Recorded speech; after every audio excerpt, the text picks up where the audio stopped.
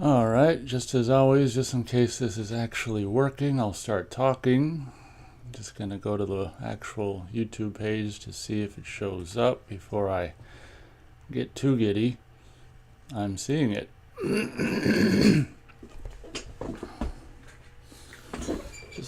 Thought it made sense to do this. I think I started doing it last week where I kind of click it with headphones and see how we're sounding.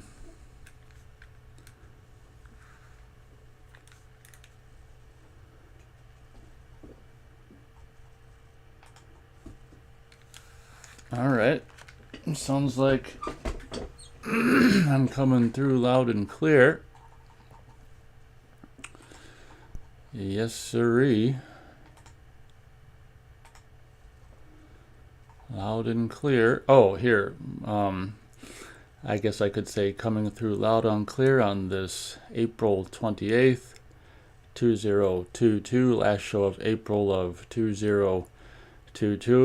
Based on the weather here and somewhere in Minnesota, you wouldn't even know it's, close to May, because even though we had, relatively decent weather last week compared to what we've been having this whole spring. And honestly, 55 isn't exactly freaking balmy, is it? But compared to the weather we've been having last week, Thursday, 55 was warm. Today it's currently right now overcast and cloudy, or overcast and cloudy. Overcast and cloudy and 44 degrees Fahrenheit. So needless to say, I can actually do the show today at the normal start time of 1 p.m. Central. So that's what I'm doing. As I wait for, we've got Wilson. He changes his first name weekly.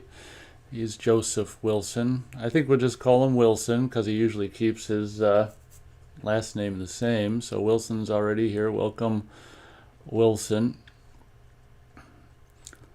Just before I started the show, I saw that you commented, I think, on episode, I don't know, I don't even remember which one it was, but an episode of the us reviewing Friday the 13th series. I didn't have a chance to look at the whole comment, so obviously I'll respond when I can. Wilson's just a little angel, but we knew that already. Yep, 44 degrees Fahrenheit. We've actually got some big news that just came down the weather pipeline in Minnesota. Actually, we might be done for the, until the end of the year with, lows below freezing, which we actually had a couple lows below freezing at the start of the week, which is just pathetic for the end of April, in my opinion. Possibly seeing 2 listening. Welcome all. Oh, okay, Mr. Wilson. Yeah, he's talking about. Oh, okay, he is the old guy in Dennis the Menace. Okay. Yep. Yeah, I saw that just before I started the show. That comment. Heagerty. I can probably just call him Heagerty's here. Matthew Heagerty says, "Why aren't you out biking?" Yeah, I don't know if that's a joke or not, but it's 44 degrees Fahrenheit today and cloudy, and not to mention overcast, so that would explain that.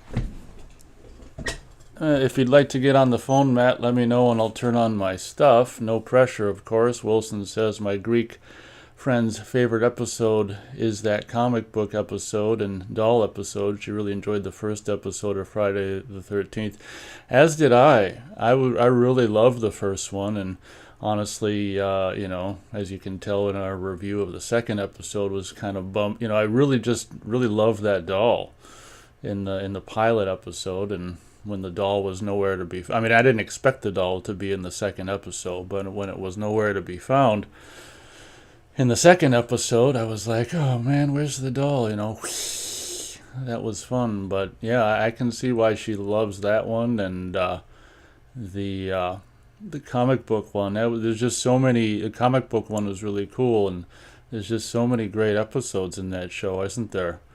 Wilson enjoys every episode of Friday the 13th series, but the problem is the show starts out with such a great episode that it's hard to compete against the doll episode. I think the closest one is the comic episode. The shadow boxing episode is pretty cool too. Yeah, there's quite a few that, in my opinion, are really pretty cool. And I really like the one with the teacup too. A cup of time or whatever. So yeah, maybe the show started a little too strong, honestly. That's a good point. But I mean, at the same time, you don't want to start a show weak because you want to keep a show going. So yeah, interesting. Kind of a bummer that I didn't get into the Friday series before I did, but at least I did now. Pretty great, solid show all around, being whatever, 10 episodes in at this point. Take a look, see. A whopping 3 listeners. Welcome, everyone. Yeah, so I'm not out biking because it's 44 degrees Fahrenheit and cloudy and overcast. That's funny. I don't know if any of you, no one might have been here when I said it, but when I was starting the show, I was talking about the weather, and I'm like, yeah, it's currently cloudy and overcast, and yeah, it's all boils down to having all this tech in front of you and trying to make sure you're doing everything right and making sure everything's going right while you're trying to also think. And yeah, it's not easy being a radio host to a show with 3 live listeners.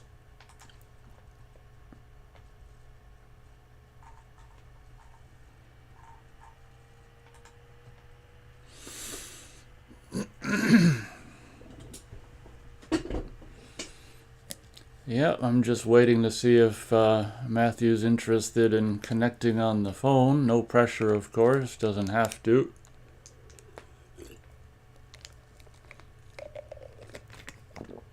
Wilson says, I think you would enjoy the Alfred Hitchcock Presents 85 to 89. It has a lot of celebrities from the 80s on the show and a lot of appearances of characters from Friday the 13th TV show. Must be done in Canada as well then?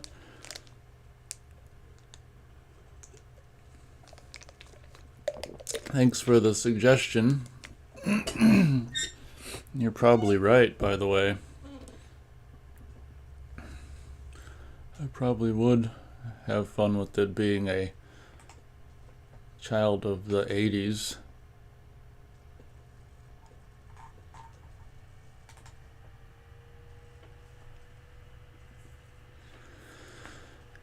He's been watching that show, Alfred Hitchcock Presents, with his dad lately, and he has enjoyed it a lot. That's very cool. Also glad to hear it seems like Wilson has a pretty decent relationship with his dad, which is good to hear.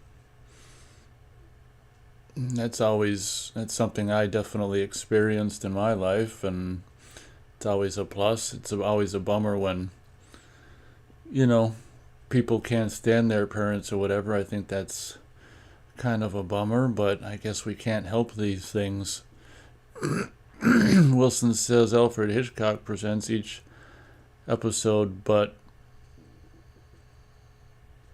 Alfred Hitchcock presents each episode, but it was clearly clips from the 70s spliced into the show since Alfred Hitchcock died in 1980, I believe. Yeah, I think so.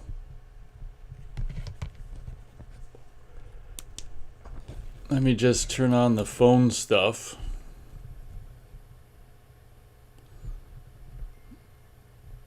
I'm turning on the phone stuff.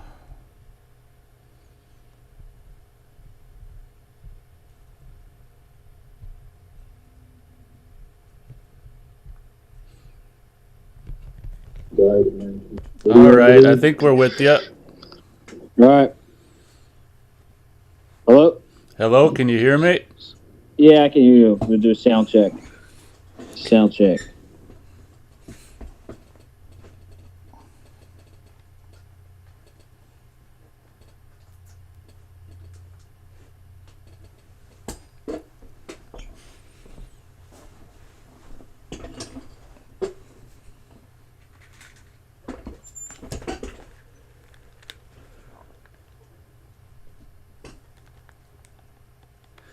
In the meantime, Wilson says most of the Alfred Hitchcock clips have to do with the episodes, but that's not shocking because these are clips that were made before these episodes existed. Okay, well, that sounds confusing.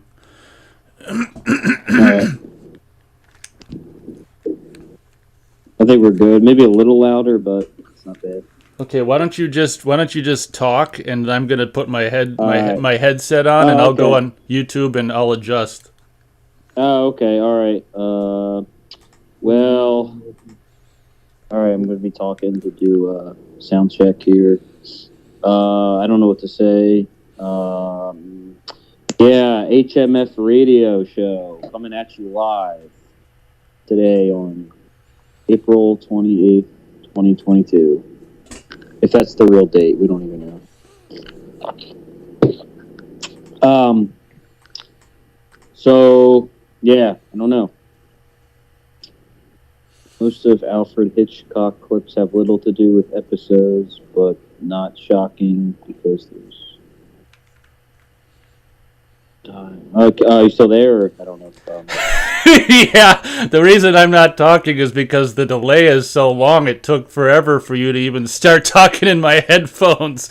So. Oh yeah. The delay on the show. Did it sound okay or? Yeah, I gotta wait a while before it even gets to where I turn it up. So you can. Yeah. Well, what? Yeah, maybe just read chat like you were or whatever. Joseph Wilson says Alfred Hitchcock's daughter, Pat Hitchcock, died in August of 2021. I'm assuming she died of old age since she was born in 1928. Well, who knows, man, if people die of old age anymore, right? Kind of a conspiracy theory. Oh, God.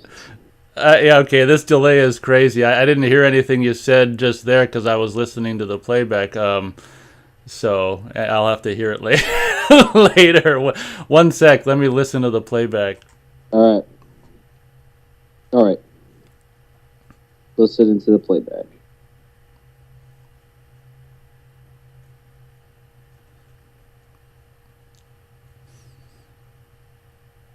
Oh, okay. Yeah, I see what you were saying. Yeah, I think I got. I think you got a little too loud because it was kind of whatever, being a little too loud for the things. Right. So I moved it back. I think you're good. So we didn't talk to you. We haven't talked to you for a couple weeks. So I imagine there's all kinds of new stuff in Matt's life to talk about. Well, today my mom is watching a golden retriever dog for my sister's friend till Sunday. Oh. So there's that. I had to walk the dog today. Oh. It doesn't really bark, so I don't really. You know what I mean? So it's not. I don't think. You know what I mean? I just don't like barking, but Yeah. Not a big deal. I mean, I'm in whatever. I mean, it doesn't bark, so it doesn't. The dog doesn't really bother me much. It's a pretty docile dog too. You know what I mean? I don't know. Other than that, I mean, I've been noticing like, I don't know if it's every day. It seems to be pretty frequent, and it's been kind of upping as the past couple of years. It's kind of been more and more. Something that, again, I grew up here that I didn't notice growing up here, but yeah, I did notice this. I would have noticed something like this growing up because you can't not notice something like this. But yeah, the past couple of years, I've noticed more and more uptick, especially this year, of like military style helicopters flying very low. You know what I mean? Oh. Okay. No reason to be flying as low as they are. I mean, if anyone is from the military, can give me some bullshit reason why they need to fly. I don't know. I mean, it's hard to gauge for sure, but I mean, maybe 400 feet, 500 feet up in the air. You know, if that. I mean, God, maybe even like 300 feet. Yikes. You know. Yikes. Can you think of a reason? Because I mean, I'm used to seeing like news chopper helicopters, and they fly higher than what I keep seeing these things flying at. Like I've seen those, and they always seem to fly higher than this. You know what I mean? Yeah, I remember. Because they fly so low that they like shake my shed. You know? Yeah, I don't know. And I'm like, what? Yeah, I haven't dealt with anything like that in my area. Yikes, that's annoying. I don't really, the sound doesn't bother me. It's just what the hell are you doing? You know what I mean? What's this military helicopter flying so low, so frequent? You know what I mean? Yeah. Because if you could say, oh well, every now and again they might be testing something, I guess, but it's just like, you know what I mean? You know, when you're doing it this often, it's just like, what's going on? You know, no one asks these. You know what I mean? You know what I mean? I absolutely do, yeah. And of course, every asshole around me just doesn't think anything of it. You know what I mean? They're just like, "Oh yeah, that's fine." You know, it's like I don't live next to a military base. You know, again, like my whole life growing up here, I don't think I ever saw a military style helicopter. You know what I mean? Yeah. I only saw like those news helicopters, and that was even pretty infrequent. You know, so. Yeah, I don't know. And when you start seeing stuff like that, and most people are like, oh, you know, go America. You know, I don't know. It's just, I don't know. It's comforting to know that those are flying around. Yeah, real comforting. Yeah, exactly. It's like I don't see a war going on. You know, I don't. You know what I'm saying? The war that I'm aware of going on, at least. Wink, wink, you know? Right? Yeah, well, then you got to look a little closer if you can't see it going on, because it's going on. Yeah. I don't know. It's just, I don't know, with everything going on around here, and then, like, with this world, and then you start seeing more of these military, whatever, you know, choppers flying around. It's just like, okay, you know what I mean? This isn't good. You know? I don't know. Wilson has a point here. This is something that I'll actually talk about. He's been noticing the politicians talking a lot about the canceling of student debt, and oh yeah, what about it?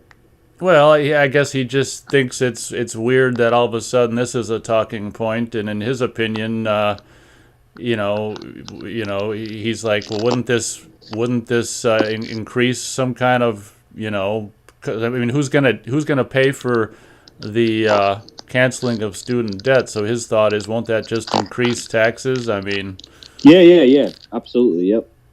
They already said, there was another report about I didn't read it, but I overheard a podcast I listened to talk about it. But apparently there was like a report of like, well, to combat the inflation, we'll have to raise taxes. You know what I mean? So. You know what I mean? So, like, yeah, I don't know. I mean, the only reason I can see them canceling student debt was just so they can say, oh, well, then that caused this huge problem that we didn't foresee, and Yeah, oh, yeah, of course. Yeah. I mean, I think they're talking about it because let's not be conspiracy theorists, but, you know, it's almost like they're making all these mistakes, you know? And yeah, they don't know at the time, and then they find out later. Oh shit, that was a mistake, and look at what it did to all the middle class people. Oh no, oh well. Yeah, they're already saying that about the printing of money. They're already saying that now. Oh, we didn't know, and oh, whoopsie daisy, we didn't know that was gonna do that. You know, whoops. And you talk about canceling student loan debt and raising taxes on top of it, dude. Oh my god, I mean, just drive the stake. There's plus all the other shit going on. Just all now all these mysterious fires are going on everywhere. It sounds like you got a zipper that's going up and down on your mic. I do. Shit. My jacket. I didn't realize it was rub. I didn't realize it was rub up against it. That was kind of cool. Hold on. Well, I'm glad that's over with. Hold on 1 second. My mom's calling. Hold Oh, okay. Put her on. on. Yeah, but anyway, Wilson, good call. I mean, it's just another thing that they're gonna, if they do that, it's just gonna cause more problems. That they'll be like, oh shit, we didn't know this would cause those problems. So if they do that, it's just gonna be more problems for everyone, not just the people who are in debt from student loans. So, yeah. You there? Yeah, I'm here. Good. Yeah. So anyway, what was I saying? Oh yeah, you see all these mysterious fires happening of these food plants around the country. Yeah, I heard a little bit about that. That's mysterious, isn't it? Yeah, real coincidence. Yep. They probably. And not to mention, there was a lot of other stuff that burned down too. That wasn't even food stuff. The past year or so. And I've had a lot of fires near me of businesses. Like, I was just out today, and I knew of it maybe a month ago it happened. This car wash got burnt down. I was just looking at it today. I was like, I heard about it. Yeah, it was burnt, not the whole thing, but the whole roof was burned off. And I'm like, how's that happen? That's funny. It's kind of ironic that you wouldn't think a car wash could even all burn. that water and shit. Yeah. I mean, that car wash has been there, dude. Oh my god! I was going to that when I don't know. It's been there a long time. It's just all of a sudden, again, so much coincidence with these fires. There's been. I would love to see the data on how many fires have happened all over in the past year or so. I bet you it's data that you probably can't get a hold of. Oh, probably not. I got a question for you. It sounds like you've been going to that car wash for a long time. When you were a kid, did car washes ever scare you? No, I don't go to the drive-in ones. I just pull up to the self. I don't do the drive-in bullshit. I just do the self-wash. Oh, so your parents never took you through a drive-through car wash as a kid? No, my parents didn't wash their cars. They drove shitty cars. They didn't care about. No, we never did. Why?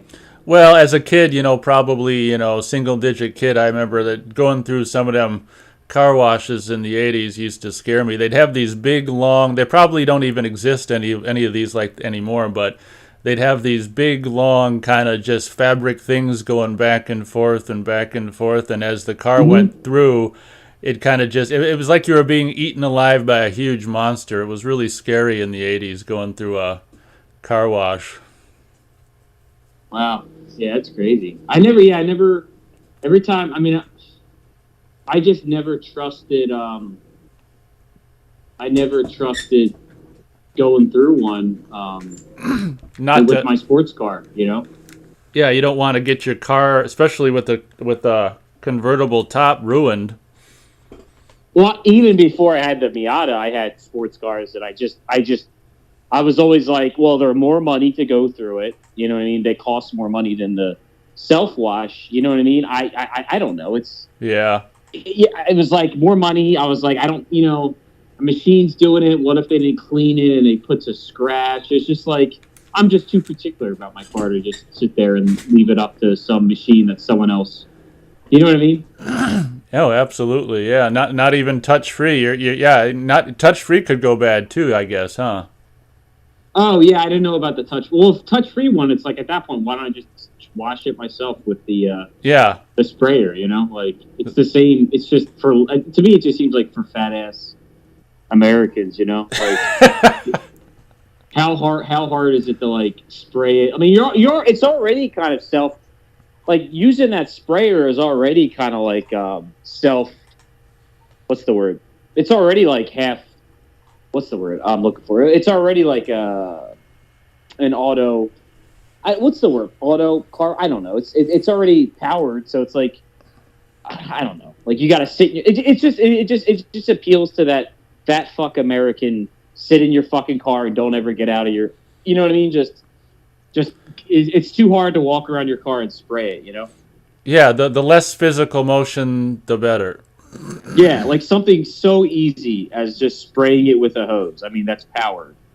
I mean, God, you know what I mean? Oh, and then sometimes you use that scrub brush. Oh God, I mean the effort I guess it takes, right? Just unbelievable, right?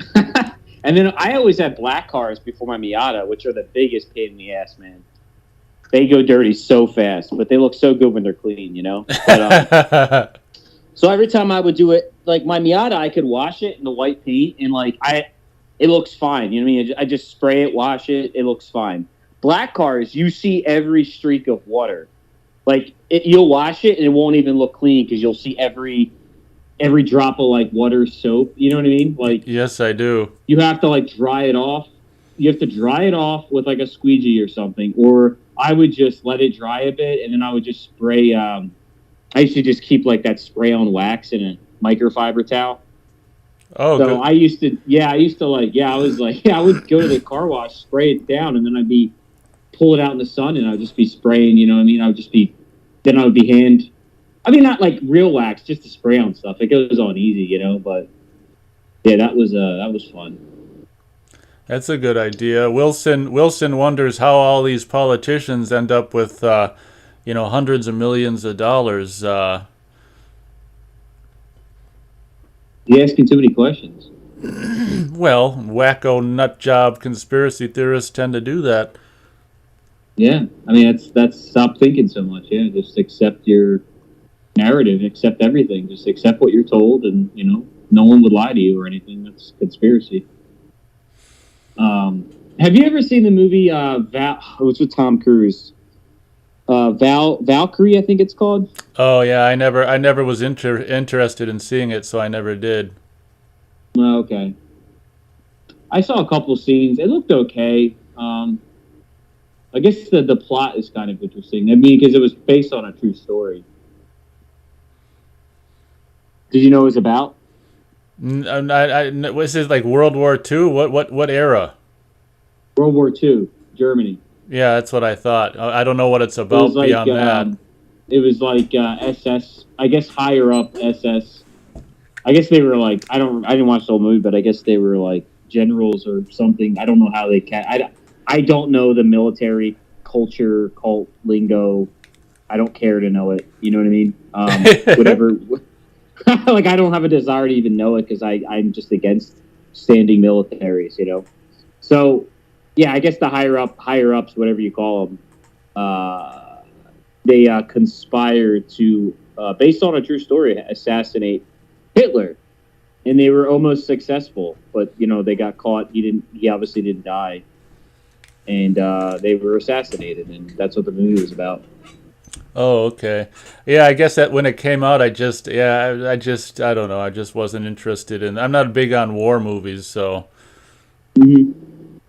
Yeah, I figured I'd ask you because yeah. But yeah, so yeah, I haven't watched any new movies. You know, I'm the worst person for this channel. I know. I just talk about military choppers flying over my shed. That's okay, but that does bring up a question. Do you ever think you're going to end up ever using that free movie pass? Oh my God, I just forgot about it till you mentioned it. Oh, okay. I mean, I would have remembered I had it if there was like a movie I really wanted to see. Yeah, I'll probably use it on either Top Gun or like Doctor Strange. You know. Okay, that's true. Yeah, I'll definitely probably end up seeing Top Gun in the theaters. Yeah, that's I mean, what? I said, yeah, that's true. I forgot about that.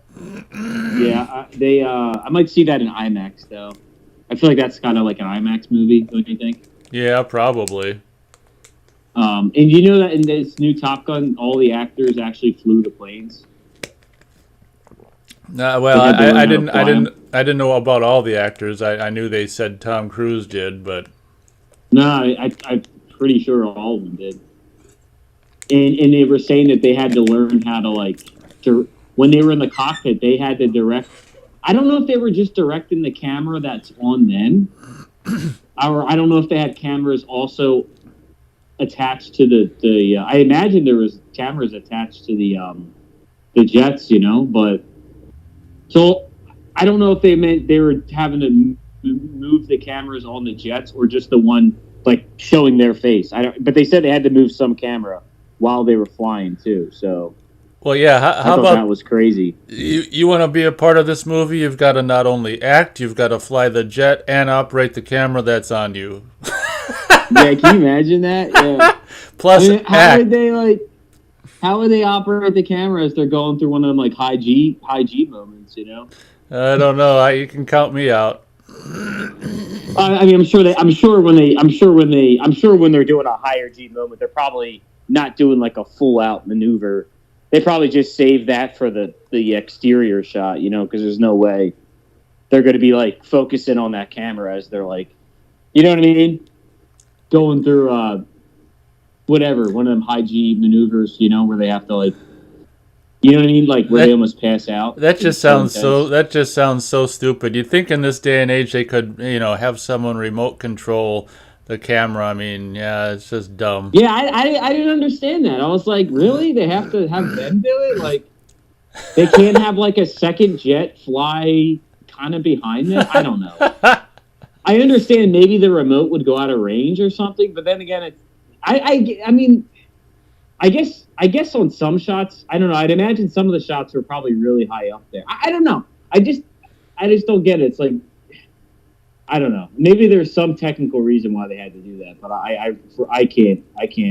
I mean, maybe it was just easier to have them do it than have to have a second jet go up there, because they would probably have to have a second jet to film them. You know what I mean? I don't know. Yeah. Like at least another jet. Like I don't know. But then they have jets. Wouldn't they be able to broadcast? I don't know, dude. It doesn't make any sense. I don't know. I don't get it. Yeah, I think you'd probably be able to remotely control the camera just from someone watching on a monitor on the ground. You don't even need to have a jet flying next to them. Yeah, but I'm just saying, like, I guess you could do that when they're lower on the ground. But I mean, I'm sure there's filming scenes that are pretty high up. Yeah, it's a conundrum. Like, how would that thing have the range to actually hit them? Like, I mean, do you get service on a? Do cell phones get service up 30,000 feet? I don't even know, because they tell you to turn it off. Yeah, I haven't been in my F-15 for a couple years, but last time I was flying the old F-15, yeah, I could get cell phone service. It was just one bar, but yeah. I mean, I can't imagine you need. Well, I mean, you're talking about, I guess, transmitting like in a whole video signal. I mean, that's a lot more than just audio. So maybe, I don't know. I'm sure there was a reason. I mean, I'm sure technically they probably couldn't do it. They had, I don't know. Who knows, man? In the meantime, Wilson has a question. You probably never heard of it, but Wilson asks if either of us have heard of or seen the film from '95 by the name of Jack O. I have not. No. I think I haven't seen the movie, but I think that I can picture the cover. I think it's like a Halloweenish kind of. I think Jack-O's kind of means is short for Jack-O-Lantern. I think. You know what they could have done? Couldn't they just had like drones, kind of throughout the sky, like you know what I mean, like drone cameras. Well, not even just. I'm sure they actually had drone cameras. I'm saying like a drone transmitter. To like transmit the signal, like you know what I mean. Just have a bunch of them pinging off of each other. But then maybe they were worried that they would hit one, which is a possibility. You know what I mean? I don't know. Like you said, you're talking about amateurs flying jets, so I'm sure that was probably not a risk they wanted to take. Yeah, probably not. Where'd you hear? I'm sure those jets could fly right into a drone and nothing would happen. The drone would be gone, but I can't imagine those jets would, get hurt by a plastic drone, Well, possibly if it goes into the air intake, it could be a problem. Yeah, I guess. Yeah, I guess there's always that like real small risk that it does end up somewhere. And yeah, I don't know. I don't know. Seems crazy, but yeah. Where'd you hear about Where'd you hear about all these actors having to fly their own planes? Just some kind of. Oh, they talk about it on the interviews. Yeah. What? They were interviewing him and talking about it. Yeah, That's I why. mean, the movie's coming out soon. That's why it took almost 40 years for the movie to come out. They were training the actor pilots. They literally, yeah, probably, yeah. So what do you? It's so crazy that it's gonna be like no CGI. Well, I don't want to say no CGI, but I mean, sounds like sounds like most of it's not CGI. It's like real shots. So I wonder if they're gonna play like, I can't remember how it goes because I'm not a big Top Gun fan, but like, down, down, down, down, down, down, down. Yeah, I would imagine. Yeah, I would imagine it would. No, no, no. You're not gonna go see it? Well, I've said before, possibly at the drive-in. There might be a drive-in. Go get annoyed at the drive-in and then go see the Top Gun sequel. It would probably not go to the indoor theater. Probably drive-in. Gotcha. Yeah, something like that. Hey, you could probably play. And in Danger Zone, remember that was another song in the last one, Danger Zone. Oh yeah. And then what was the other one? Yeah, there was a couple hits they had in that movie. You're gonna have to play that on the guitar for us. Down, down, down, down, down. Oh, the Top Gun theme. Yeah, isn't it on? Yeah, it's on guitar, isn't it? It's the guitar, right? Isn't it a guitar that plays that theme? It sounds like it. Yeah.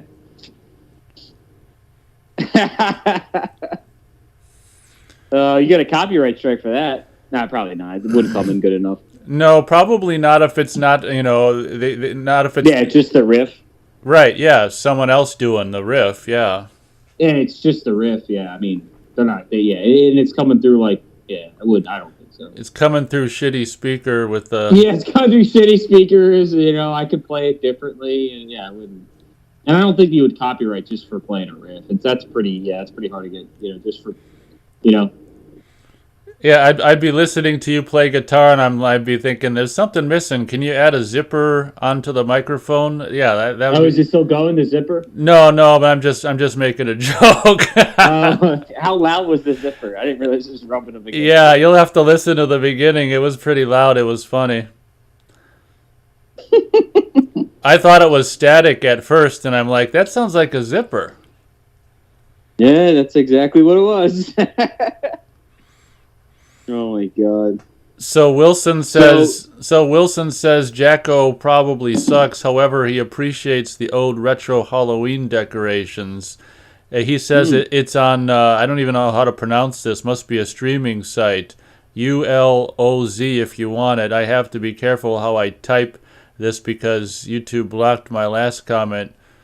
You can register for free to speed up. Oh, okay. It must just be maybe it's okay. I see. He says the movie is available on Laserdisc VHS, but people are asking for insane prices on eBay. The movie has negative reviews and people asking money for it because of its rarity. Okay. Yeah. Oh, I don't know if which comment you're referring to, but the one about people buying up farmland wasn't censored. I just didn't read it. But he commented on billionaires buying up farmland as well. Yeah. Well, I forgot they're buying it up. They're burning it down. Someone's burning something down, or who knows? It's just magically going on fire. I guess those things happen, Oh yeah, I mean things just spontaneously combust. Yeah, we're pretty fucked. It's like, I mean, all this shit's happening, and they're talking about it in the mainstream, so it's like, but it's like by the time they bring it up in the mainstream, it's like too late. It's like it's like too late to do anything. You know what I mean? It's just like too far gone for you to do shit about it. Yeah, that's true, and the repercussions take a few weeks or months before you feel them. Yeah, and that's why I think the past 6 months or so it's been happening more, especially this past month, because they're banking on the repercussions happening. I think at this rate they might start happening in the summertime, but I mean I think mainly the fall and winter is when the fallout really is going to happen. Can't wait. I love it. Yeah, it's gonna be great. Yep. Oh, Yep. I was gonna ask you, how do you start the group call? Do you just go to the group? I was looking at it yesterday. You must go to calls and then go to the group, and then how do you start the group call? I tried to do that before, like last week, and I didn't. I screwed up. I just join it. I just click on it and I just join it. It's already there. There's nothing to start. You just join it, and then it says ring group. So you do it under calls though, like instead of you go to the calls tab on the bottom and then you just go and join the group, or Yeah, well, yeah, I think. I don't know. I just it's on the side where the messages are and stuff. Okay. I don't know if that's the calls tab or it's where I don't know. It's where the messages are. Okay. I don't know. It was I don't know. Okay. I don't know. I don't. It's so 45 degrees isn't too bad to bike in. Yeah, I don't bike under 50 because I mean you have to take into consideration the wind. You're going through. Yeah. So, I don't bike under 50. It's just I don't like to bike when I'm cold. I mean, I was even I was even a little cold last week, but there was enough. How was it? Oh, it was good. There was enough sun. There was enough sun where I stayed from getting too cold. It was good, and I was in too good a mood to be really too bothered by the. Of course, you had some of the headlight assholes out there, but I was in too good a mood. You didn't get. Nah, I appreciate the sunglasses suggestion. I just avert my eyes and don't look at them. I guess is my solution. Just don't look at them. You got $10 solution for yellow sunglasses. You don't want to take it. All right. Well, I'm telling you, man, they really do work. That blue light is what causes most of that. Towards your eyes. Yeah, I appreciate it. It's just the $10 is too expensive. I'd rather get a gallon of gas. Yeah, it might be even cheaper if you're willing to do it. Just get yellow tint. And just put it on top of your glasses. Hey, that's always a thought. Because there's nothing special about them. All it is a yellow tint, which you can just get. It's some type of yellow. Yeah, I don't know how much the cans. They actually do sell yellow tint at the automotive store. They sell, and they probably sell it at other stores too. But I know at the automotive store they sell yellow tint like in a can that you can just spray. Oh God! Because people spray it on their headlights and shit. Oh, okay. Why do people put it on their headlights? For like their fog lights, makes it better to have yellow. It just it's a look, I guess, too. Okay. Yellow tint can. Hold on. Let me see what they cost at AutoZone here. In the meantime, Wilson asks if I've seen the movie Spontaneous Combustion with Brad Dourif.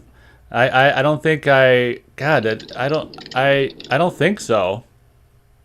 I don't think I've seen it. I've heard of it. Wow, they want a lot of money. I guess you're better off just getting glass. Holy shit! Wait, no. Yeah, holy shit. Wow. Okay, never mind. at least for the spray on shit. I don't know what's this? Yellow stained glass paint? Yeah, I don't think that's like a tint. Let me see. Yellow. Let's see what the film costs. All right. Yeah, all these options really. Well, they got like $7. You can get a. Yeah. Every option they have is like not really much. Not much cheaper than just buying yellow glasses, That's true. Yeah, I looked at the cover for Spontaneous Combustion. I definitely recognize that cover. I don't think I've seen it. I still can't believe why anyone would have a fucking headlight on in the middle of the day on a bike trail. Like, you know what I mean? Oh yeah, absolutely. It just It's like it's it just boggles my mind. Like it's like, why do you have to have it turned on? Because they turned it on. It's not like it just auto turns on, you know. well. Unless it does, maybe some of them do. I don't know. I'm just thinking, you know, they're these people that go into the bike shop and they just get talked into all this shit from the salesman, probably. Oh, you gotta be safe out there. Have your headlight, you know, flickering headlight that'll give oncoming bikers a seizure. Yeah, and God forbid if you drive in on to oncoming traffic and fucking give the guy, you know. That's Oh, you cut out. Repeat that. Oh shit. Oh shit. oh, it cut out. What happened? Yeah. Oh, I can hear you now. Yeah, just repeat that last bit you said because it cut out. What did I say? I don't know. It cut out. I said, God forbid, like what if they ride their bike on the road and they blind some guy driving his car? And, you know, like, yeah, that's a good idea. You know what I mean? Yeah, or make that's them really safe. or make them have a seizure. Yeah. Yeah, because it's not like they don't sell. It's not like they don't sell these things called reflectors that reflect light and make you notice easier. You know what I mean? Like that would be my thought though, that it's just people that just get suckered into buying all this stuff by the salesman at the bike shop is probably what it is. People that can't say no, can't think for themselves. They just buy what the salesman tells them to, and oh, you can't bike out there without a light in the broad daylight. That's dangerous. You gotta have this. I mean, you would just think why am I turning on a light in the middle of the fucking day? Like, you know what I mean? Like, is it like, yeah? It's not like it's dark where you're biking. Isn't there plenty of light that shines through? Well, it's broad daylight, and there's plenty of light that shines through. Absolutely. I mean, I can almost, and like I say, I can almost, you know, understand it if you're around traffic and vehicles. But another thing is, you know, you're in the middle of the country on a trail where the only other vehicles are just other people on bikes. I mean, what's the threat?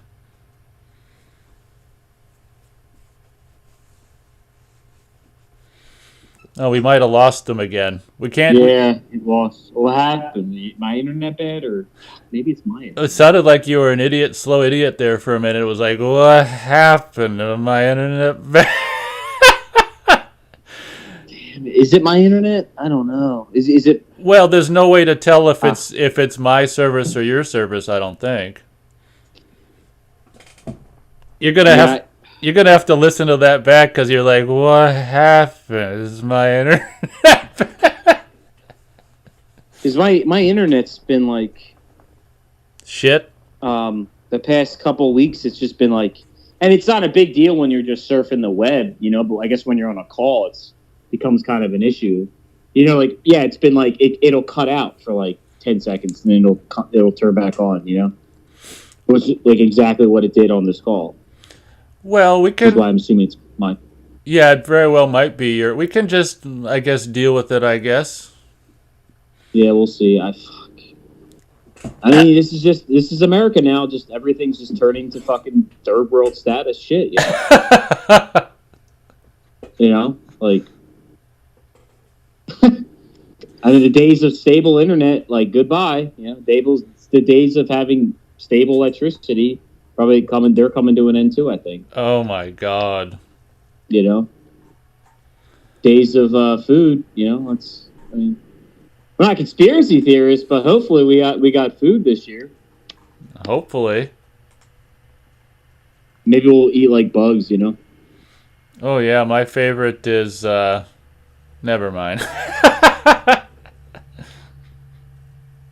Jesus, man. Yeah, oh God, I don't know. What was I saying? We got Verizon. Oh, Joseph asked what we have. Sorry. Yeah, Verizon, which has been pretty good. You know, for years we've had it. You know, but with everything going on now, you know, it's like I said, just this is the way it is now.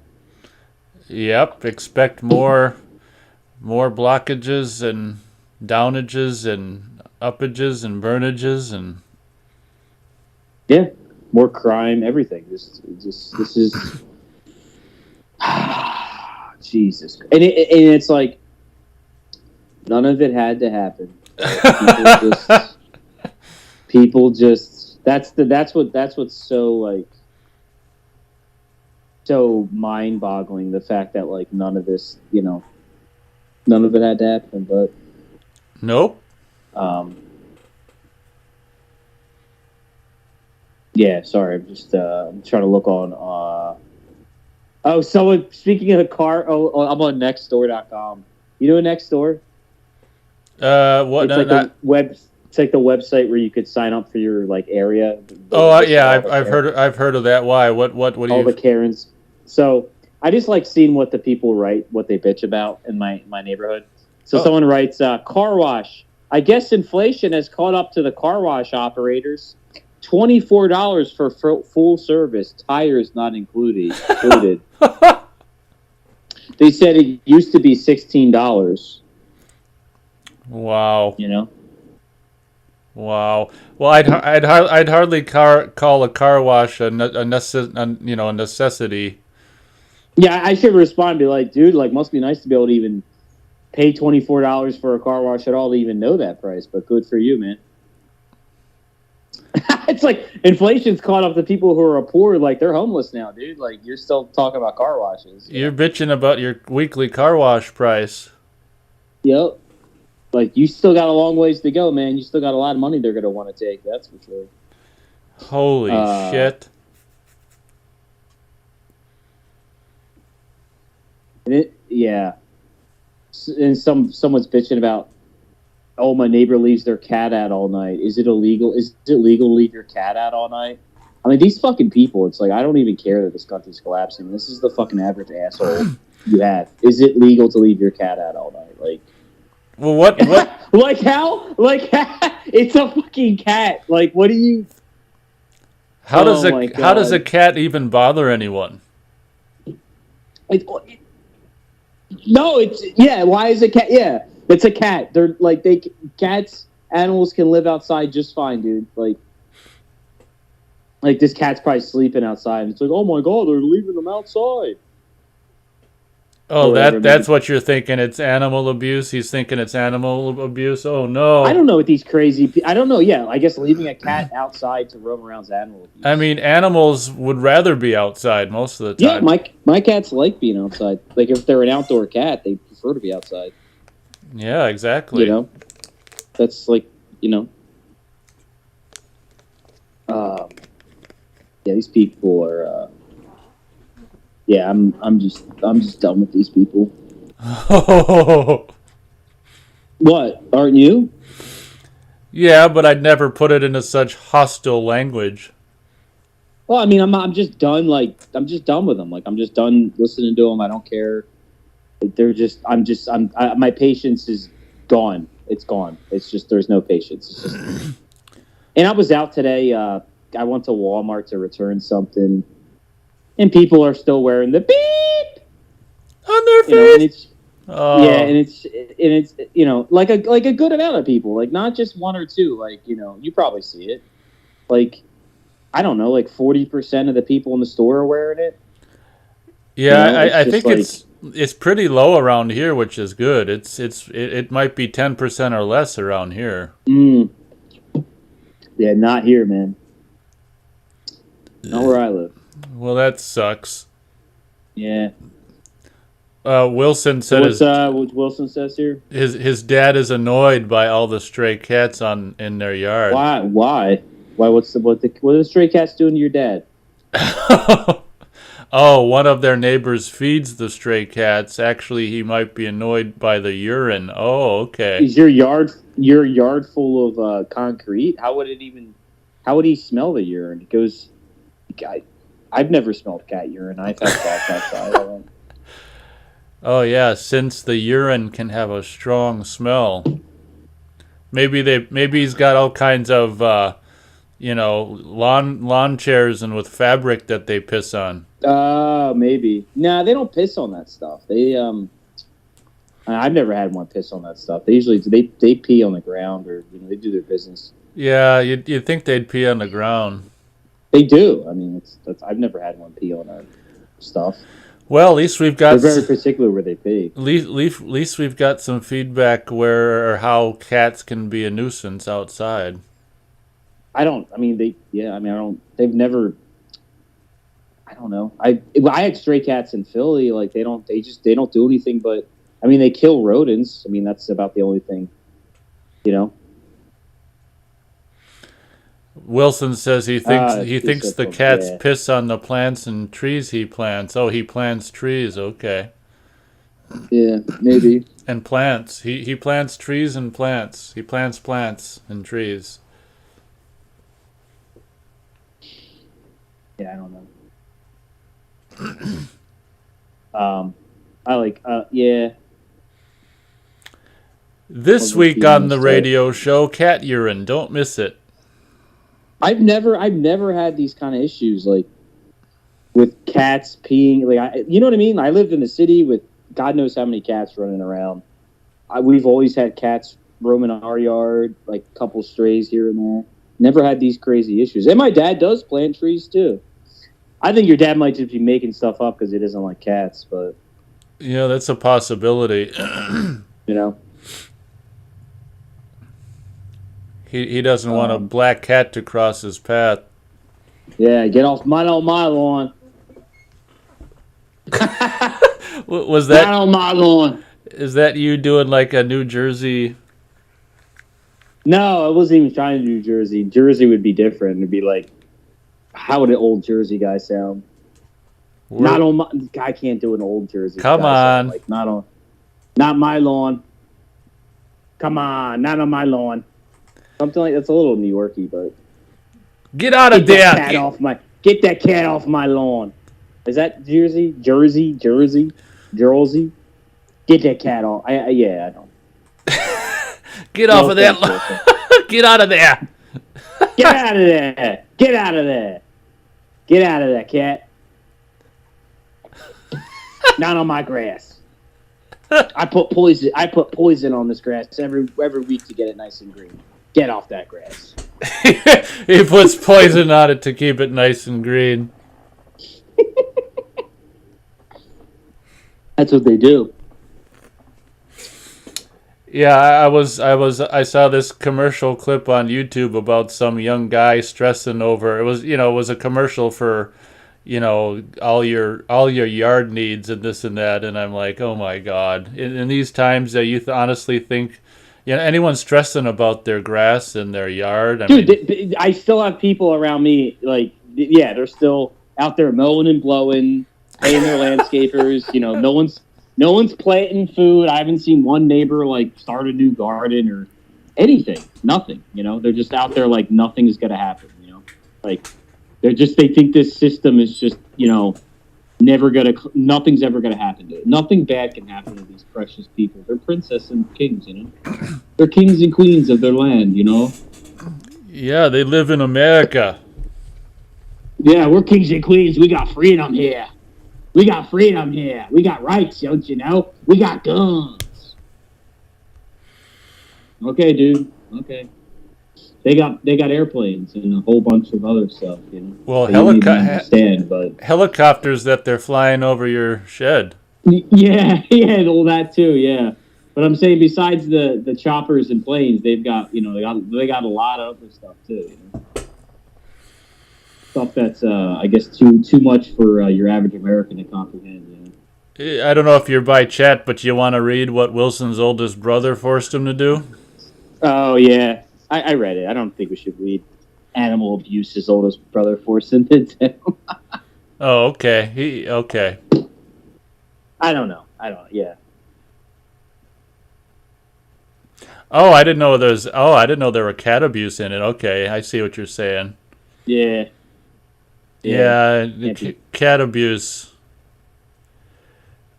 Okay, yeah, so Wilson's past includes, hitting a cat to get it to pee and poo and cat litter. Okay. What does hitting it mean? Like you just tapped it on the butt, or you actually? Well, I guess we can ask him.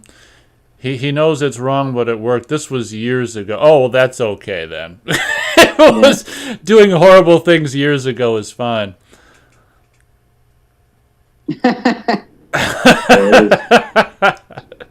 Oh well, it makes it. I don't know. Wilson's experience with cats is 100% different than mine. Like he's like, my cat did pee in the litter, pisses all over. I'm like, every cat we've had, it's like they've always gone in the litter. They don't piss on tires. I mean, I don't know. And I guess we've had good cats. I don't know. The cat that he was dealing with was also obese. Oh, they tell you. I thought they told you. Don't they tell you to put its face in the poop, or is that just for dogs? I don't remember. Yeah, they tell people to do that for animals when they don't. Oh, then he didn't hit the cat. Then yeah. I think you're supposed to do that. I don't know. Maybe the cat just didn't. I don't know. Maybe because that's like a natural instinct for them to just go in the litter. Like they don't have to be taught that, but if they have to be taught something like that, then I don't know, there might be something wrong with the cat. No, really. Like, I mean, it's like they're. I've never seen a cat not just go right in the litter. You know, I don't know. I'm sure it happens. Obviously, Wilson had it happen, but maybe something was a little off with the cat. There's something else going on. I don't know. Maybe he just didn't like that man-made chemical litter, man. Maybe it was like, fuck this litter. It smells like fucking chemicals and shit. I want dirt, you know? I want to piss and shit in dirt. I want to piss and shit in dirt, not in chemicals. Yeah, you know what? Why can't you just throw dirt in a litter box and just, there you go, and just throw the dirt back outside? Well, that's a good point. A lot of people don't necessarily have access to dirt if they live in the city. Oh, that's true. Yeah, but a lot of people who live in suburbs, they got dirt all over. Yeah. Yeah, well, you know, people are just so groomed to just buy things. Buy stuff. You got to buy the stuff at the store. Yeah. It's like when a cat shit. When our cats lived outdoors, it's like, where do you think they shit? In the dirt, and they buried it. You know, so I understand that they say the litter box, and dude, they say, oh, it helps take away the smell. It's like, yeah, I've never really noticed that. It still smells like shit down there. You know what I mean? Like, I'm not, you know, like it. And if the cat buries this shit, the smell kind of goes away, you know, once it's buried in the dirt or litter box. I don't know. Well, I'm glad Wilson felt bad about doing it, abusing the cat. Oh, you know why they probably don't do the dirt? Probably because it'll get all. I just thought probably because the cat will be dirty and have all the dirt tracked through their house. Oh yeah, could be. I guess that makes sense. Wilson says the cat was obese, probably couldn't get into struggled to get into the little litter box. The obese cat struggled to walk. There you go. There's the answer. There's an obese fat cat. Yeah. Just couldn't. Yeah. Yeah, you never know what's going to be discussed on the radio show. Apparently, yeah. Well, I get yelled at, man. I gotta start talking more about movies. Yeah, what's with you here? I'm on the wrong channel. Nope. All are welcome. This is inclusive radio show. Mm-hmm. Except for that one guy from that one country that we're not supposed to talk to, even though he was perfectly fine, and now he's not here, probably because he's. Who knows? Do you remember? Yeah, like I say, I brought him up before, and it was really a shame because it seemed like he showed up like right before everything went to shit too, and it seemed like from what he was saying, he enjoyed the channel and the show and stuff, and then sure enough, as soon as shit goes bad, we never hear from him again. Where were you gonna have him actually talk to? He wanted to do on Skype and all yeah, that. It's like he was almost considering, doing Skype as long as we didn't, ask him how to swear in his language, Mm-hmm. which, I would have respected that. I wouldn't have asked him how to swear in his language. Yeah, I mean, he was even considering doing that. So, I mean, it was like a kind of a recent viewer who may have been, cut off by, forces outside our control. Yeah. Yeah, it's crazy. Like, still, like, if you're out there, shit, I can't even remember his name. Come back to us. come Yeah. back? I don't remember. It was Jerry with a G, so Gerry. Yeah, if you're out there and you're listening to the show, please leave a comment. Let us know that that you're out there and Alive? you're still listening. Yeah, because we want to know. I do. Or even alive. Who knows what's going on in Russia right now? Oh, I said the name. Ooh. Okay, well, show's over. Gotta delete it. I think you can say the name. You just can't. You gotta say what they want you to say about it, though. That's all. Yeah, you have to. Yeah, I'm not. Yeah, I mean, yeah. Wilson says, "What's the best killer clown '80s horror movie, Matt?" I don't know.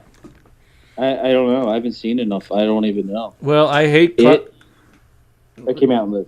I think that was 90s. 90. Yeah, I hate clowns, so I don't. So I hate clown movies.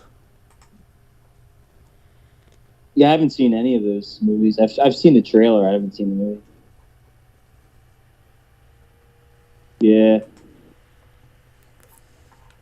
You want to read that next comment? I don't know. Oh yeah, I can read it. Wilson says, "Killer Clowns from Outer Space" or "Clown House." Haven't watched Clown House in a long time because I don't want to watch. Yeah, we talked about that before.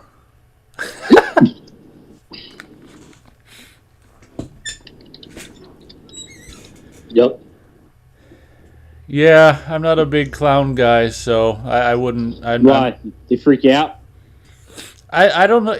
I don't know if that's the right words to use, but yeah, I just don't like them. I just don't like not having a human's face like hidden behind this creepy ass makeup. It's just shitty. Fair enough. I mean, I just don't like the makeup. I just don't like the whole outfit. The makeup on the face, the big feet. I just don't like any of a clown outfit. It's just stupid. All right. Strong words. Yeah, what did a clown do? A clown must have done something to you when you were a kid. Yeah. Something happened. Did you have? Yeah, you didn't have a show last week, right? Or well, yeah, I had it started at 8 p.m. Central. You showed up, remember? Oh yeah, I was tired, wasn't I? Well, I don't know if you said if you were tired or not, but but you showed. I didn't come on though, did I? You didn't come on the phone. You were in the chat, yeah. Yeah, I think yeah. How did that show end up going?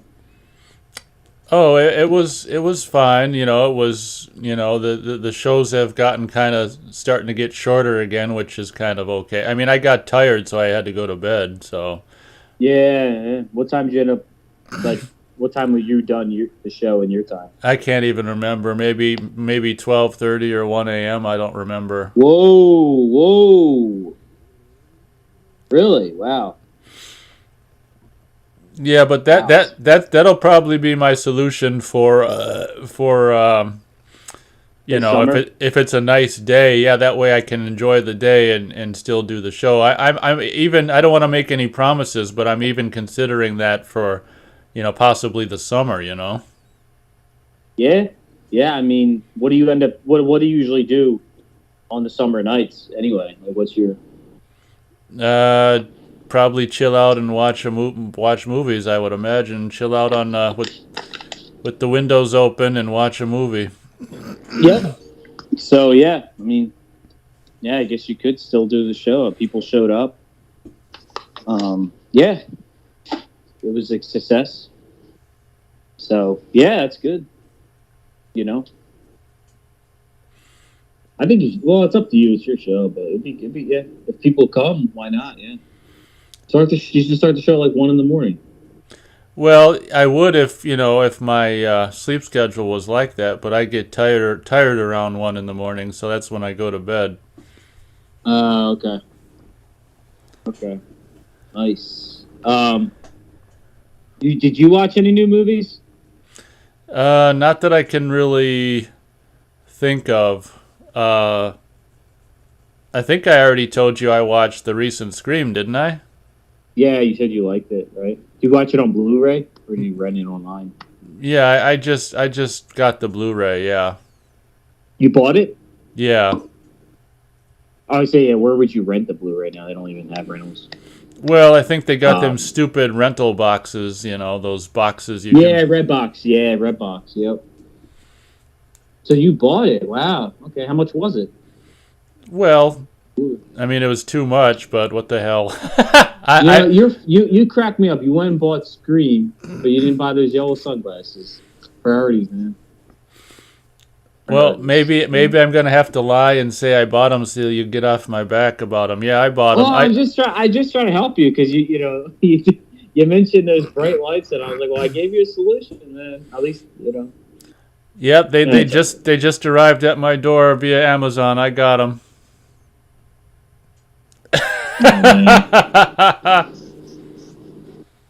Really? Yeah, that's what I used to drive at night now. Wilson wants me to watch Killer Clowns from Outer Space. It's a great 80s horror comedy flick. There's only one creepy part in the movie that might disturb me, but most of it's comedic. I think So you went...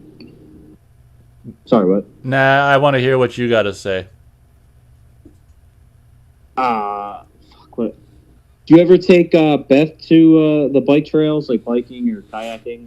Well, we do kayaking more than she. Honestly, I had her on the bike trails a couple times, and I don't know. She's fallen over a couple times, so what? She's fallen off the bike? She's fallen off the bike, so I guess I don't. Damn, she didn't ride bikes as a kid, or what? I don't know what the hell's going on. So I guess I kind of, yeah. We kind of stick to kayaking. Just to fall over the kayak? Well, she did once. I was gonna say, I bet you she did. She fell out. She just has no sense of balance, or?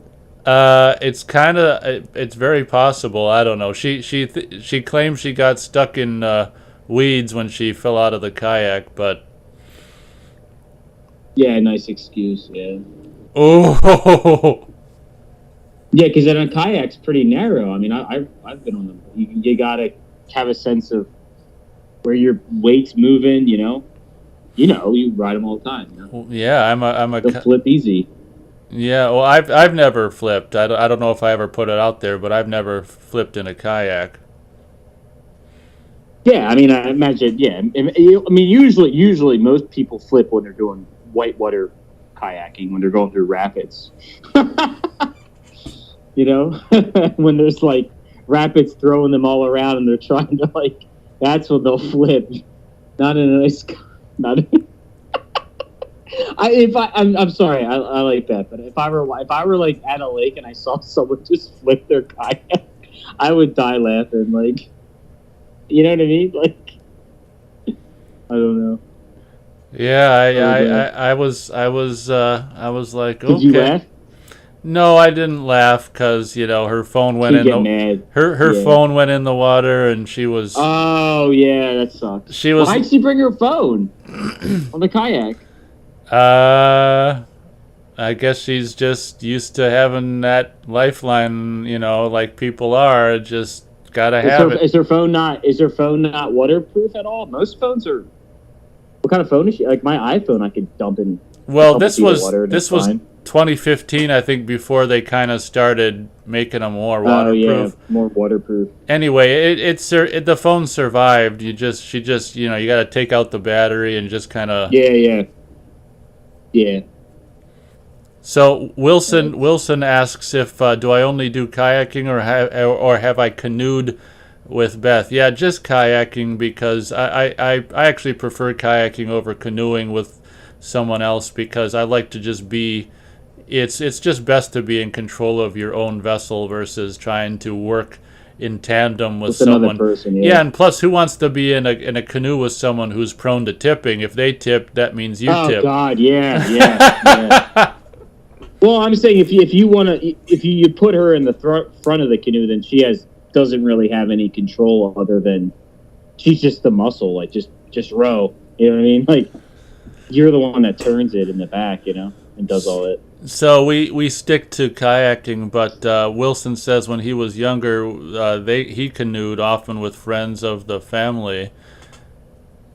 Oh, Wilson says maybe she was taking pictures of the environment when she tipped. No, we were just trying to go through these weeds, and I guess she just, I don't know. I was in front of her, so I didn't see it. She was behind me, so all I heard was the splish and Nate. What if you just kept going, just kept rowing, or just kept kayaking on? That would have been kind of funny. Boy, Matt. Now's my chance. He started paddling. Matt's evil today. Well, this world, it does that to you. Oh, the evil world makes him evil. Yeah, I just amplify it like a mirror, like an amplified mirror, whatever. The magnifying glass. I don't know. Yeah, that's what you're trying to say. Yeah. Magnifying mirror. Yep. Projector, lens, whatever. Yep. Or just an amplifier. Just something that amplifies something. Makes it louder. And yeah. Oh, is Wade saying anything? Not since taking pictures of the environment. Oh, the environment. Yeah. She was taking the pictures of Nate. She was just taking pictures of Nate. Snapshot. Yep. Yep. So, do you like rowing? Oh, you might have similar. You might have asked this before. So, I think I did.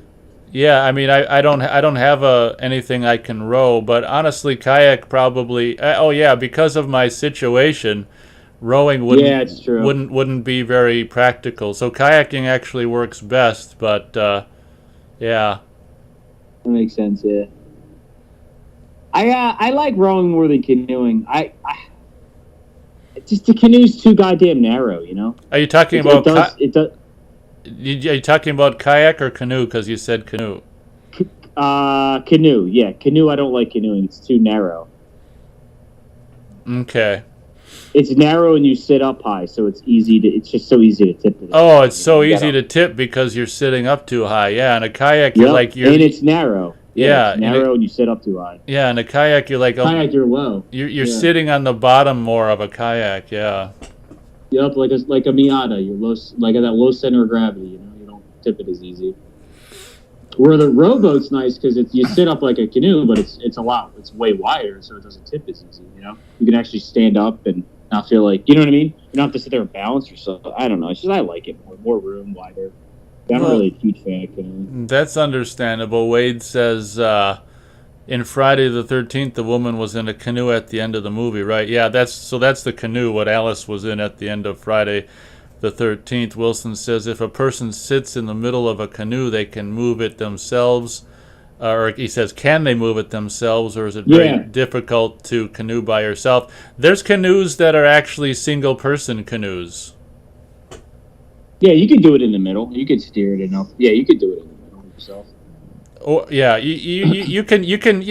There's either single-person canoes, or you can just take a two-person canoe and sit in the back and probably do it yourself as well. You don't need someone in the front. It's not a requirement. No, they're only there to just give you paddling, just to give you power. Yep. You know what I mean? Because they can paddle up front without steering the boat much. You know what I mean? Uh-oh. Here's a personal question. Uh-oh. Yeah, I'm not into prosthetics, so it. Really? Why is that? Well, I guess let me put it this way. It's like, okay, so, would you want to put a prosthetic onto your hand? I mean, when someone comes into this horseshit world a certain way, that's how they've always, that's normal to them. I can understand if someone got it blown off or some shit. Maybe they're used to some. Oh yeah. But I mean, it's like me putting on a prosthetic is like you putting on a prosthetic over your front, over one of your hands. Well, I was gonna say, does a prosthetic not help with anything at all? Like actually, like what it doesn't help with everyday life at all. It's just there. No, to look better, no, because not better, but in my experience, when you come into this bullshit, fucked up world that way, that's how you are. So it's like I say, it's like putting a prosthetic leg over your foot and trying to walk. I mean, this is how. you're so used to what you have that Well, having the extra. you've never known anything else. So a lot of people, they look at you and they see something missing, but not knowing my history. Well, How you were born, yeah. nothing's missing. This is me. So. Yeah, I kind of understand in the same way, like, because I have all my limbs. I have all my limbs too.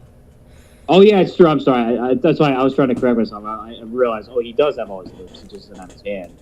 I was gonna say, I was born the way I was. Like, I have my hands and stuff, but my brain is a certain way, and I can't change it. You know what I mean? Because I guess you could make the same argument. Well, why don't you change your brain and take these pills, and it'll change your brain so you could be like us, or this or that, or you know what I mean? I was like, no, you know what I mean? Is that similar or not close or? I think I might possibly understand what you're trying to say, but I'm not 100%. Well, you're saying you were born this way. This is all you've known. This is what you're used to. So adding something like a prosthetic is just, it's just, it doesn't help at all. Is that what you're trying to say? Like, it doesn't. It's just. Well, I keep on going back to the example of it helps me as much as putting a prosthetic would over your forearm and hand would help you. I mean, it just gets it. I would imagine that would get in the way. It would feel like, what is this thing hanging off your? Oh, I understand. I mean, yeah, having something extra on you is annoying. Yeah, because I feel. Yeah, I know what you mean. Yeah, I don't even really like wearing glasses. I don't like having anything extra on me. Oh, okay. So yeah, I totally get it. Yeah. I guess I was trying to make I guess that wasn't really a valid comparison with the brain.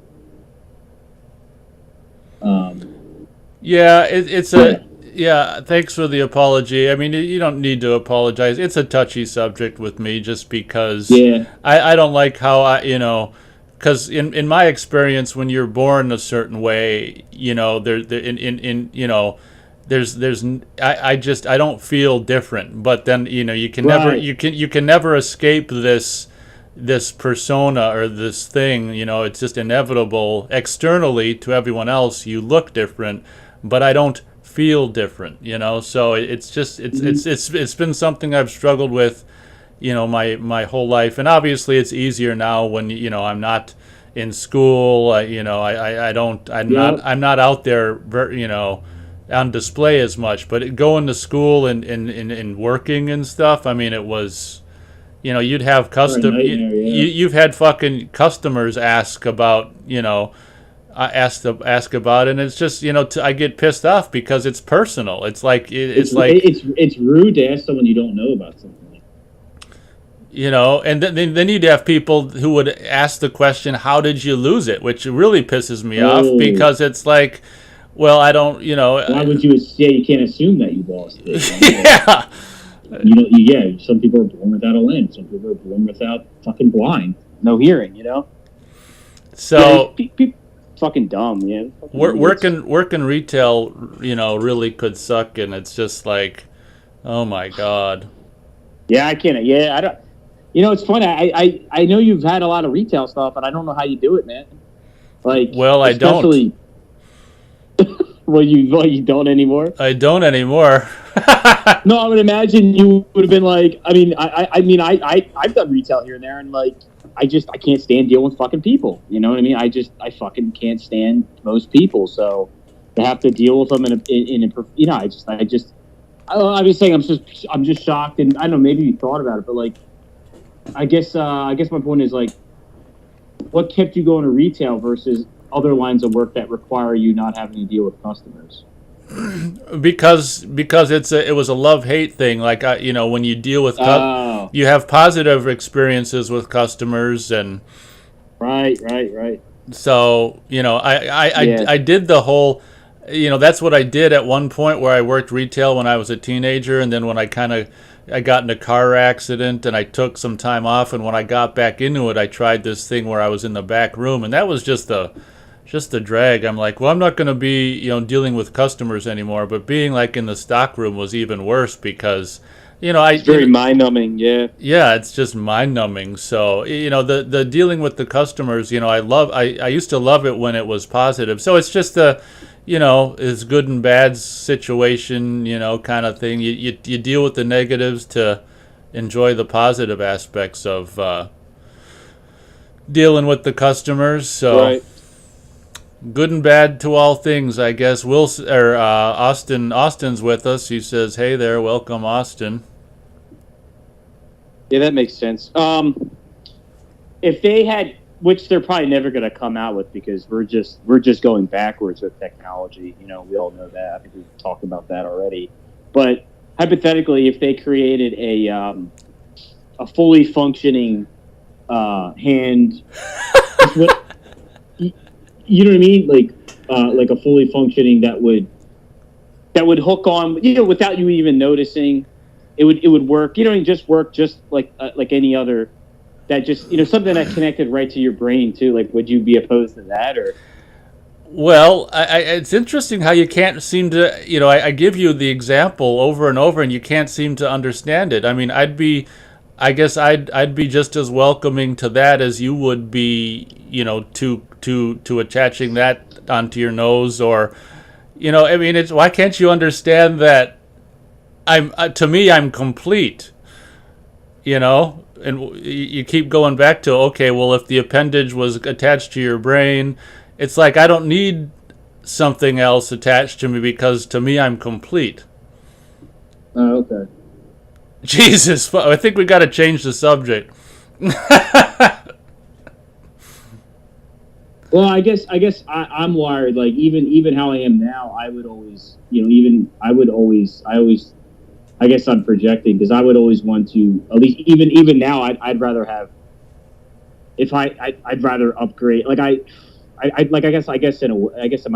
guess all perspective. I would, I don't know. Like I would, if someone said, oh, even right now, if someone said you could have like a robotic arm that's stronger and this and that, I would probably say, yeah, cut this arm off. You know what I mean? I don't know, but that's me. Everyone's got their. Well, I don't know if that's you just trying to make up for this. Because I've thought about.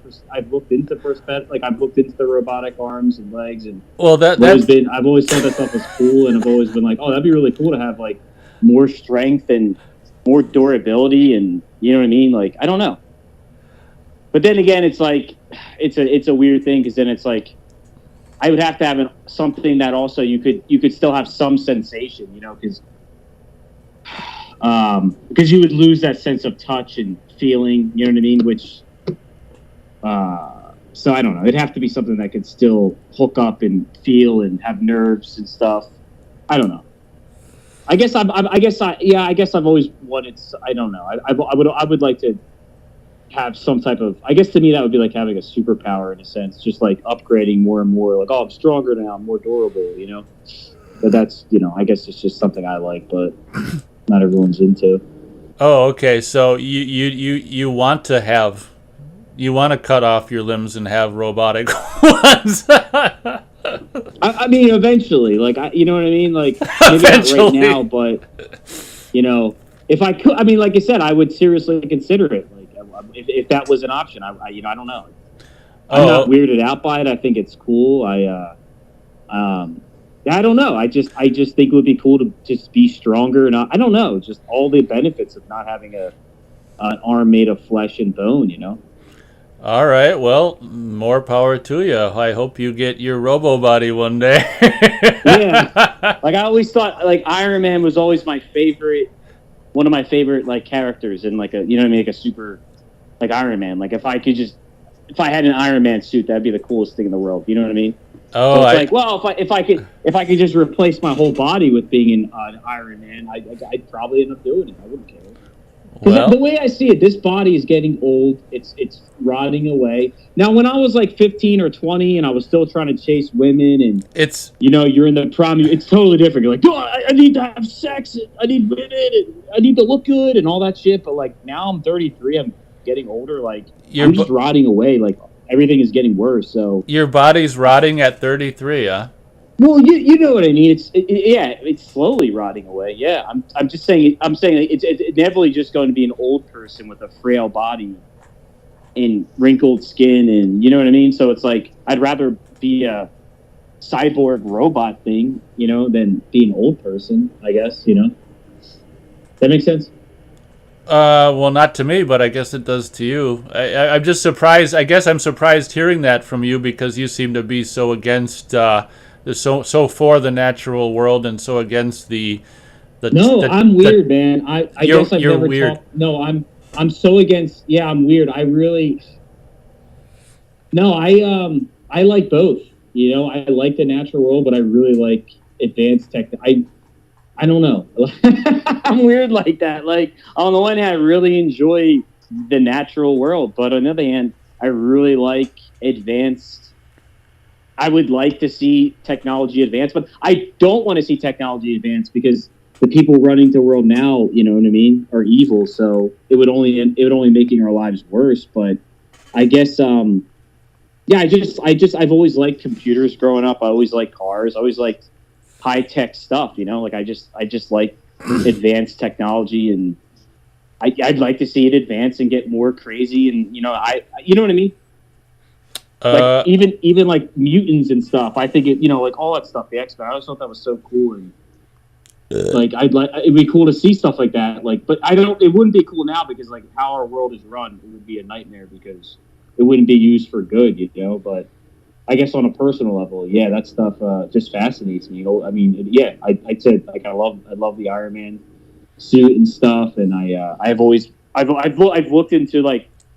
into all that like prosthetic limbs and like the robotic stuff, and how little they've come along with that stuff because like you said, it's kind of primitive. Their robotic arms are kind of a joke now, but I'm saying I guess I don't know. I've given it a lot of thought. I like that stuff, I like computers. I don't know. Like I would want a brain that was, if I could, have a brain that was hooked into an advanced computer, you know what I mean? I'd like just to make yourself smarter and be able to do more. I'd go for it, all that stuff. If I could just upgrade myself, I would do it. You are for transhumanism. Not their transhumanism. No, I don't know because they're trans. No, Well, I guess I am, but I'm not. Not their version. The only way you're going to do it is their version of it, unless you create it yourself in your shed. Yeah, so I'm saying I would have to create. It'd be something I'd have to work with other people that weren't evil creating. Yeah, because in my mind, like you said, I mean, it's just I don't know. It's just I don't know because I mean, like there's a lot, because it's just like. Yeah, in my mind, it's like it would be cool if we could have technology that could just fix, replace, upgrade anything you wanted.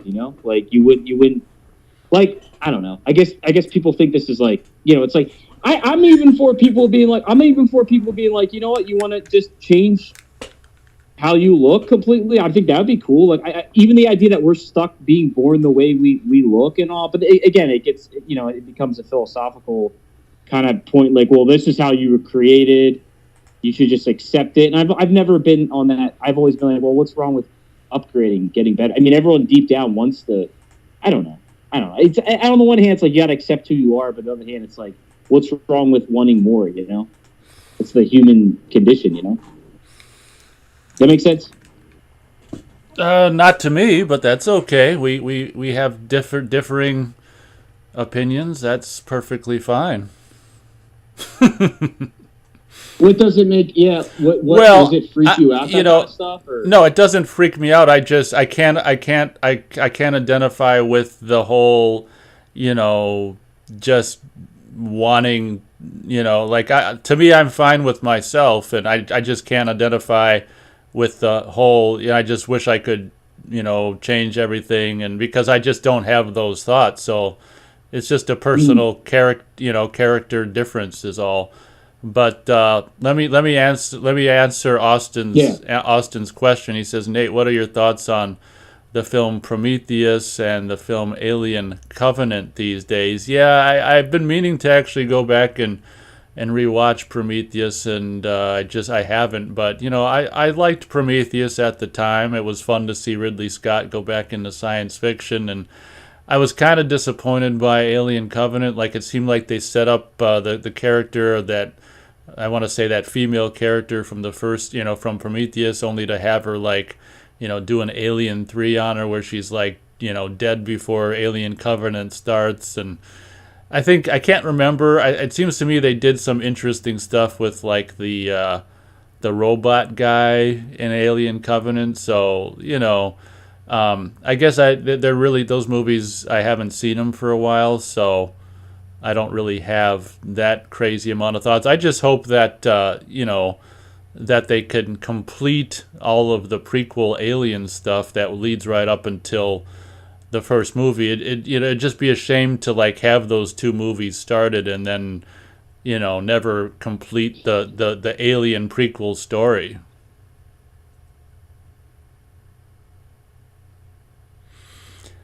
So those are my thoughts. So Wilson asks or says, Laserdisc players were high tech at one time. They still produce a pretty good video quality, obviously not Blu-ray quality, but the picture quality to him looks fine.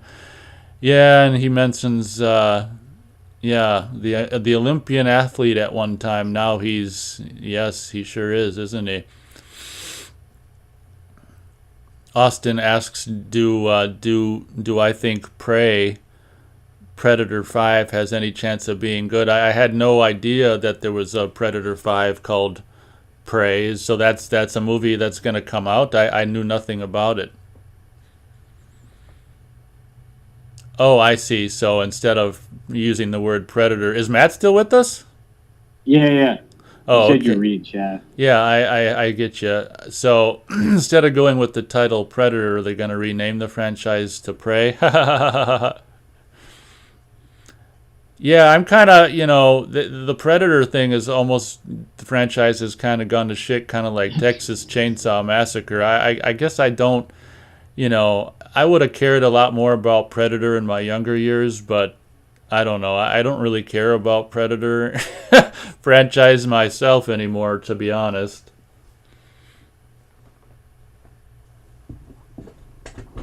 Yeah, I had no idea they're doing a 5, which is called Prey. That's kind of interesting, I guess. It's kind of a cool title, honestly, because, in the situation of hunting, you've got the predator. Well, what does the predator hunt? It hunts prey. So that's kind of a cool title. Who's making that? Yeah, I have no idea. This is the first I ever heard of it. Oh, Austin's here. Okay. Well, Disney owns Fox, and Fox did all the Predators, so I would imagine Disney's doing Prey. Oh, great. I know it's going to be woke garbage. Let's be real. Oh, okay. Austin gives us a little bit of story. Prey's going to be a prequel set in ancient times in a jungle. He's taking on a woman from a tribe, he being a predator, I would imagine. Well, that's kind of interesting, doing a Predator movie from set in ancient times. That's of course the he's taking on a woman. Of course it's a woman, can't be a man. It's got to be a woman. I mean, yeah, it's fine. Yeah, we know where that's going. Austin says they might do a new standalone Alien film as well. Yeah, I mean, honestly, I'm kind of done with Alien and Predator and stuff. Like I say, my biggest thing is let's finish up. I don't know what their intentions were for the Alien movies, prequel movies, if it was 3 movies or whatever, but let's do if it was only going to be 3, let's do the third one and have it just kind of segue right into the, set it up to segue nice smoothly into the first Alien film. But whatever.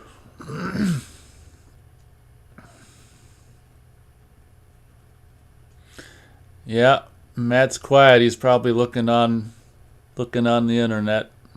No, it's all right. I'm just looking outside. Oh, what the hell's the weather where you are? 55, 50s and windy. Oh wow, that's pretty cold for you. Yeah. Yeah, who knows what's going on? It's almost May. Oh, It's all right. that's so depressing that it's almost May and it feels like it's frickin' early March here. It's just, oh my god. Yeah, it's crazy.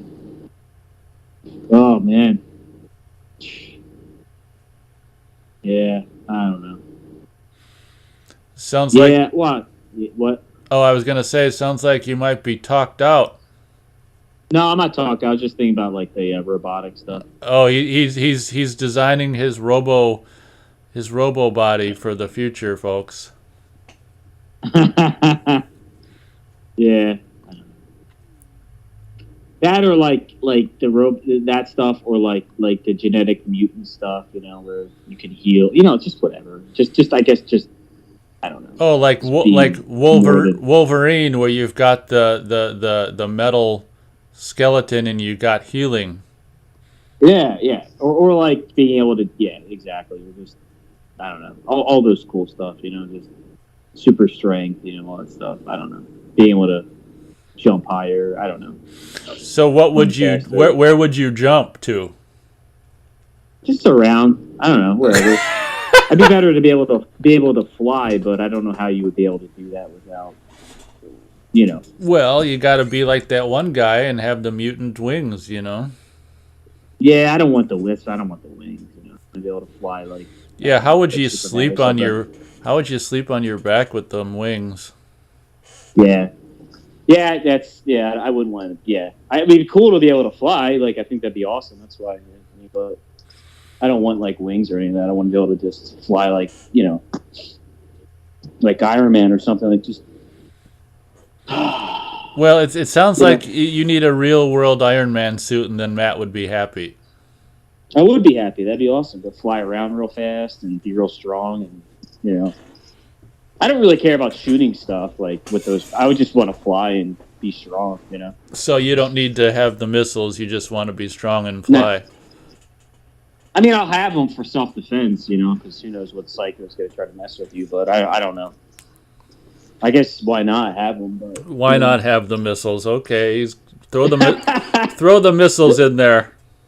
Yeah, those whatever those things that shoot out of his hand. I don't know. Why not?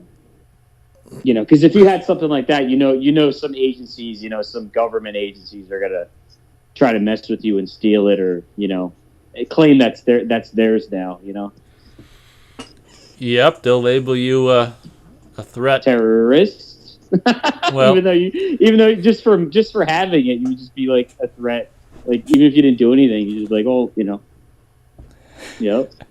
Austin says Dan Trenchenberg is directing Prey. Not sure who that is. I think I've heard of that name. Wilson says, yeah, I guess in reference to Matt's dreams of being whatever.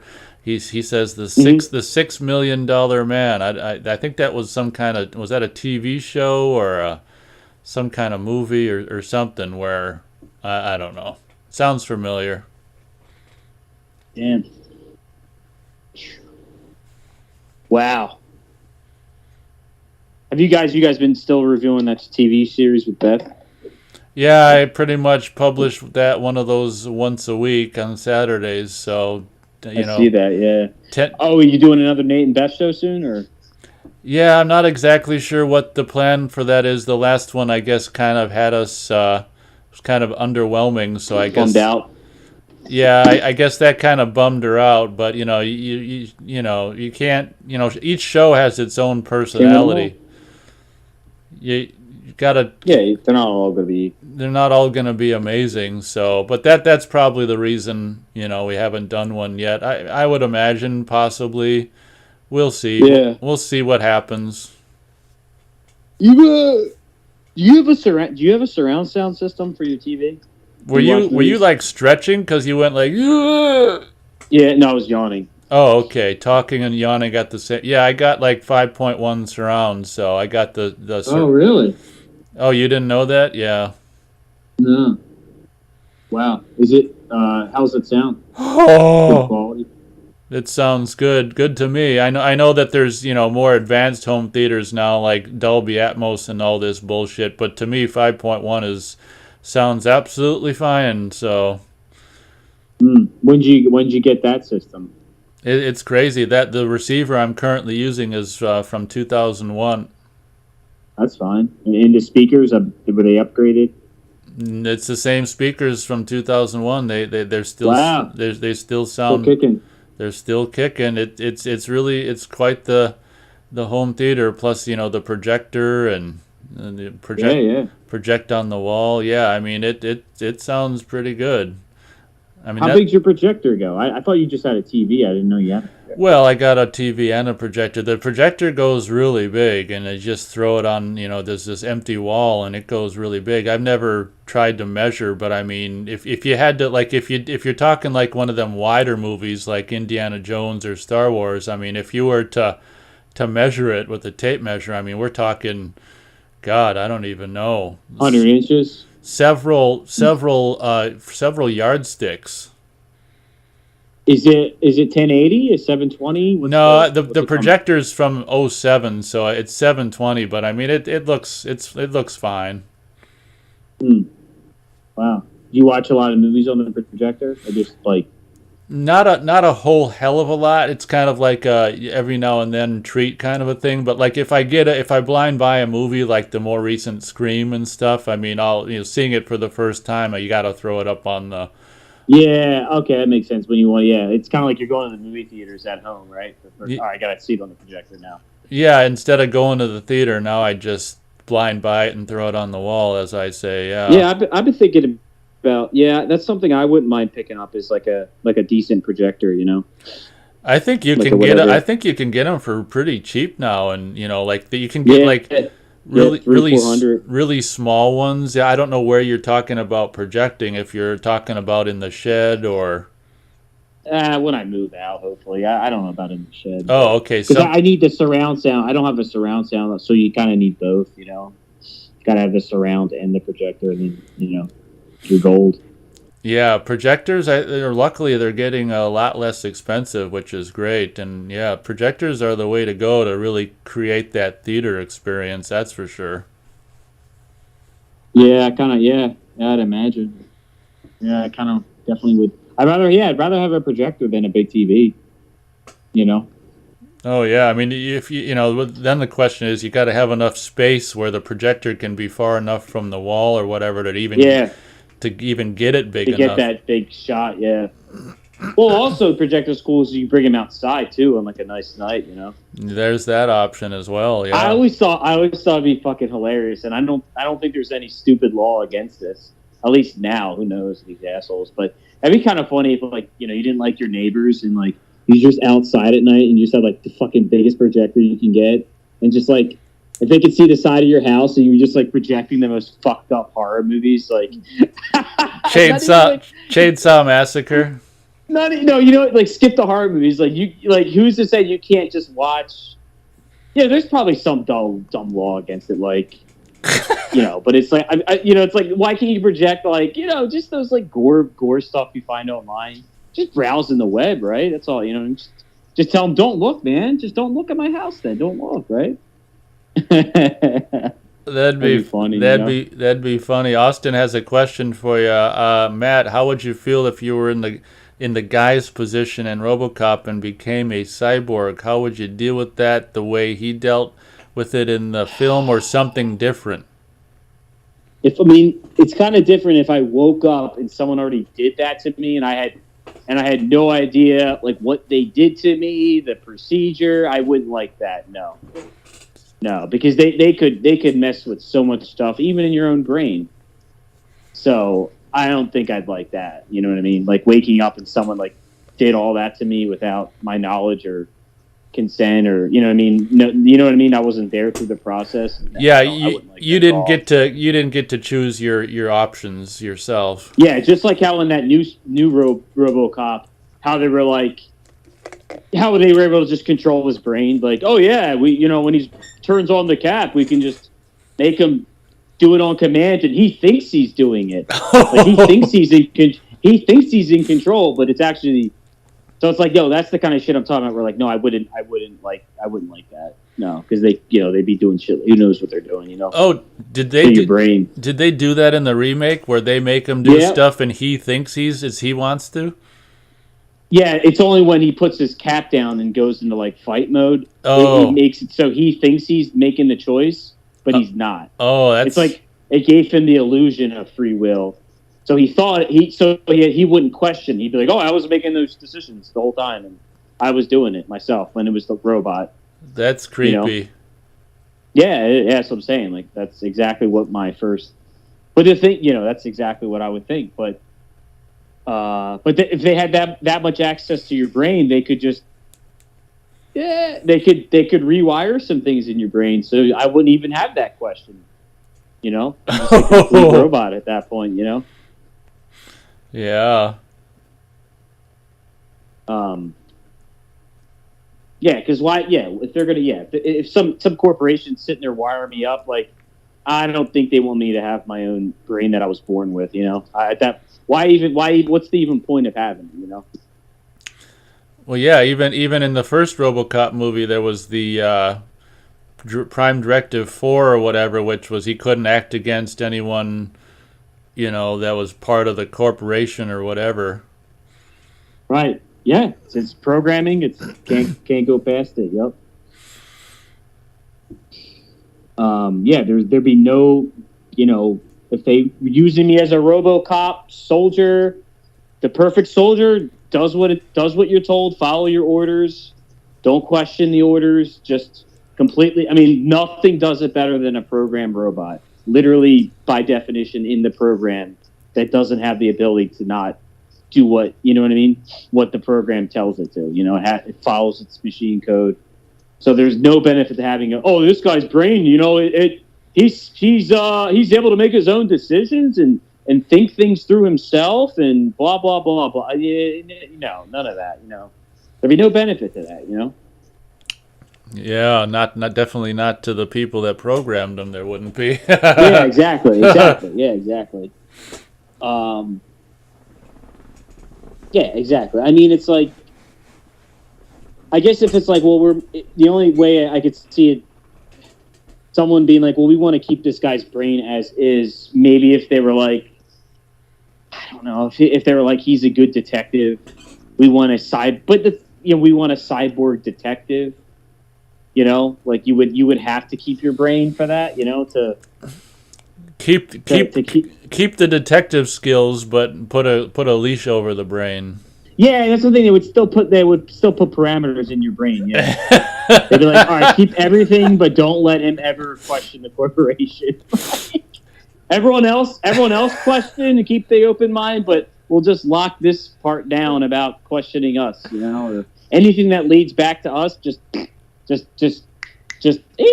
error code. I love that word parameters. That's a funny. That's how you would program in like a parameter. Yeah, parameter. Allow it to. It's like keep his mind, but as soon as his mind goes outside of this parameter, parameter. Like hit error code, whatever, just return back. Like nope, not happening. Yeah, I can see a movie. I wonder if there's a movie called Parameters. That's a funny word. That's a good title. Parameters. Yeah, don't they? I thought that they actually used that word. Let me see. Who used it where? In a computer program. Yeah, it's very possible. Hold on. Look. Because I dabbed in like programming when I was a kid a little bit. Oh, you could have. Yeah, no, I didn't go too crazy with it. Like, just made basic programs. It's been a while. I kind of still look at it every now and again, but I've never learned to like really code or anything like crazy. Parameters. Program parameters are identifiers which appear at the top of the program. Okay, yeah, in the program heading after the program name in between parentheses. Sorry, I'm reading to myself. He's reading to himself, everyone. Parameters.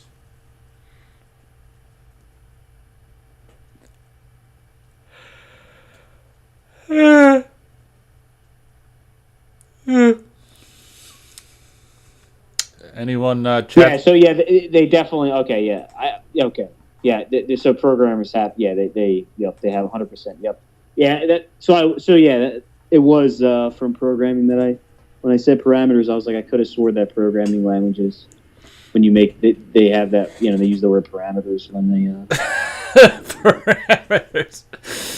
All right, chat's getting kind of what they don't want to talk about they don't want to talk about parameters. They haven't said anything for a while. Any thoughts? Possibly seeing 5 listeners. So, any thoughts on parameters or anything else? Nate, it's really creepy because again, like I said, I haven't like mastered program by any means, but like I guess I know enough about the basics that like it's so creepy how almost like when you use the word programming on other people, it's really airy how similar they literally like resemble a computer program, a machine program that just can't, like you said, it has no self-awareness. It just does its programming. And anything outside of its programming literally defaults error or just does something else. It'll never, you know what I mean? And you see it in these people when you bring certain things up. It's just like you're talking to a computer program that's just not able to. It's just not defined in its program parameters. Nope. Literally, yeah. If hopefully we don't have any programmers in here, but it says I couldn't remember how they define parameters, but like at the top of a programmer, they call it parameters. I didn't know what you called it, but when you write a program, you have to include include all these different. I guess they call it parameters because all the program is just lines of code that you just have to keep. The program has to keep just executes, and you know what I mean. It's just giving it basically just instructions to do stuff, and you have to and there's parameters, and like within it's like it can't. I don't know. It's just again I don't know enough about it to really say because I've never like mastered it or anything. I could barely write like a basic calculator program, but I mean, yeah, it's just so creepy, Yeah, because to me, a human being is something. To me, a human being, like I mean, to an extent, we all have to be programmed to learn stuff in a way. It's like we're someone can help us program our own mind and to learn stuff. Like you're just running through a program. You're just you learn a skill. You're just running through like a biological program. And someone can help program that into you and this and that and also insert information. But in my brain, I like to think, and I could be wrong, it's like I have this thing in me that goes through my own all right, well, it's like I go through my own goddamn, I feel like I control my own computer, like my brain. All right, it's like you go through your computer, like, all right, what's this junk file? What's this shit? Get this shit out of here. Oh, this program is not running too well. It's a little buggy. I think someone programmed a virus in me, or someone put a bug in me. Like, this program's buggy. It's not working. Let's just get rid of that. Let's just get rid of that program. Let's put a new one in there. Like, you know what I mean? Like, oh, this junk file, get it out. Like, I'm constantly aware and trying to get rid of bad information or wrong information, and just, you know what I mean? Like I guess self-aware of my own Matt's brain doing and a lot of programming and daily, what it does and what I want. Daily defragging in your brain. Will Powell's here. He says, hello, welcome Will Powell from the UK. It sounds like Matt kind of does a lot of trying to get rid of bad programs in your brain. Well, you know what I mean. It's just like I feel like our brains, are just biological machines that run a lot like a computer, and I feel like I'm in control of. And who I could be an illusion, but I feel like I'm in control of the computer, and I get a vibe that a lot of people aren't in control of their computer, their brain. It's like they don't have the locking key to change things. It's like they're locked out of that. Like I log into my computer every day, my brain, and I go, "What's going on in this thing today?" Yeah, well, Yeah, I mean, this might be the point you're trying to make, but that's because they're not the programmers of their brain, So that's what I'm saying. Programmers, operators. It's like I like everything. I'm like I I'm controlling the computer. Like, I'm the one doing the shit. You know, like, I'm programming it, or maybe not programming every program, like I said, but I'm the one installing the new program. You know what I mean? Like, all right, I like this program, let's install it. Like you would a computer. Like, all right, install that program. I like that one. Get rid of that one. I don't like that one. So this one's wrong. Fuck this one. It's buggy. Get rid of it. Yeah, you've got some say in the programs that are in your head, and if you want to update them or not. If you like them, you'll update them or keep them around. Yeah, but there are definitely things in my head that I can't change because they're like hardwired like it's like they're genetic like it's like I was just born this way. I can't change certain parameters. There are certain parameters, like I like that word, certain programs, wiring, whatever, how my brain is functioning. I can't change. So I can kind of, but I can still kind of hold back at certain, like I can't change it, but if I need to, I can, like, I guess hide it or act or, like, you know, kind of downplay it. But it's like, no, it's just who I am, though. That's how I was born. So you know, obviously you don't have to answer anything you don't want to, but can you give an example of a hardwired parameter that you can't change of your? I would call imagination overactive imagination. Like, so just a busy mind. Well, a busy imagination, you know. I just have a very active imagination. I like to create scenarios and movie stuff in my head and different cool fighting scenes and maybe car racing scenes.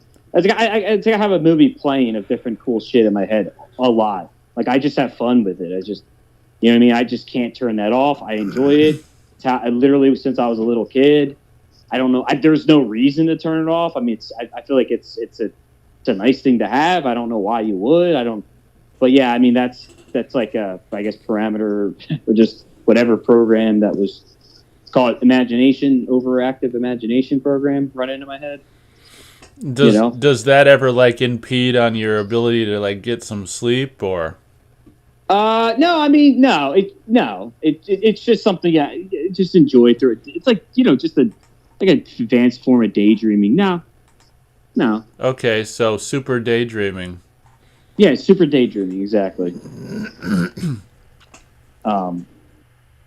Yeah, I mean, that's something. Yeah, exactly. And then I would say, like, what was the question? Certain things I was. Oh yeah, the question was, you know, if you could describe some of these parameters that are hardwired into you that you can't, you know, you can't necessarily change. I guess also, like, my love for certain things too, like my love for music, cars, certain technological things, you know. Like, I guess my love for anything that I love, I can't change that. I can't just be like, no, I don't love that anymore, you know. I don't like, if, you know what I mean? Certain. Well, right, and you nor should you change it. I mean, that's. Yeah. So that would be, you know, kind of hardwired into me. I guess what's a variable, something I'm able to change is just information. If it's wrong information that's not, I don't think is right, it's clearly not adding up. Like, you know, if shit that's not adding up, like the logic, the math, it's just, you know, it's not adding up. It doesn't seem to be true. There's not enough evidence. That's the stuff that is highly changeable on the fly. You know what I mean? And there are things that were like, well, I know that I don't know this for a fact, but it's like there are just theories or maybe some things that there's a lot of evidence pointing towards that, but I'm still like, well, I'll drop it to say that that's wrong or right. You know what I mean? So it's like, it's constant. That's like the information that I have is constantly changing, going in and out, you know? Ooh, in and out. You know what I mean? In and out. You know, some stuff I always find out years later. Oh, I was wrong about that. Okay, you know what I mean? Oh, you know? Okay. So you're unlike most people. You're open to new facts, new thoughts, new ideas, and a constantly evolving, you know, worldview. Exactly. Yep.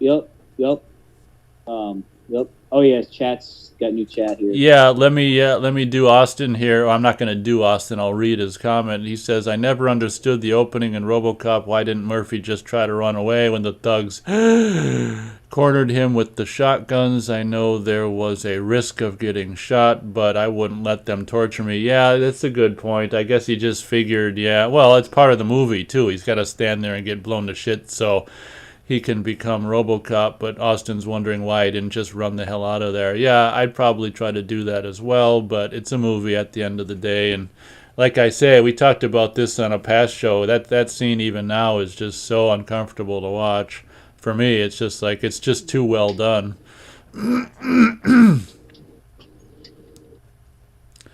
Wilson is cooking up two hot dogs on the George Foreman grill, and Checkers fries in the oven. He will melt cheese on the bread in the microwave because he's a weirdo and he enjoys cheese dogs. You know what's even weirder now with these biological programs, I'll call them. Oh, people referring to, yeah, no, I don't. Yeah, I would say like back before computers existed, these people had to go to their local house of worship to get the new program, you know? But like now it's like way more creepy, and it looks way more like an actual just computer, because it's like they literally get it off of, like, they look at a screen from a computer and it's like instantaneously like, oh, just uploaded the new program. Well, right, they the new piece of information. They get like from their computer, like from their screen, from their piece. It's like an instant download. Like, it's so creepy.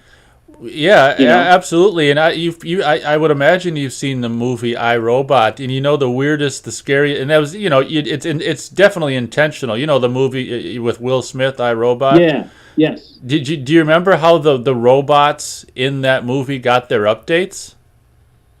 Dude, no, I don't. I have to look online. How did they get it? It seems to me they like stood in front of a TV or something like that to, like, you know, a TV that was on, or maybe I'm remembering. Like, so they didn't have to, like, in that movie they didn't have to plug in like you know, like you would think a robot, machine, computer, you plug in and then upload the program. But you're saying in that movie they just looked at a screen and then the program was updated. I might be remembering incorrectly, but it seems like they stand in front of a screen that's on to get their updates. But I don't quote me. I have that memory. I haven't seen that movie in a long time. I mean, honestly, if you were to make an advanced robot, I mean, that makes sense. Like, you know, it'd be easier to do that than have to, like, plug them all in at once. Just have them all of them standing from a big ass screen, and then. Well, I'm just commenting on the I think it was just definitely inserted on there on purpose, kind of their little. Yeah, like they didn't do that. Yeah, they weren't thinking like, well, yeah, they're just kind of mocking us, I guess. Well, right, they're saying this is how we're programming you, and this is how in the movie we're gonna, you know, update the robots, the quote unquote robots in the movie, when this is how we've been updating all the human robots for decades. Yeah. Man, it's creepy, man. Yeah, it's biological robots. I mean, they're just not made of metal and copper wire. They're not made of silicone and copper wire. They're made of flesh and blood. They act pretty much the same. Yeah, I'm not. Wilson says something political here, which, you know, I'm not going to read out loud, but I hear you. I definitely hear you. Yeah, we've seemingly have, you know, the U.S. seemingly has unlimited funds for other countries, and meanwhile the country itself is deteriorating. Yeah, I actually took a picture of. Did I tell you I took a picture of the I think I might have told you just on the stream. I actually took a picture of that burnt down car wash today that I used to go to. I don't think you mentioned a picture yet. What are you gonna do? What are you gonna do with the picture? I just save it for memory. I don't know. Just like, just snap the shot of it, you know, just so I remember. I don't know. It's just like just documenting the fall of this country, I guess. Oh, documenting the fall. Okay. Yeah, because it's like, here's a place I used to go to most of my life. At least drive when I started driving. I used to go in my car there, and now it's burnt down. And I would probably bet money it's never going to get rebuilt. So there's a little bit of like sentimentality for that car wash because you used to. Sure. Yeah. That's always a bummer when something like that, kind of, either is torn down or burns up, or I wonder what their plans for it is. Probably just demolition, or what do you think? I don't know. Yeah, I don't know. I mean, it's been burnt down like a couple of months now. They haven't done anything to it. So, I mean, there's a lot of buildings that burn down or abandoned, and that's what happens in a third world. And they don't get rebuilt or anything. Yeah, that's you like that. You like what I said? That's what happens in a third world country. Oh, yeah. I guess that went over. Like I'm saying, in a prosperous country, like you wouldn't in a prosperous country, if something's abandoned, burned down, destroyed, you're like, all right, we got to build something new here. We're prosperous, we're growing. We gotta keep the wheels going. We've got money flowing. We've got economic activity. You know what I mean? That wouldn't be just sitting there like that. Yeah, that's true. Austin asks, Nate, when you were in school, was RoboCop 2 hyped up everywhere you went? I mean, I don't think I was really paying too much attention. I can definitely remember seeing, like the posters around or whatever. And strangely enough, I mean, I don't even know why, but I never even saw it in the theater, RoboCop 2 in the theater. I told that story of me and my dad tried to go see it at a drive-in theater. That when we got there, my dad thought they were closed, so he just turned around and went home when they probably weren't closed. But it was just one of these things. But we tried to see RoboCop 2 in the drive-in theater with a double bill of Navy SEALs, but that didn't end up happening. Yeah, I wasn't too plugged into like popular culture when I was a kid, so I mean, I didn't watch a lot of TV or look at a lot of magazines. But I was kind of looking at magazines like Fangoria, Gore Zone, and I think there was like a sci-fi magazine. There was also this one really cool kind of a magazine that was like behind the scenes kind of a book. I can't remember what it used to be called, but I can remember seeing articles and stuff about RoboCop 2 in these magazines and stuff. But I mean, I can't say it was like any more hyped than any other movie. The movie that I can really remember was hyped and like nearly every kid had a Batman shirt on was 1989 Batman. I mean, in the fall, going back to middle school in the fall of '89, I mean, pretty much guaranteed every other kid had a bat symbol on their chest. Austin remembers RoboCop 3 being a huge bomb. Absolutely. I think it was made, it didn't, I think it was made at maybe not long after RoboCop 2 and was delayed or something like that. But yeah, ironically, I did end up seeing RoboCop 3 in the theater. That was kind of interesting. But, there are aspects about RoboCop 3 I like his interchangeable, gun arms and stuff like that. But and the return of Basil, these last names I tell you, the guy who did the music for the first film returned, which was cool. But yeah, I can't say I hate RoboCop 3. There's things about it that are fun. I'm done with chat. Oh, okay. I mean, I'm just trying to look up that scene. Oh, what scene are you? Oh, okay. Yeah, I'm pretty sure they stand in front of a TV that's on to get their updates. Trying to find if they have a scene. There's a scene called "Stay Home" in iRobot. Like, I guess. Oh yeah, because at the end of the movie, the robots are marching through the streets saying "Curfew, go home." Curfew, and a very young Shia LaBeouf says, "There ain't no curfew. This is called human rights, robot." Wow, that is a little too close to home now, isn't it? Oh my god! Yeah, I should You know, actually. and reading the YouTube comments, kind of saying the same thing. Never thought this could happen, like shit like that, you know.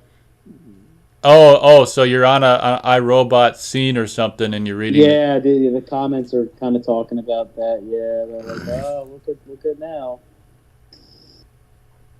Oh man. Well, what's scary is someday we might have armies of robots walking down the street telling everyone to go home. So that's scary.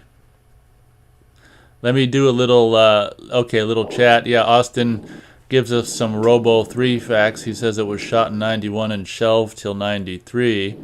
Yeah, because I can remember, frickin' the video game came out way before the movie did, like for Super Nintendo. Wilson says, was the original actor in both RoboCop 1 and 2. Yeah, Peter Weller was in the first two, and then they replaced, he didn't want to do a third one. You can't blame him. I'm surprised he actually did RoboCop 2, honestly. Wilson says, I know the third movie had a different actor playing him. Yep. Wilson forgot the second film. Austin says Robert John Brooke, I don't know how to pronounce the last name, played RoboCop in part 3. I'm hearing some I don't know what to call it, some sound like from your end, Matt. I don't know what it is. Oh. Hold on, now it's echoing. How about now? Yeah, I'm still hearing it. I don't know what I'm hearing. It's just like, I don't know what I'm hearing. Is chat hearing it at all, or? Well, they're hearing what I'm hearing, so I'm sure they're hearing it. But we can just forget about it and just try to move ahead. Trying to figure out what it is. Well, it comes and goes. It's weird. I don't know. It's kind of gone now.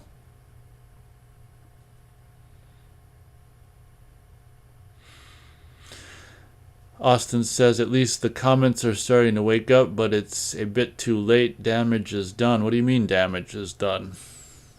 Like we can't undo the comic or the chat lag from moments past? That's okay.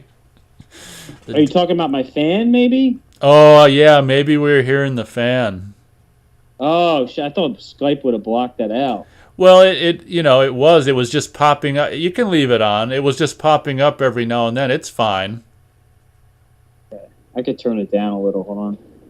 Yeah. Usually it has that I thought it had that noise reduction. Let me turn it down a little. I usually have it down. I guess I had it a little high. Can you hear it now? Yeah, I can't currently hear it at the moment.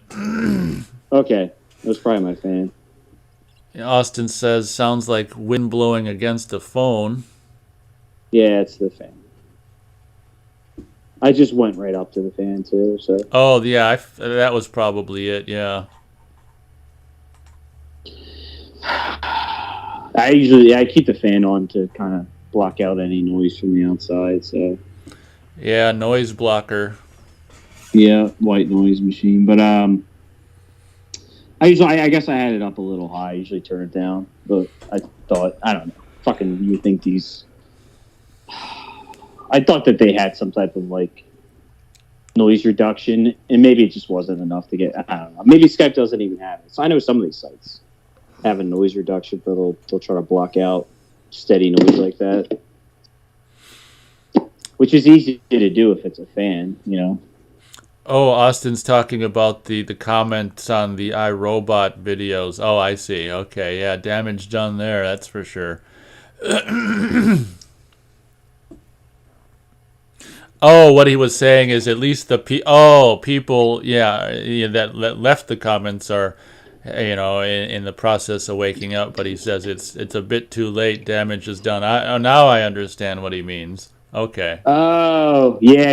They're like 20 years too late. 10 years, 20. Yeah, they're like yeah. They're like decades late because this has been something that's been building.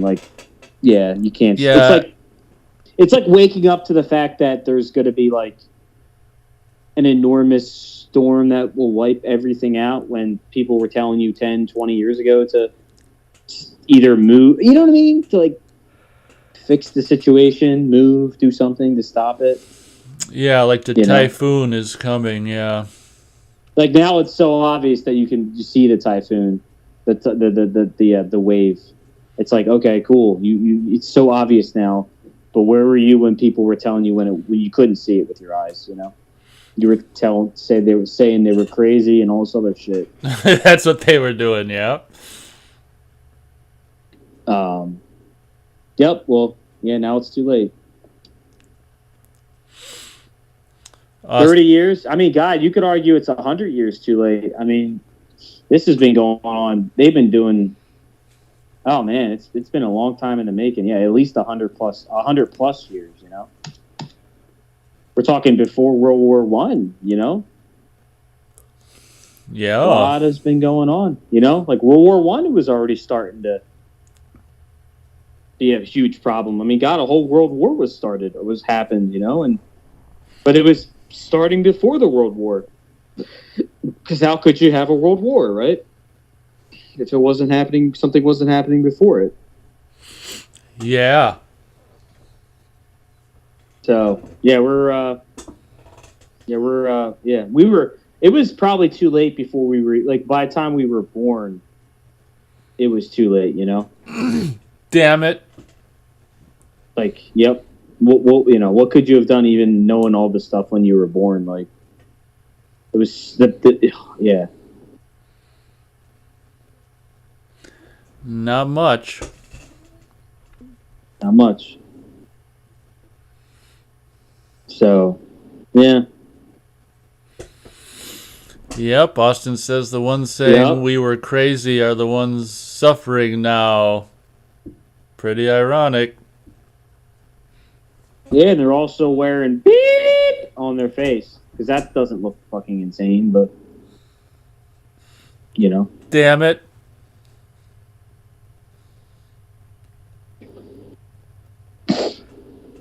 Is it still making that noise, or? It comes and goes. We're gonna live with it. We're gonna live with it. I wonder if it's not maybe it's not my fan. Maybe it's something else. No, I'd say it's probably your fan. We're gonna live with it. Is it happening right now?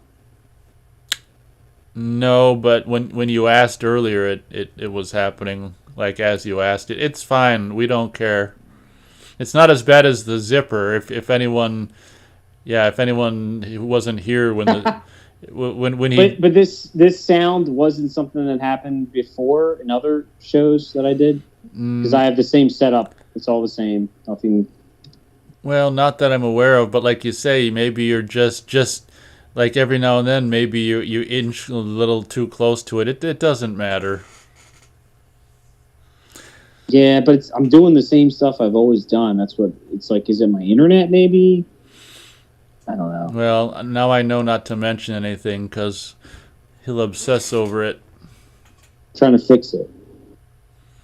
Like right there, you said trying to fix it, and it went. Oh, I just tapped my phone. That's why I did that. Is that what you're talking about? No, it was the fan sound. It's fine. We don't mind, do we, everyone listening? No, we don't. See? They're fine with it. Austin says World War II put America in its coffin. Yeah, it was one of the nails. One of the nails. There's been a lot of nails in that coffin. Well, like Matt said, I mean, both of those, you know, yeah. Not to mention every other, you know, frickin' Korea, war. Vietnam, yeah. The 20 years of whatever. You could argue the Civil War. Oh, absolutely, yeah. That was a nail or a bunch of nails. Yep. Just. I mean, has anyone here read the? Now we're not conspiracy theorists, but just wondering, just for historical talk, has anyone looked into it's called the Anti-Federalist Papers? What? Now I know in our school system I think they forced us to read the Federalist Papers. Yeah, I don't remember anything from school, so I don't either, but I just kind of remember that we were I don't remember what it said, but I could have swore that it was on the curriculum, but there was the opposite. There was essays talking about called the Anti-Federalist. Ooh. Which is basically making the argument that there should be, saying there's, anti-federal government, anti that, why that's a bad idea, blah, blah, blah. And basically that was many, many years ago that were written, And if you look at even the summary of those papers, a lot of that stuff, what they were saying, has come true. So we're not conspiracy theorists, and those guys were, I guess, were the bad guys because that's what we're told, and we love our media. But a lot of things they were talking about seemed to just kind of, I don't know. That's all I'm gonna say. Okay, in the meantime, Austin says, ever seen Screamers with Peter Weller? I don't think I have, but that cover, like so many other times, comes to mind. It seems like a kind of a goofy, maybe I'm thinking of a different cover. Oh, I think I'm thinking of a different one. But to answer the question, no, I haven't.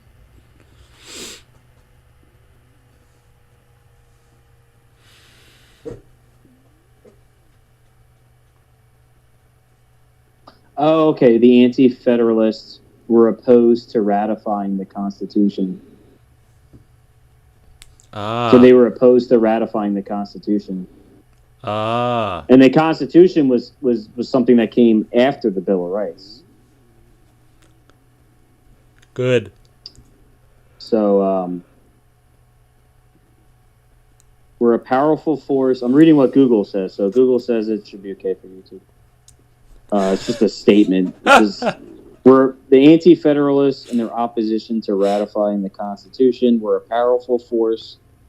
We're a powerful. I don't know if we lost them there. I don't know what happened. We lost you mid-sentence, mid-word. You dropped. Those guys sound like nut jobs, right? You dropped out. Oh, I dropped out? Yeah, just read it over again. Oh, shit. Oh, my internet. Okay, it did drop out. Wow. Damn it. Sorry. The Anti-Federalists and their opposition to ratifying the Constitution were a powerful force in the origin of the Bill of Rights to protect American civil liberties. The Anti-Federalists were chiefly concerned with too much power invested in the national government at the expense of states. So they opposed the ratification of the Constitution and were only concerned. Sounds like they were really. Sounds like they were just concerned with the Bill of Rights, and obviously, not having, national federal government. God, they must have been whack jobs, right, Nate? Crazy. Yeah, they sound like white supremacists. Wilson. Wilson says something that's very true. The government loves us. They just have us locked up in our houses and wearing stuff for our own good. The same government that tells us how lovely it is to. I'm not going to read that out loud. But he's right. They care so much about us all. Austin says he's tried. No, say this, Nate. Say this. Say this. The same government that tells us how lovely a woman's right to choose is. Oh, okay. Yeah, that's good, right? Yeah, that's a good other way to say it. What he was trying. What he was at. Yeah, what he was saying. Well, yeah. Read his comment for what he was trying to say, but yeah, I got to word it for YouTube. Yep, Austin says he's tried to forget about school. That was indoctrination. Oh, God. Crap. It was prison, yeah. I just educate myself with the truth these days and look at reality as is. That is real education. He says they're trying to remake The Crow again. Oh, no. Oh, God. Oh, no. Don't even ruin a good movie. Please don't. Oh, no. That was a good movie too. I think I'm gonna have to go to. Have you seen that movie? Have I seen what? You dropped out again. We lost Matt again. Can't hear you, Matt. His internet's giving him grief. I'm gonna have to take a piss soon. I thought maybe I could have Matt talk to you while I take a piss, but. Hello? Oh, I cut out again, didn't I? You cut out again. What were you going to ask if I saw what? Did you? The Crow. The Crow? Oh, yeah. I saw it back when it came out. Yeah. Did you like it? Yeah, I bought the Laserdisc and watched it a couple of times. I thought it was okay. I wasn't big into, well, I'm still not big into that kind of goth look and all this and that, but, for the movie, once I got, I try to get past the goth aspect of it or whatever, but the movie, if once I get past the goth aspect, it was fun. Like, his girlfriend was pretty damn cute. I remember that. Oh, yeah. I mean, it was just, they did such a good job with that, like, opening scene, I guess, of, like, just showing this guy with this pretty girlfriend and this, wasn't he kind of like a musician too? Just living in a nice place, just having the perfect, like, just seeming like such a nice life, and then just all of a sudden, just the most horrific shit, right? Just seeing his girlfriend get murdered. He get murdered too. Yeah. It's just such a good revenge movie, Yeah, and I've never seen any of the other Crow movies. I think like a movie like The Crow, where a guy comes back from the dead to avenge. Like, I think a Crow would be cool, but like, don't call it The Crow, but a movie just like that. But like, that guy killed him and he was kind of brutal. But I think like if that movie was more like, I guess it wouldn't be like a horror movie because you'd be rooting for because it's like they're the bad guys, but it's like make it like a horror movie in the sense that like the guy almost is like a demon to these guys. You know what I mean? Like, he comes back and he's like, he's not just killing them. He's like, you know what I mean? He's just like a demon. He's like, not like an actor. You know what I mean? Like, just doing horrific shit to him. Like, maybe, you know what I mean? I think that would be cooler. Yeah, absolutely. But like, it's almost like a horror movie. Like, even play kind of crazy music, and the guy's like stalking them down and fucking with their minds, and just really. I mean, I don't know. Just make it more like a horror movie. Just more of like this guy comes back and he's not just, I don't know. Austin says they wanted Jason, I don't even know who this is, Momoa in the last Crow remake attempt. Wilson says, weren't there like 2 sequels to The Crow that were really awful? I personally enjoyed The Crow 2, which some people didn't like. Austin says he's got the Crow trilogy set on DVD, and that crappy Crow 4 with Eddie Furlong. Oh wow, I didn't know that there was a Crow 4 with Eddie Furlong. He's not the main character, is he? He's just some back character. Austin says the murder flashback in The Crow was very interesting, and I like that it was shot with a red lens filter.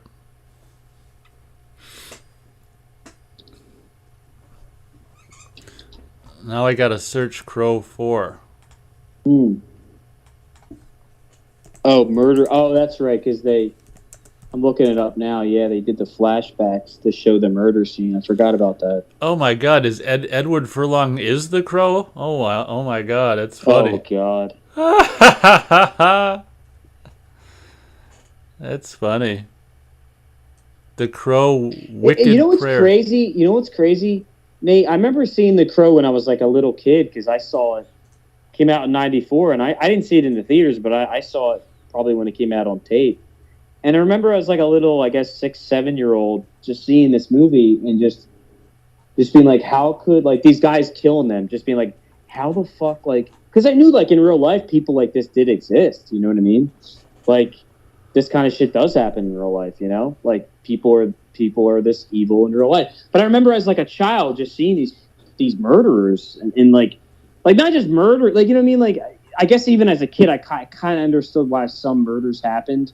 But this, to me, just seems so fucking evil. Like, you know what I mean? Like, you know what I mean? It was just really hard to wrap my mind around as a kid how evil someone could turn out. Well, I can't even remember what the reason for them being killed was. Was there some kind of reason? It must have been a reason. They didn't like his... That's the thing. I don't think there really was. I think it was... Oh, like, just like a robbery. Oh, I don't even know. It was like a robbery. It really wasn't like a. Yeah, I don't. These guys were just like, yeah, I don't know. There wasn't like a. Yeah, there wasn't like. It wasn't like they were getting back at this guy. There wasn't nothing like that. It was. Yeah, it was something generic like a robbery or something stupid. If I remember, I could be wrong. I haven't seen it in a while. I think you're right. The more I'm replaying it, it might have just been some robbery or something. Yeah, maybe they came in and was just like, "Oh, look, cute girl." Like, let's, you know what I mean? Yeah, that's what I'm saying. But like as a kid, I'm saying like, it just I remember that movie in particular. I was just like, just mind blown at how, like, again, because I know this shit happens in the real life, and I was like, how evil someone could be, you know? Like, what the, you know what I mean? It was just crazy. Yeah, you know? that's a bummer aspect about it. Austin says the Crow graphic novel is way more crazy and violent than the movie. Eric Draven is definitely more of a horror character in the book. Okay, yeah. And Austin says, yeah, Furlong is the Crow in Crow 4. Yeah, I saw that myself. He says the Crow 2 had the flashbacks in green. Part 3 went back to red. Laugh out loud. I can't decide at what color we want the flashbacks. Yeah, I think red would suit it a lot better. It's a lot more, yeah. Yeah. I'm gonna Matt can read chat and entertain the folks while I go tinkle, okay? Okay. Okay, I'll be back. Well, they gotta write something in chat. They have to write something for you to read, don't they? Yeah, because there'll be dead air. Because I don't. Well, I'm just looking at. I'll be right back. Okay. They gotta write something here. Austin says tenant relocation was the reason for the murder in Crow 1. Top Dollar wanted them to clear the building so they could use that property for something. It was about business greed. Tenet? Was that a movie? Wasn't that a newer movie? Hold on. Wasn't that a Christopher Nolan movie? Let me look this up. Yeah, wasn't it? I'm confused. Is that a joke? I say Joseph says, I got to censor. Let's see here. I love how the media in our society talks about all the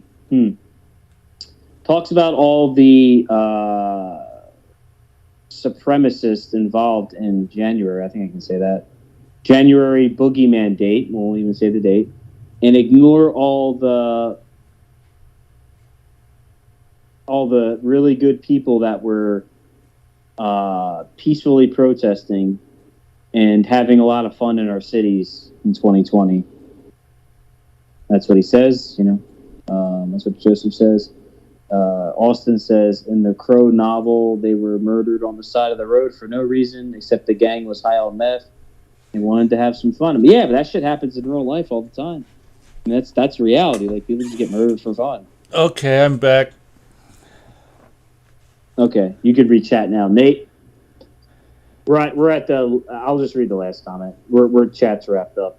Austin says, yup, Tenet was a Nolan movie. Yep.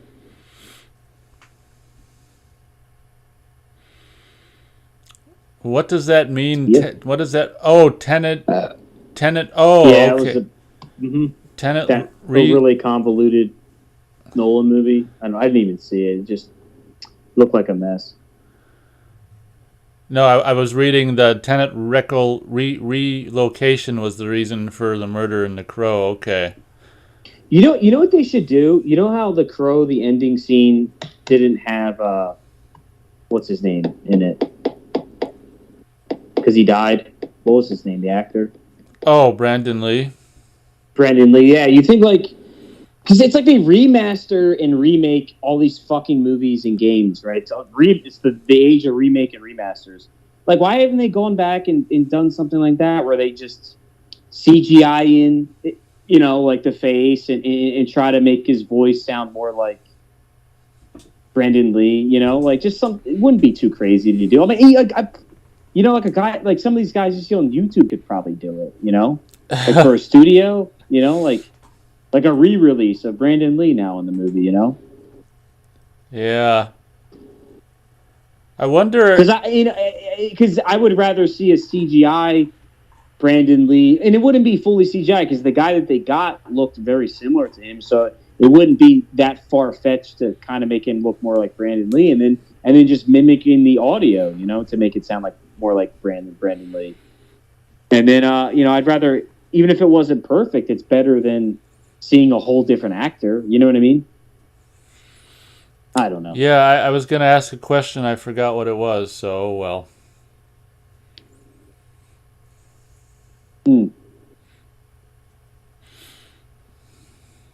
Oh, what I was Brandon gonna. Lee, Oh no, yeah. what I was gonna ask is, I wonder if Brandon Lee had any. Did he have any kids? I don't know. He was kind of young when he died. I know. Yeah, I know Brandon Lee.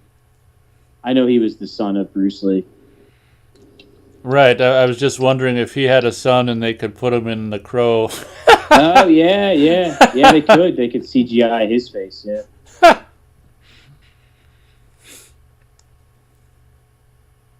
No, he didn't have any children. Damn it. Yeah, he was a pretty wise guy. He was pretty smart. I watched a couple of his interviews. You ever see his interviews or anything?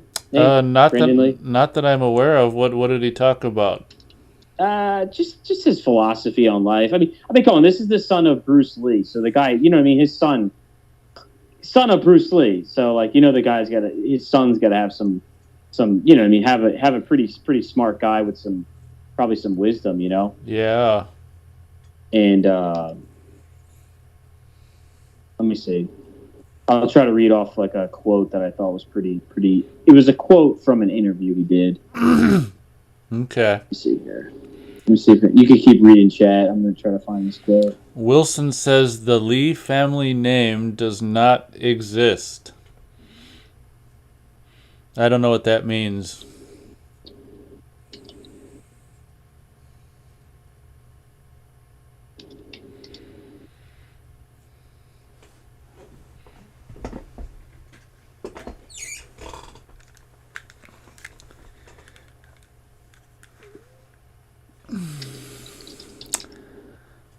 Yeah, it's very possible that the conversation wasn't a conversation to interest Will Powell, but we can't all talk about things everyone is interested in at all times, I guess.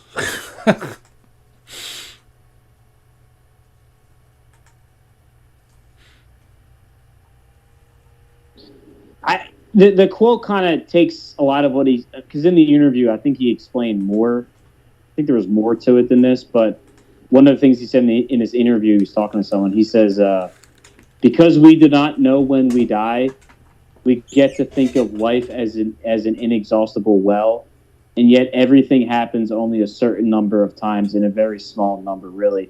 He said a lot more regarding that, because I remember he like led into that. He was just like, you know, when people like see a sunrise, and he was kind of saying like when people see a sunrise or they're experiencing something, they always see in their mind, they always think they can have it infinite times, or it's going to happen enough, like many times again. And he's like, in reality, it's not going to. It's probably could only happen one time. You know, and that's when he led into the quote, "Life is like this inexhaustible well, and you know, things are only going to happen a few times, and certain." He says only happens a certain number of times and he says a very small number, really. You know what I mean? Like, how many times have you? I don't know. You know what I mean? Like, done some things that you've never done again. You never will. You know. Yeah, and you thought that you were gonna probably never even thought about it. Really, you just never thought that like this might be the only time I get to experience this or see this. Well, right. In your life. Yeah, it was like kind of a sad thing he was saying, but it was very deep, and you know, I mean, the guy was very intelligent, very very philosophical mind, a lot like his father. It's a shame he died. It's like it's really crazy, you know. Even Brandon Lee died pretty young. You know? I'm not Brandon Lee. I'm sorry, Brandon Lee did die young, but his dad died relatively young too. You know. Yeah. It's like this life seems to take all the best people and just kill them off. You know. Yeah, this damn life. Austin says The Crow City of Angels had a decent soundtrack, but it didn't do well in theaters. It came out in August, but was on video by November. Wow, that's quite a short amount of time for back then. Okay. So Wilson says the Lee name died with Brandon. I think maybe he means the the family bloodline or whatever. Austin says might have been October. Wilson says unless the daughter kept the last name. Oh, like Bruce Lee's daughter, you mean? Yeah, like what if she had a son? Bruce Lee had a daughter? I guess I'm not up on Bruce Lee. Oh, but you're right. I mean, you know, because she's a woman. I mean, anyway. Yeah, I hear you. Well, daughters do keep last names now. Yeah, but can daughters continue the bloodline? I mean, I guess so. Why, you know, they're part of... Nowadays, yeah. Nowadays, come on, man. Oh, Jesus. Thank you. I always thought it was like they needed to have a son to do something or other. But I mean, if the daughter's a part of the you know, the bloodline, I don't know why a daughter can't continue it. I don't know. That never made any sense. It's just the stupid last name. Because before, the man always took the last name, but it's like your daughter's still continuing your bloodline. I don't know. Yeah, it sounds like some ancient kind of a thing they never got rid of. School of thought. Well, no one gets married really anymore, so it doesn't really matter anymore. Well, that's one of the good things. People do less and less of that. I'm surprised that anyone even does that at all anymore. Yeah. Yep. My sister's married now. Well, she has been since 2020, but she has a kid now, so. She just got married 2 years ago? Yeah. And this, I filmed the wedding. It was. I want to say it was summer. It was probably August. Maybe July. It was either July or, you know what? I'll just. She picked the perfect year to have a big gathering of people. Her wedding was pretty small, man. It was actually it was nice area, man. It was at a country club, those fancy fucking country clubs. Her husband's mother was working for a country club, so they got a good deal because the country club had they would host weddings, and it was really nice, man. The area, like, can you imagine at a country club? I was like, there's pictures I could show you, but like, I filmed the whole wedding, and I made a nice edited video, added some music. I thought it was pretty nice. You know, I can't put it on YouTube because copyright, because not only did I add copyright songs, like the DJ was playing nothing but music that would have just flagged the copyright, you know. But it was just this nice green area out front. Like, it was just nice, you know. It was like a nice day. It was. I filmed. It was weird because I experienced their wedding through my little camcorder screen because that's all I was doing. You know, it was kind of funny. Like, it was nice though. Like, I didn't have to make. I enjoyed it. You know, I enjoyed just being able to film and instead of having to like just sit there and twiddle my thumbs. You know. Oh, well, that's good. Yeah, maybe any images you'd like to share privately on, via the Skype chat thing. Yep. That'd be cool to see that nice green country club thing. Yeah, I'm pretty sure. I'm looking at her pictures. Yeah, pretty sure it was in August. I mean, I'm sorry, it was August 2020. Pretty sure. Yeah. It had to have been August or late July. Yep, and then I guess she got pregnant. She had her baby like September of 2021. So the kid's, I don't know, whatever now, 6-7 months old or whatever. Perfect time to have a kid. Oh my God. I know you're telling me, but I mean, he's starting to get older. I mean, he's a baby still, but I guess he's like, a little over half a year now, and he's starting to, become like, you can tell he's starting to have a brain form, because, smiling and laughing and, you know what I mean? And it's just like, this poor kid is fucked. I mean, I thought I was fucked. Like, Jesus. Oh, you are. Oh, I'm still fucked, but he's like fucked for the first 33 years of his life too. You know, like it's sad, yeah. But you know, I don't know. I don't know what drives people to bring people into this world. I mean, they must think it's really wonderful. I don't. Yeah, it's like, oh, this day-to-day struggle trying to keep your head above the financial water. Let's pass this. This is so enjoyable. Let's pass this on to someone else, and it'll be so much worse by the time they're 18. Yeah, it'll be worse. It's like I could sort of understand if it was like, all right, so it's a bit of a struggle for us, but like the trajectory we're going, our kid won't have to do this. You know what I mean? Like it'll be good. We'll be all rich in our society. You know what I mean? It'll be Star Trek universe and no money. Yeah, exactly. Everything will be perfect. Well, for a while that was the trend. I can't remember if it was like probably right after World War II in the baby boom era.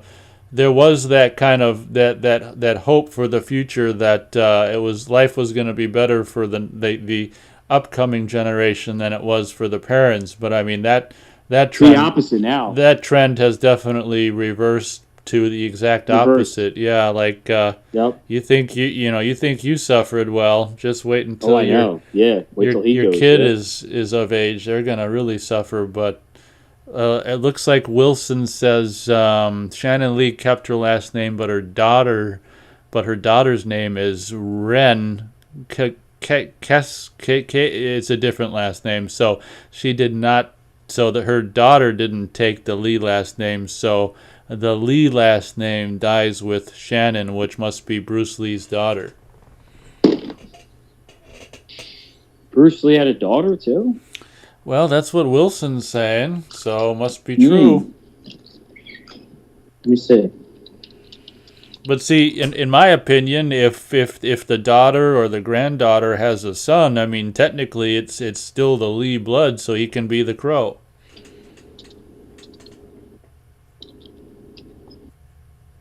Shannon Lee? Yep, I see her. She was good looking too. Okay, now I gotta look it up.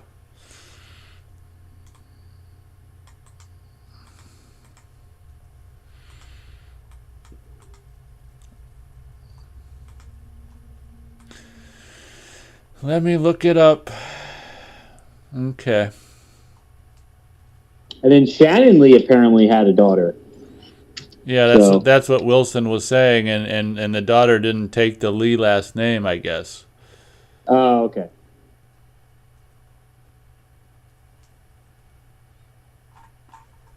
Oh, okay, yeah, I see. Sorry, I wasn't reading the comment.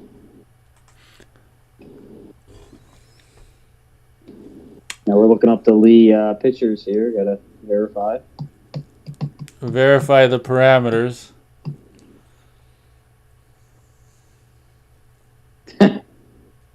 Did Will Powell leave? I guess he... Yeah, he probably wasn't digging the conversation. Honestly, I thought, I was thinking the other day, I'm like, what could Matt and Will talk about? And I'm like, well, you guys are both into music, so that would have been an interesting conversation. Does he play music or? Oh, absolutely. His YouTube channel is devoted to his music that he writes and plays and stuff. Yeah. Okay. What's he play instrument wise? Guitars, I guess. He on his on his channel he's playing guitars and ukuleles, and so yeah, guitar. Hold on. Sorry.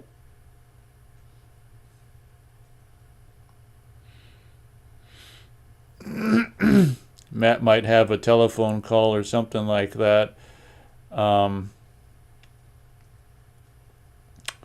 Yeah, I was thinking about that the other day. I'm like, in regards to, topics that we can talk about besides movies, is just like, I don't know, that maybe that's something that could possibly happen. I don't know if you're still out there listening, Will, but, yeah. Matt being into music and Will being into music, that could be something that you guys could connect on. So maybe, if not today, maybe someday in the future.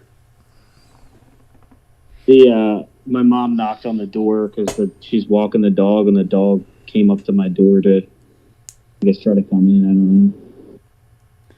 Okay, well, if you got to, No, I don't have to. No. It's. I'm not. The dog's not going to come into the shed. It's just no. It's fine. She was just telling me the dog came to the shed. I don't know why. She was telling me the dog wants you to pick up its shit. that. I don't know. I just don't think the dog likes my mom that much. My mom doesn't play with it or anything. I mean, like it's a young golden retriever. It wants to run around and throw a ball. My mom just doesn't do anything with it. Just, you know what I mean? All right, well, Matt's got to go and throw a ball for a golden retriever. No, I don't have to do that now. No, my mom was just, no, it's fine.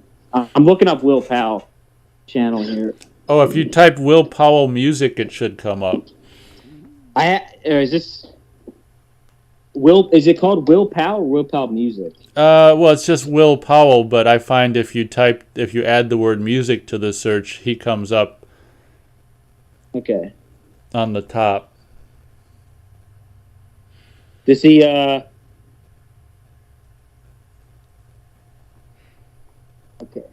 Does he write he writes his own music too, or? Yeah, from what I understand.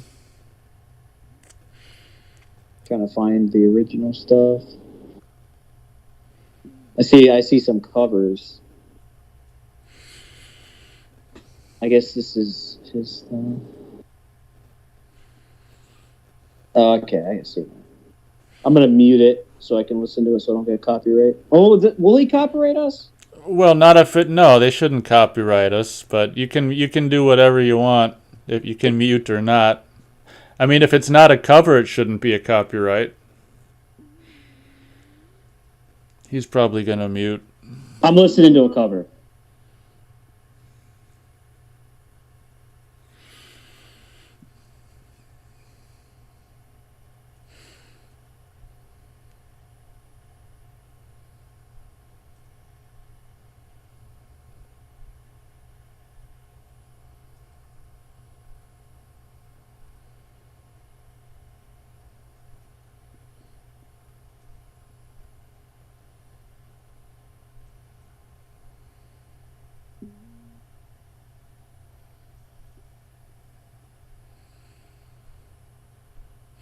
Oh, I'm just messaging Will on Skype, everyone. Let's see if he wants to come talk music with Matt.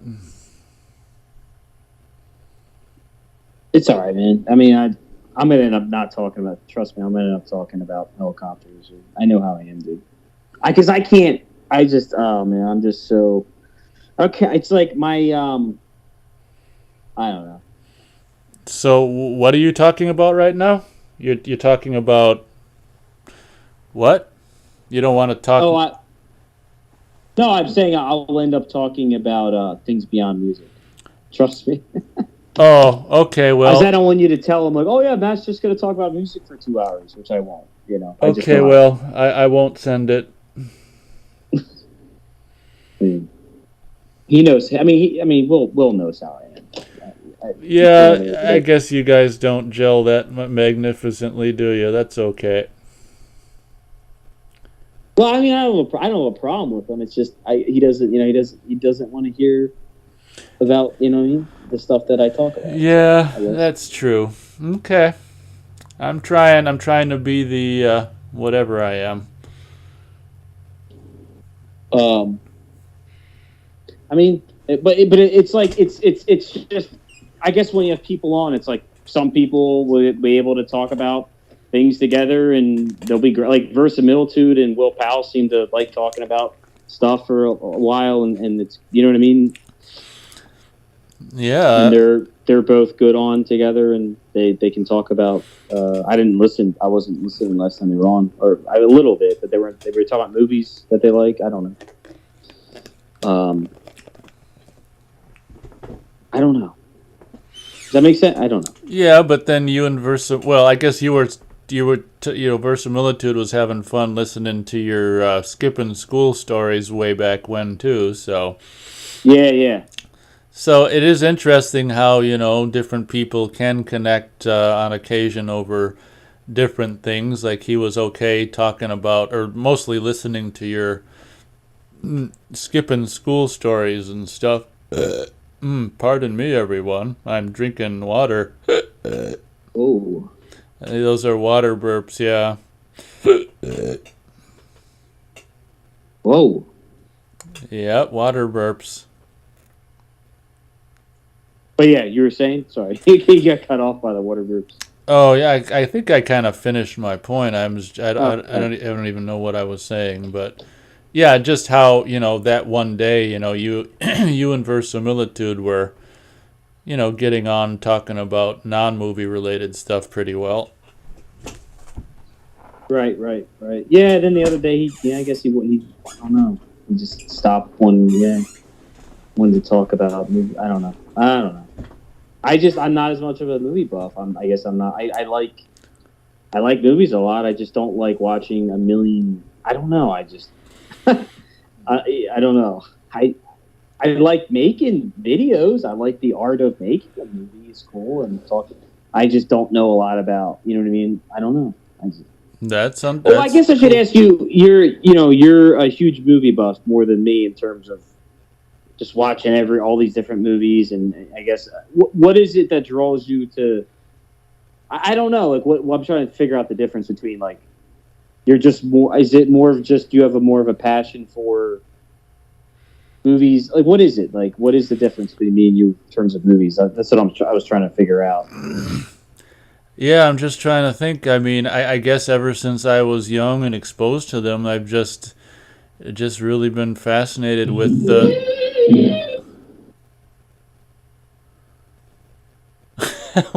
What was that? I was on Will Powell's channel. Sorry, I was still on it. I quit the video. I don't want to get a copyright. I guess ever since I was exposed to movies, I just always was fascinated by the effect they could have on me, photography, acting, music and just all that and this. And as I got older, I mean, it was, it's definitely become very clear to me that it's, a big part of it is kind of the escapism aspect of movies and escaping from your, maybe not so amazing life into something that's, more amazing on the screen or whatever. And, you can just like with James Bond movies, you can see, if you watch all of them, you can see so much of the world and just the music, and you can see hot women and cool cars. And, just movies, have always just, I don't know, just been really, interesting to me. And I mean that's definitely changed over the last 20 years or so. Like for me, what they make now, I mean pales in comparison to what I that they were making when I grew up. But Well, I guess that would be my answer. And I guess as far as the rewatching of the same movies, I guess it's kind of, this was touched on, I think, last week's show with Verisimilitude. I mean, there's definitely a sense of, kind of being comfortable with something, but I mean, it's kind of like music. Like if someone's got, an album that they love. I don't know if you listen to albums over and over, or if you don't even like listening to albums over and over, or how are you with music in regards to experiencing the same music repeatedly?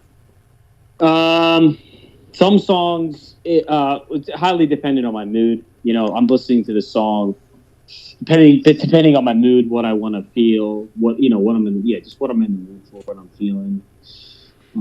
So if I'm in the mood for some metal, and I have to put on metal. I don't want to listen to anything else but metal. If I'm in the mood for some whatever, some hard rock, whatever. If I'm in the mood for even pop music, whatever, classical. And there are songs that it's like some songs, like I liked as a kid. They're okay now. I just kind of grew out of them. Not grew out of them. I just got tired of it. Some songs I listened to a lot as a kid, and then I don't really care about listening to anymore. You know what I mean? Oh, that's understandable. Yeah, music can and movies, pretty much anything that can happen with, like, perhaps, maybe overdid certain songs at a young age. Yeah, I don't even know if it's that, like, like there, it just I liked him growing up. I liked him at certain points in my life, and then I listened to it a lot, and then it's a kind of like a friend. Some friends come with you, some friends go. You know what I mean? You'll still probably always like him as a person, but we're not friends anymore. You know what I mean? That's kind of how some music is. And there's plenty of music that I listen to. I still listen to. That I've listened to when I was 6 years old. I still listen to now. You know, that'll never go away. So yeah, and like you said, if there's a new song, which there's hardly any new songs that are good because no one, you know, there's rarely any good anything on the radio or TV. And so I don't know. Now I'm just stuck to making my own shitty music when I get around to it. You know, and I don't know. It sucks. I don't know. So when you said it sucks just then, what are you referring to? Just your current? It sucks that there's no. I mean, I'm referring to it sucks that there's no. There's nothing much good coming out music wise or anything wise anymore. You know, it's movies, music, it's all the arts. Yeah, that's true, but we can be grateful for the good stuff that's come out before that we can still experience. I mean. Yeah, I guess I just like to always. I like experiencing the old stuff. Who doesn't? But I feel like your whole life there should always be new stuff coming on the horizon. It's part of being alive. You're alive. You're creating. You're growing. You're moving. That should be everyone's kind of thing, right? So there should be always another band growing, coming up. You know, that you're like, oh, that's cool. I like that. That's new. Even when I'm 80 years old, that stuff should be happening. It's not normal that it's just shit stop being good. It's normal because of where we're headed as a society and what's happening. But think about it, man. Like if we grew up and we were in the 50s, most of our life there would have been new stuff on there coming out that was good. Music, movies, you know. You know what I mean? Yeah, but I got one question. So for you, like for example, I do a lot of things where I instead of going forward and watching movies that are being made now, like I go backward and I experience new movies or not new movies, but old movies for the first time. So it's kind of like, you know, I'm experiencing something new to me even though it's old. I mean, that's true. I mean that happens to me too, but I guess it's like I guess every now and again a movie. It's always great when a movie that I didn't see, I didn't know about, I watch. That's great, but I guess it happens. It happens every now and again. But I guess it's not like it's not frequent enough. It's not like I'm always discovering old movies that I love. It's like it's something that happens once in a while. You know, it's like I've seen all the older movies that I wanted to see. For the most part, like there's always going to be some that I just haven't seen yet that are good. But it's like, you know what I mean? It's like I've kind of, you know, seen all the older movies for the most part that I wanted to that were good, you know. Right. Besides a couple that come up here and there. But, like, it's not enough I guess it's not enough to sustain myself, you know. Yeah, well, I was also referring to it in terms of, like, music. Like, I'm sure you haven't heard every song that was ever... Yeah, same with songs. There's always a band. But again, same with the music. I've kind of heard... Again, there's always a band that comes up I haven't heard about, but I kind of heard most of the music I want to hear for the most part. There's always going to be, for sure. But again, I need a certain amount of new music and movies to, like, you know, feel, to stimulate, to really feel like it's like in rediscovering old stuff, just there's not enough of it to really, you know, that's why it's like the new stuff has to keep coming out because else. You just, you know what I mean? You just, it's like you're not getting enough of a diet. Like I need this much food every day or I die or I suffer. And that's kind of the same thing with the music, the movies, whatever, you know, it's just, if there's not enough new stuff to consume, it's like, you know, something dies inside of me, I guess, you know. I feel like that's probably similar to a lot of people, but I don't know. Then again, maybe not because most people seem to...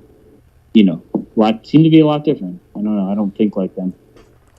Austin says he can listen to music over and over, probably more so than even movies. So, thanks. Yeah. Thanks. Yeah. Oh, yeah. I can. I can't. Yeah, I'm the same way. I mean, I can listen to. When I like stuff, I do listen to it over and over and over for many years. and it's good. But I still like having new music to discover, which is really unfortunate. But I do think it's interesting that when you say there's not enough new music to discover, you're saying new as in made now. When my argument is and still stands that there's more already existing music than anyone can ever experience in one's lifetime. So it is interesting. But there's to experience, but a lot of it is not as good as the best stuff. Like the cream, a lot of the cream rises. Not all of it, but a lot of the, there's plenty of bands that are amazing that never got discovered. But, a lot of the best music rose to the top, and I've discovered it, And again, there's still music I haven't discovered that's really good, and hopefully I do. But I'm saying I need a certain amount of calories of new stuff coming in that I'm not getting at all. It's like I'm malnutrition. Like I'm getting like a couple calories. Like, I discovered an old band, really good. Oh shit, but I need like 2,000 more calories, or I'm gonna die. No. I guess my point is also, there's a ton of stuff from the past, and I can to discover. But again, a lot of it sounds similar, and it sounds similar to this other song. But it's not as good, and blah blah blah. And also another point about the new music, like we're living in a whole new time period. You know what I mean? Like. We're living in an age that no one has ever really lived in. So you could say history repeats, but they didn't have this level of technology. There's a lot of new things that just never happened before that are happening right now. And part of art is creating that art to express something unique to you, to the situation, and unless you're making that music about it or movies or whatever, then it's no old stuff is going to be able to tell. You get what I'm saying? Like no old stuff is going to be able to, was there a song or a feeling to represent what we're all feeling right now about this certain situation? Maybe something similar, but not quite like this. You know what I mean? Oh, so like that helps you that helps you deal with current times by like listening to music that like talk about current times. It's not talking. It's like it's not really talking because it could be an instrumental. It doesn't even, it's music. It's not even so much the talking. It's the emotion. It's the emotional soul put into that song. Because that's why it's a song. That's why it's it's you know what I mean. I mean, there's plenty of people talking about what we're going through. I talk about it every day, and that satisfies you on some level, but it's not the same as a song or a movie, or you know what I mean. Okay. So, I mean, I guess it's like I just need and that's partly why I like just writing my own stuff now, because at least I can write music on how I feel about certain situations and feelings and emotions, but it's still nice to hear other people's, you know what I mean? Oh yeah. Music regarding situations and whatever, you know what I mean? It's just general emotions, it doesn't have to be, it's just, I don't know. Like I think this time period, what we're going through right now, in my head, there should be a lot of like really good metal music with a lot of rage behind it. You know what I'm saying? And a lot of real badass, just heavy guitar riffs, and just in some real soulful lyrics, that are maybe a little over the top, but that's the kind of music I think needs to be. Yeah, but I would say if one looked, they'd find it. I mean, isn't it? It's probably underground, but I would imagine people are doing that. They are. I mean, you're right. They are. I guess I haven't looked. I guess I haven't looked because a part of me is like, well, I'd rather just write that goddamn shit. You know what I mean? Myself, like, well, I guess. Yeah, perform it yourself. I mean, I guess it was funny because as you said, I was like, oh, there's probably underground. And I'm like, yeah, I was up at my neighbor's house, like that I hang out with, and he has his own metal band, and he's writing they're writing his lyrics, and his songs are kind of about what's going on now, and I was over there. It's funny because I was over there the other week, because he has a couple. They have some songs recorded because they have their own they have a really nice setup studio in their basement where they can record, you know. And I was like, oh yeah, because he was showing me his songs they recorded so far, and I was like, this one I thought sounded pretty good. I liked it, and I was like, and I was just sitting there like trying to write a second guitar riff to it because I was like, yeah, I like this song. Let me grab that guitar and see if I can, you know what I mean, come up with like a second guitar riff, second guitar to this metal song he wrote, you know, like I can't say the word accompaniment. Yeah, you just said it. Yeah. Yeah, I don't know if I pronounced it right, but yeah. Well, we get the idea. Yeah. Yeah. So, yeah, there is. Yeah, but I don't know. I guess it won't ever be mainstream. Which I guess is kind of the point. Because how could they would never want like shit like that to be mainstream. Yeah, but why does it need to be mainstream? I mean, you can listen to it just the same. Well, I guess so I could find it easier, you know. Oh, I see what you're saying. Yeah, if it was mainstream, I would have to like search the ends of the internet, like. Oh, I see. Trying to find something. Yeah, I mean, can you imagine the painstaking process of trying to? That's why I don't even bother. Because I'm like, dude, how am I even gonna, you know? Anyway, yeah, I kind of got sidetracked. Huge movie fanatics, yeah, not huge metal fanatics. You don't listen to metal, do you, Nate? I don't think you do. Well, there was a period there where I was, but I kind of got burned out on it. I mean, it's not like it's you know, I dislike it. I just kind of got burned out on it. I guess the stuff that gels with me best, and I just always kind of keep coming back to, is more of the kind of the punk rock stuff and stuff. But okay, like what's a good punk rock band that you like? Well, Bad Religion, Pennywise, you know, The Offspring. Offspring's good, yeah. Rancid. Yeah, I like punk rock stuff. Yeah, not probably. I guess like like Offspring, Misfits were pretty good.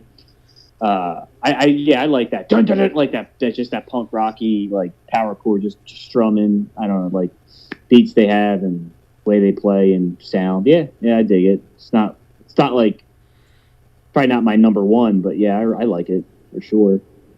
Well, yeah, and it was really fun for me when I went through a whole Slayer phase. I don't know when it was. Slayer's good, yeah, I like Slayer. Yeah, so you know, I wasn't huge, you know, into the kind of the popular music scene as a teenager and stuff. So it was fun, you know, discovering thrash metal, which is a lot like, you know, the fast punk rock stuff. So Slayer was. Yeah, it was kind of. Sorry to cut you off, but a lot of those thrash metal bands, I think, came after punk rock. If I remember correctly, like might have been around. Maybe I'm wrong. Kind of around the same time. I mean, yes. Yeah, but I feel like I remember at least. I don't know. It could be. I feel like a lot of thrash metal bands in their interviews. I could be wrong, but I feel like a lot of them were like influenced by punk rock. Well, it very well could have been. It's definitely the same kind of feeling, but yeah, because it's just a heavier version of punk rock, really. You know, that's all. It's really what metal is, just heavier rock. You know, heavier music. But that's true. Austin asks me, when was the first time I ever saw the movie Alien? Yeah, probably. I think maybe 11 or 12. The first time I saw it, it was a little too much for me, and I was, you know.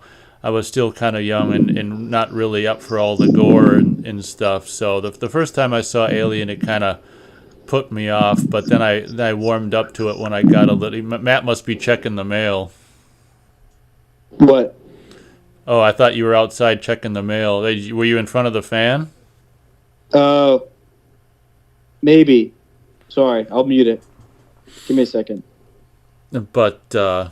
Yeah, so probably 11 or 12-ish was my age when I saw the first Alien. Actually, I was at the drive-in with my theater. That's what I was going to say. Drive-in with my dad because he wanted to see. So I actually was at the drive-in when we actually went and saw Aliens in the drive-in. You know, when it was a new movie, and that's before I saw Alien. And he wanted to see Aliens at the time because he liked Aliens. So.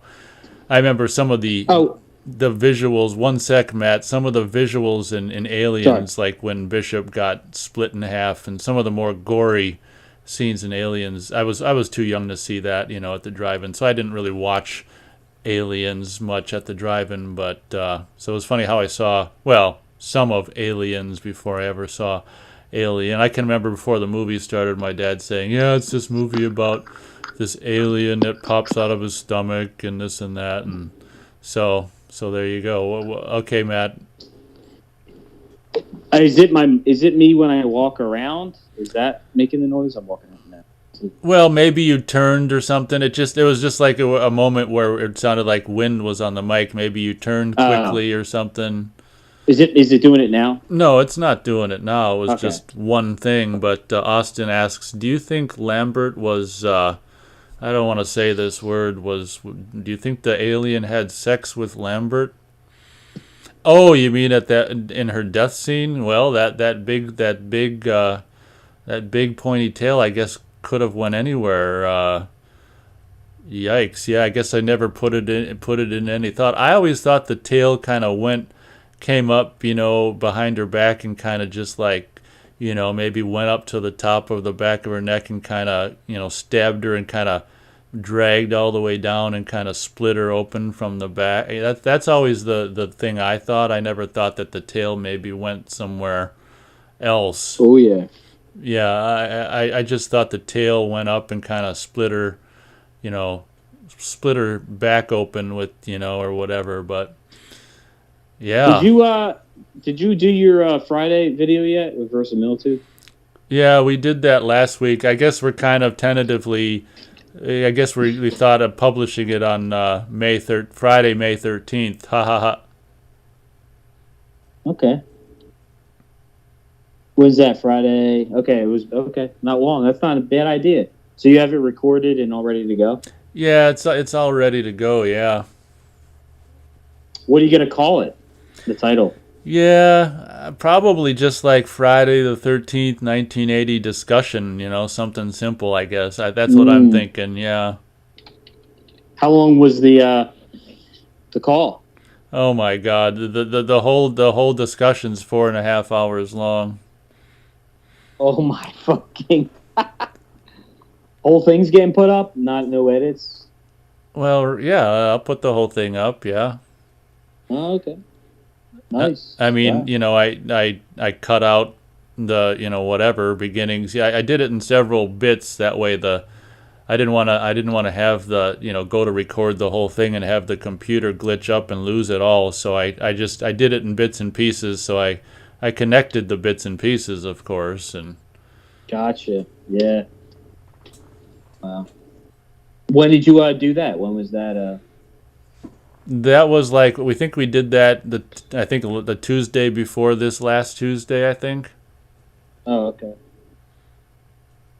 Nice. You gonna have a second discussion, or did you wrap it up in that one? Well, I guess our plan is to basically do a discussion for each of the films in the franchise. So, that was a discussion of just about the first movie. Oh, Jesus Christ. Okay. I thought that was just like all of them or whatever. Okay. You guys, okay.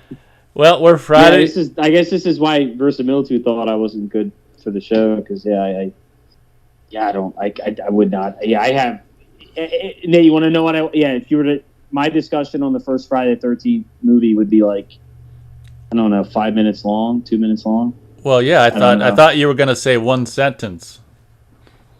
I don't even know. Like, I mean, what kind of stuff did you talk about in the first movie? Like Matt? Let's do a Matt and Nate discussion on Friday the 13th one. Well, I mean, I guess, I mean, it's when you're freaking passionate about something. I mean, it was just. Yeah, I know. I get it. I'll tell you what. You can listen to it to hear what it went like. I mean, yeah. It's amazing, and I mean, you've got interests. Probably you found yourself talking about music or cars or even some of these radio shows where we've been talking and you've been like, wow, surprised at how much time has gone by. Mm-hmm. So, it was just, it seems like a lot, but, or a lot of time. Yeah, I know.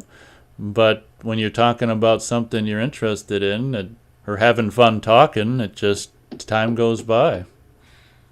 Well, I guess, no, I totally get 4 hours. I know I'm not saying I totally get how you can talk that long on something you like. It's just, I guess that's why, I guess that's why Verisimilitude likes talking about that slasher stuff, and I guess I think those movies are okay. I would lose my mind. I could talk to him for about 4 hours. I mean, you know what I mean? I guess it's why, I understand that because, you can't. Your interest for that is not as great as ours. I understand. Yeah, I guess my point is that's why. Yeah, because he likes that stuff, and I guess because I don't talk about it, I get it, because it's like that's what he wants to talk about, and I'm like, well, I guess I'll just be mute because I don't have much to say, like Friday the 13th. Yeah, I don't know. I don't know. Well, right. That's I can't even think of. I mean, oh man, I don't know. That's where we differ. People are different, Well, I know, but I mean, I'm just saying. I guess my point is, my point was, I don't know. I guess that's why Verisimilitude thought, why is Matt on the show? Because he doesn't like, Yeah, whatever. well, that does seem to be a question of his. Like, why is he on the show if he doesn't like movies? And you probably didn't hear my answer, which I thought was a pretty good one. It's like, well, a lot of times in my reviews, depending on what the movie's about, I'll share my kind of worldview or this and that. So I'm like, well, maybe Matt gravitates more towards, or agrees with some of my thoughts on things beyond movies that I've mentioned in the videos. You've made a couple of videos that I found initially that weren't anything to do with movies. Well, they were kind of like, you made that copyright video on here. Remember about YouTube copyright claiming you? For like showing a movie poster. I don't know. Yeah. Exactly. So, different people connect on different things, and, just because this is a movie channel doesn't mean I don't give my opinion on what I think about other things and stuff in some of my reviews, so. And there's a lot of things in regards to the movie business. I mean, I'm sure we talk about, and I'd imagine on a movie channel is, I guess, it's okay to talk about, right? Movie business type stuff and studios, right? Yeah, I guess that stuff doesn't really interest me, but I guess that would be fair game for a movie channel. Oh, I feel like we've kind of talked about it though. I mean, oh, really? Lot, it just kind of comes up, right? I don't know. I feel like I can mention it. I've done a lot of these shows. I don't know what the hell I've talked about. I'm going through your older videos back when you used to have that one guy on. Oh yeah, the other Matt. You did a video outside of a drive-in theater? What do you mean by outside of a drive-in? Oh yeah. Yeah, you didn't have Matt there, and you were like pointing at the chair, like you. I set up the chair for him. Yeah, this was like in 2014 or something. Yeah. 2012. Oh wow, 2012. Nate's drive-in theaters thoughts. So you went to the drive-in theater and just plopped up that chair and were like, I'm doing a video here. Yeah. Wow. And it's like you could just, all you hear is like the traffic and the wind. But Nate needs a lapel mic. Yeah. You can still hear you though. I never said it was a high-fidelity channel. Yeah. Yeah, it's funny because I just was like looking. You had all those videos with that guy, and then out of nowhere, you're like in front of a driving theater. That's a cool place to do a video, though, talking about what you, like that. That would shit. Like that's a good location. Was it just closed? Like when'd you go? Like how'd you get that? Like how did you just? It was just closed that day, or? Well, no. I mean, drive-ins are closed during the day because they can't project. Oh yeah, duh. I'm stupid. Yeah. Well, that's a good spot to do it, though. I pulled in and there was people actually, employees there, and I asked, can I just plop down a couple chairs in front of the screen and just film? And they're like, sure, go ahead. So I just did. There were people at the concession stand getting ready for the evening. Yeah. Yeah, it's a cool place to do videos, though. Like, really cool scenery, like talking about movies in front of a drive-in theater. I mean, like, You know, it would also be cool if you could get away with like plopping, like setting up your camcorder like in an empty movie theater, like when the lights are on and talking about movies. I mean, you know. Yeah, what a great place to do movie reviews at a movie theater. Yeah. I guess if you worked at a movie theater, you could probably get away with if you could do a movie review off the cuff real quick. I guess you could probably get away with doing your movie reviews like inside the empty theaters. A person, you know, that'd be kind of funny. Yeah, I said, yeah. If someone worked, if someone was employed at a theater, they definitely could. Yeah, I'd be funny if like some guys like that'd be kind of cool though. I would watch that. Like some guy was doing like a movie review, but he's like working at the theater and he's like sweeping the floor as he's in the theater, like just talking about the movie. Oh yeah, it's a good movie, you know, like, you know, doing my job though, but you know, killing, that's be the definition of killing two birds with one stone, you know. Movie review while you're sweeping up the trash. Yep, at the movie theater. Yep. I'm gonna read Austin here. He says in regards to Lambert's death in the film Alien, he says, keep in mind when Ripley found Lambert's body, her clothes were missing and was bleeding down her leg.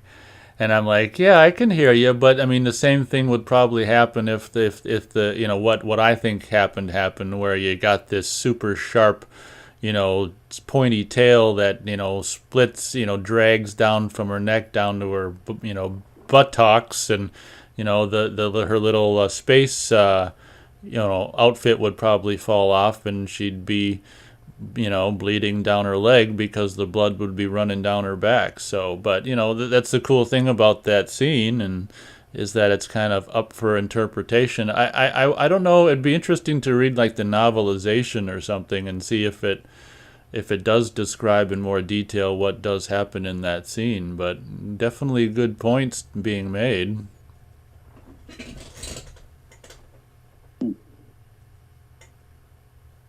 Looking at your old videos, you had a pumpkin, and then you had a Christmas tree. Oh yeah, I was doing it up for a while there. Then I'm like, fuck it. Yeah, I was like, what happened? Yeah. Well, getting older happened. Fuck it. Oh yeah, these were like 8-9 years ago. So yeah, holy shit.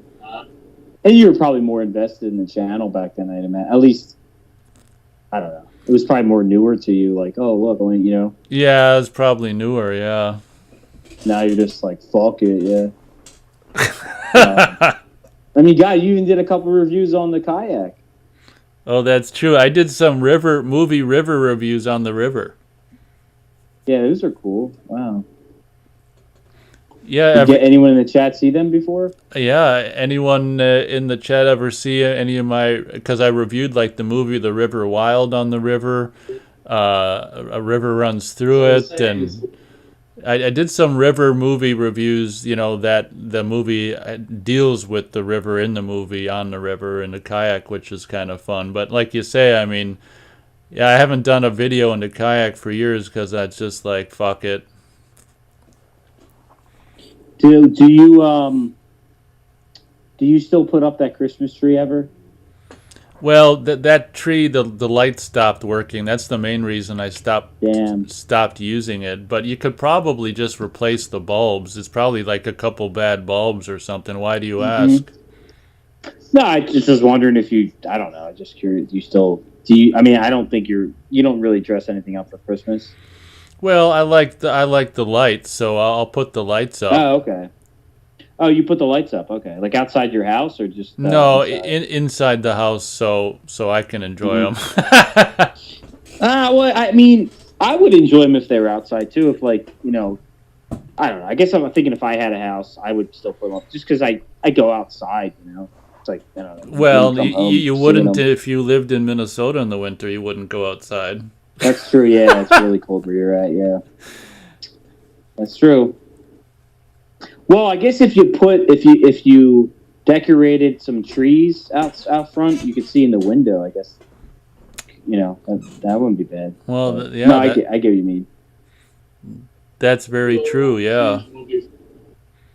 Sorry, I'm like looking back at all. Looks the other like things Matt's bored with the show and he's watching the channel instead. The chat's not going. What's going on? Chat's gotta, No, I'm just trying to find Nate's Hocus Pocus review. Okay. Oh, if God, you want to hear me trash a movie, watch that review. Oh, really? You trashed it? Yeah, Why'd you trash it? I hate it. Just a kiddie movie. You like that movie? It sucks. I don't hate it. I don't dislike it. It's just like a kids movie. I don't know. Well, I don't got much to say about it. Yeah, but I don't think that's an excuse. I think kids' movies can be just as good as non-kids. That's true. Yeah. Movies. It's just stupid. I guess I just didn't mind because I just liked all the costumes and the theme. I guess you know what I mean. Because it was just still like a Halloween. The movie, Halloweeny feel to it. Okay. Yeah. I mean, I'm sure if I watched it as an adult, I don't know how I'd feel about it. I mean, I haven't watched it since I became an adult, so I guess that says it all, right? Oh yeah, go watch it as an adult and get back to me. I'm gonna play your. That's so funny. You singing at Christmas time. That was funny. Oh, you mean me doing that Christmas song? Okay. Yeah, Christmas time. Wow, that's a nice video. Wow. Yeah, too bad I didn't keep singing. But when you're a kid, I don't know. How would you have known? Yeah, would you thinking as a kid this is going to be up on the World Wide Web for everyone to see when I'm older? Well, no, that's just it. So I had no idea. If I would have known that, I would have maybe gone on a little longer. Can you imagine some of these like old videos, some of these older home videos, or just a video shot by someone's camcorder years ago that goes on the YouTube and gets like millions of views? Can you imagine the people, like, if you would have told them back in, 1985, 1990, hey, millions of people are going to see this in, 40 years? They'd be like, you know what I mean? Like, what? Like, how? I mean, wouldn't it be just, I don't know. Yeah, that's a good point. The most highly viewed video on my channel is from '92. It's the video store. Yeah, I remember. Yep. Because people like that stuff. Yeah, it makes sense. And how many views? Let me see. How many views did that one get? Well, for my channel, a lot. 6,000 views. Yeah, I mean that's if you think 6,000 people like in a room, that's pretty. That's a lot. That's like a small concert. Maybe not even small. That's like a medium concert venue, isn't it? Yeah, could be. Almost like a small stadium. Wow. I'm stadium material. And then your Exorcist review got a lot of views. 2,600. It's interesting, the randomness of what gets big views. Exorcist makes sense because that was like a popular movie. But yeah, I get it. You did. Let me see here. What are your other popular? Friday the 13th. See, I wouldn't have. Yeah, this Friday the 13th 8-movie collection Blu-ray got like over 1,000 views. Like that's kind of random. That got a lot of views. Nate's Saturday 3 movie review that got over 1,000. Yeah. Saturn 3. Saturn. I'm sorry. What did I say? Saturday. Saturday. Holy shit! I can't read. Nate's Luther the Geek. Is that a popular movie? That got a lot of views. No, that's what's interesting. It's a very obscure movie, but I guess is that why it got a lot of? Yeah, and see that makes sense if that's an obscure movie, and I don't know, maybe a lot of people aren't reviewing it, so you're like maybe the only one that comes up. Let me look that up. Luther. It could be. Let me see who else comes up. The Geek movie review.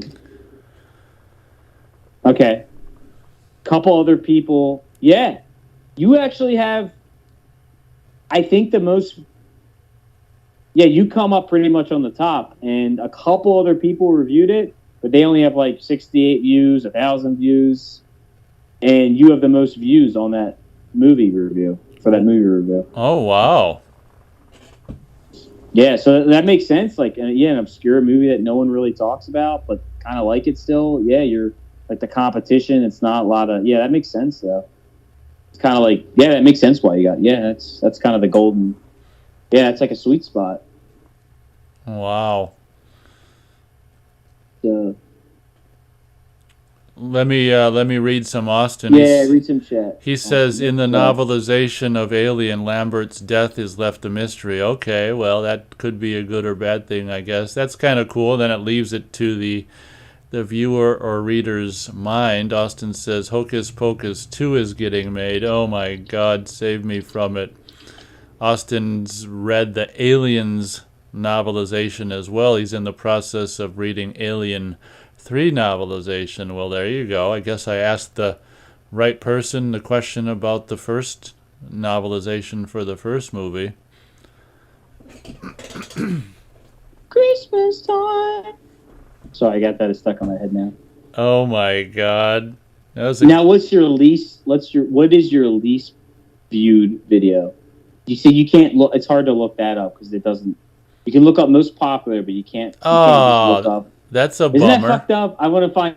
Yeah, it's like now you have so many videos, so it's so hard to. Yeah. Oh, you know what? I guess. I'm sorry. If you view it by most popular, it actually, yeah, you can find the least viewed. You just have to go all the way to the bottom. Oh, okay. Well, have fun. I think.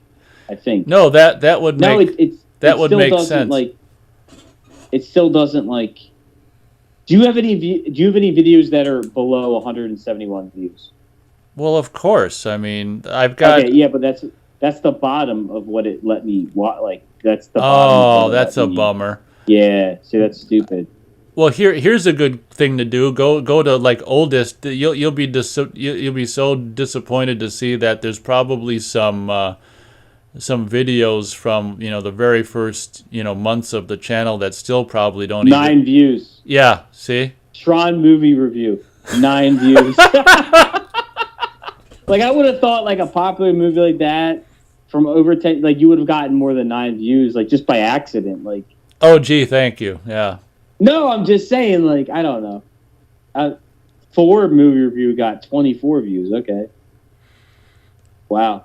But see, it's kind of like you were saying, like if everyone is talking about a popular movie, then it probably just doesn't even get. Oh, actually, Paranormal Activity review part 2. Well, it doesn't count because you had 2 sections of the review. The first part got 13 views. But I guess the second part only got 8 views. So we had a video that has 8 views. So let's see if we can find one that has less than 8 views. This is like a fun game. Yeah, ripping someone's channel an asshole. Thank you. No, I'm not. It's inevitable. I'm not ripping anything. My channel's not any good. It's not like I'm. That's true. You don't have as many subscribers, do you? No, I don't. But then again, I could be like, I have a more viewed video though. Ha. All right. I'm gonna come to the shed and we'll fight it out. Yep. I'm trying to find. We got 8. Let me see if there's anything that's below 8. Now I'm curious. I can't believe that the Tron movie though. Yeah, Social Network, 23 views. Yeah, it makes sense. These popular movies. They just get shuffled in, just too many people talk about them. I bet if I did a Tron review now, though, it'd get more than 8 views, though. Yeah, maybe you should go back to it. Your Jeepers Creepers 2 review got pretty good. 198 views. Hey. Yeah, the Paranormal Activity might be number 1. Austin says the third act in the RoboCop novelization is very different from the movie. Yeah, one can assume that might be maybe that's how the script was or something, and maybe they changed it when they were filming or editing, or because I think I don't know for sure, but I think a lot of novelizations are basically just taken from the script. Oh, I found it. You want to know what it is? Yes, please. 8 years ago. You cut out. Are you there? Can you hear me? You cut out. Now he's keeping us in suspense. We can't hear you. You cut out. Oh, did my Yeah, okay, I can hear you now. We didn't hear you. What? Okay. Did you hear what the video was? Nate's A Christmas Story. Oh, really? No, we didn't did it hear cut it. out again? No, you didn't get cut out. It's the first Christmas Story review. Yeah, the title says Nate's A Christmas Story review. Shit, you had 5 comments on it though, so you had some loyal fans who were watching that one. But how many views? You have 5. Well, 2 of the comments are from you, to be fair. So you have 2 comments on this video. You got a comment from Retro Girl and the Cookie Monster 70. It had 5 views. Oh no. No, but like you had a comment though, that's. So who watched it was probably your subscribers, I'd imagine. Jesus. So 5 views, not bad though. Oh, okay. What do you mean? 5 people? I mean, oh, well, all right. Nate, all right, found it again. All right, 4 views. Nate's Dogma review. Wow. What do you say? Wow. It's just crazy how a video can be so old and only have 4 views. But who's to say the numbers are even real? Yeah, I mean, like I said, like if YouTube doesn't put it in the search engine, like it's might as well be loaded it privately. And again, the guy who commented on this was Cookie Monster. He's probably your subscriber, so he probably saw it. Like I think a lot of videos just don't get shown to people. Yeah, I think you're right. Because it's impossible. Like 4 views.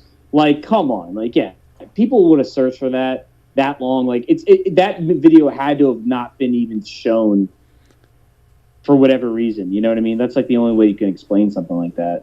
Or else you would have had like people accidentally clicking it, like, or just clicking it and whatever. It doesn't. Like, you would have gotten. Yeah, it's I don't know how YouTube does their fucking. It's ridiculous. Yeah, Austin never cared for The Social Network. He doesn't care for the Paranormal Activity movies either. Overrated. Yeah, I was so pissed off when those were, so popular. I'm like, oh my god. So, we're taking this least interesting, idea, and they're just making money. It's just like I was so pissed off. Like, here's a picture of a bedroom in the middle of the night. Just over and over and over, and they're fast forwarding through it, and it's just like, how are these movies, so successful? I was so furious. Yep.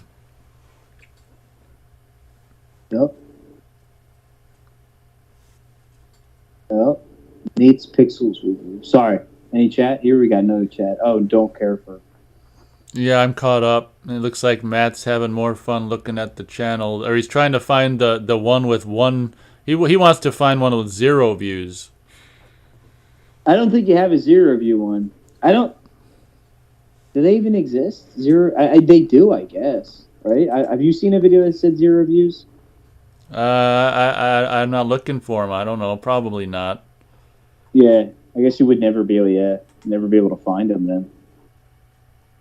Yeah, I think I found the close. Yeah. You have a lot of videos. Do you know how many videos total you have posted? Yeah, I'm sure it says on your thing. No, I don't. There's no way to see that, is there? I don't know. Actually, I never looked for it. Do you back up your videos on a hard drive, like all these old stuff?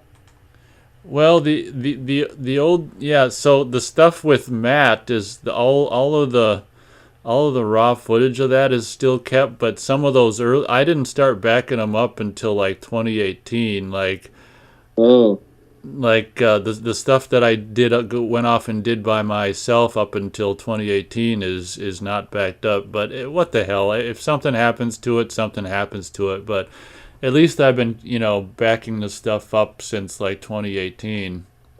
Yeah. You just back it up to a hard drive, or do you put it somewhere else? Yeah, I just put it on a hard, put the edited videos on a hard drive.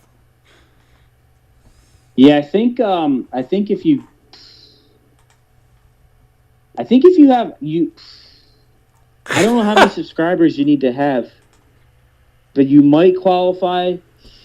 But yeah, because I tried to do this with Odyssey and it didn't work with me. But it depends on your subscribers. But I think with Odyssey, depending on the subscriber count you have, I don't know why it matters. But with Odyssey, if you have a certain subscriber count, you can sign up with Odyssey. That that video channel, Odyssey. I've heard of it. Yeah, you could sign up with them, and then they will auto upload your whole YouTube channel without you having to you just fill in the information for YouTube channel, whatever, give them permission, and it'll take like a week, but they'll auto upload all of it onto your Odyssey channel. So I thought that was pretty cool. And you said you didn't get that to work for you though? No, because you have to have. Let me look this up. How to upload YouTube videos to Odyssey. You had to have like a certain amount of subscribers, and I just didn't have enough. But I don't think it was like 1,000. You see here, yeah, it's called YouTube channel syncing.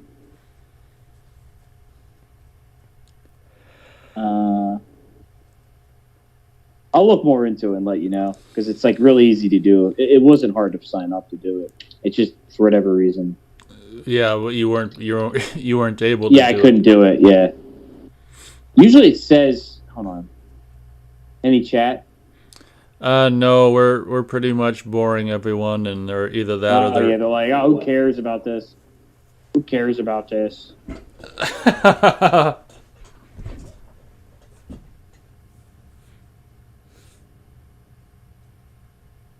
I'll look more into it. I don't want to waste chat's time, but I'll look more into it for you. Well, I would suggest it, man. If it's easy, I mean, if you can qualify, I mean, there's no reason not to. In case YouTube does go belly up, or at least you have it on Odyssey without having to manually do it. That's true. Yeah, I guess so. But I mean, I probably don't have enough subscribers either. Yeah, I don't. Yeah, I'll look more into it too. I'll look more into it too. Yeah, because having to manually download all of them and re-upload them would be a pain in the ass. But I don't want to see huge movie fanatics get lost to the ether forever.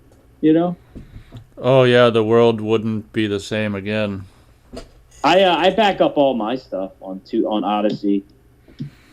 In Daily Motion. I thought it wouldn't work. I thought Odyssey didn't work for you. No, I just go to Odyssey and upload it myself. Oh, okay. Yeah, I don't like it's called the sync option, where it's what I'm talking about is where they'll just sync your videos for you without having to do anything. I just upload them like you normally would. That's all. Oh, I see. Yeah, because I know how YouTube is, and I also back them up on my hard drive, but. So yeah. Austin doesn't see YouTube lasting much longer. I think it'll last. It'll last because,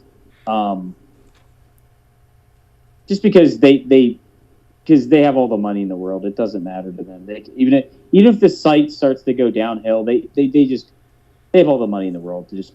Whatever, print it up, give it to the YouTube. It doesn't, you know what I mean? It's not like a regular business where if they're not succeeding, they fail. No, they're too big to fail. They're just too important to fail. They won't ever fail. You know what I mean? Well, right. In the last several years, I mean, it's pretty much the corporate programming on YouTube that's pushed to the top anyway. And Yep. Unfortunately, yeah. It's all about that blockchain.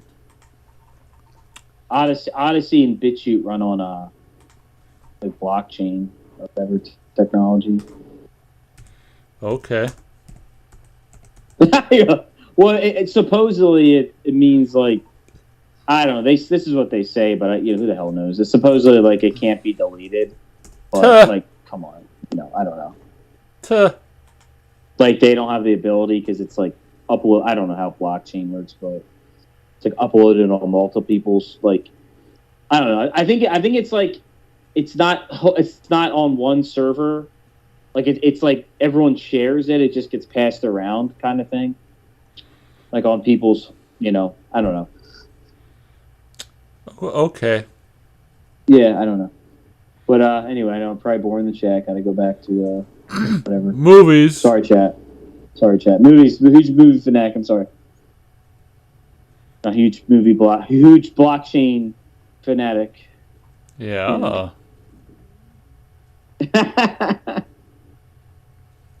Oh man, my phone is freaking burning up. Uh-oh. That Skype, man, it just works this iPhone. Just works the iPhone. All right. What was I gonna say? Nothing to say. It's over. R.I.P. everyone. You know, better luck in the next life. So you're gonna walk the dog later? You're gonna play with it? I don't know. My mom walked it already. I don't know. I mean, You're gonna play with the dog later? I guess we'll see. Depends if I leave my shack. Okay. You know. Yeah.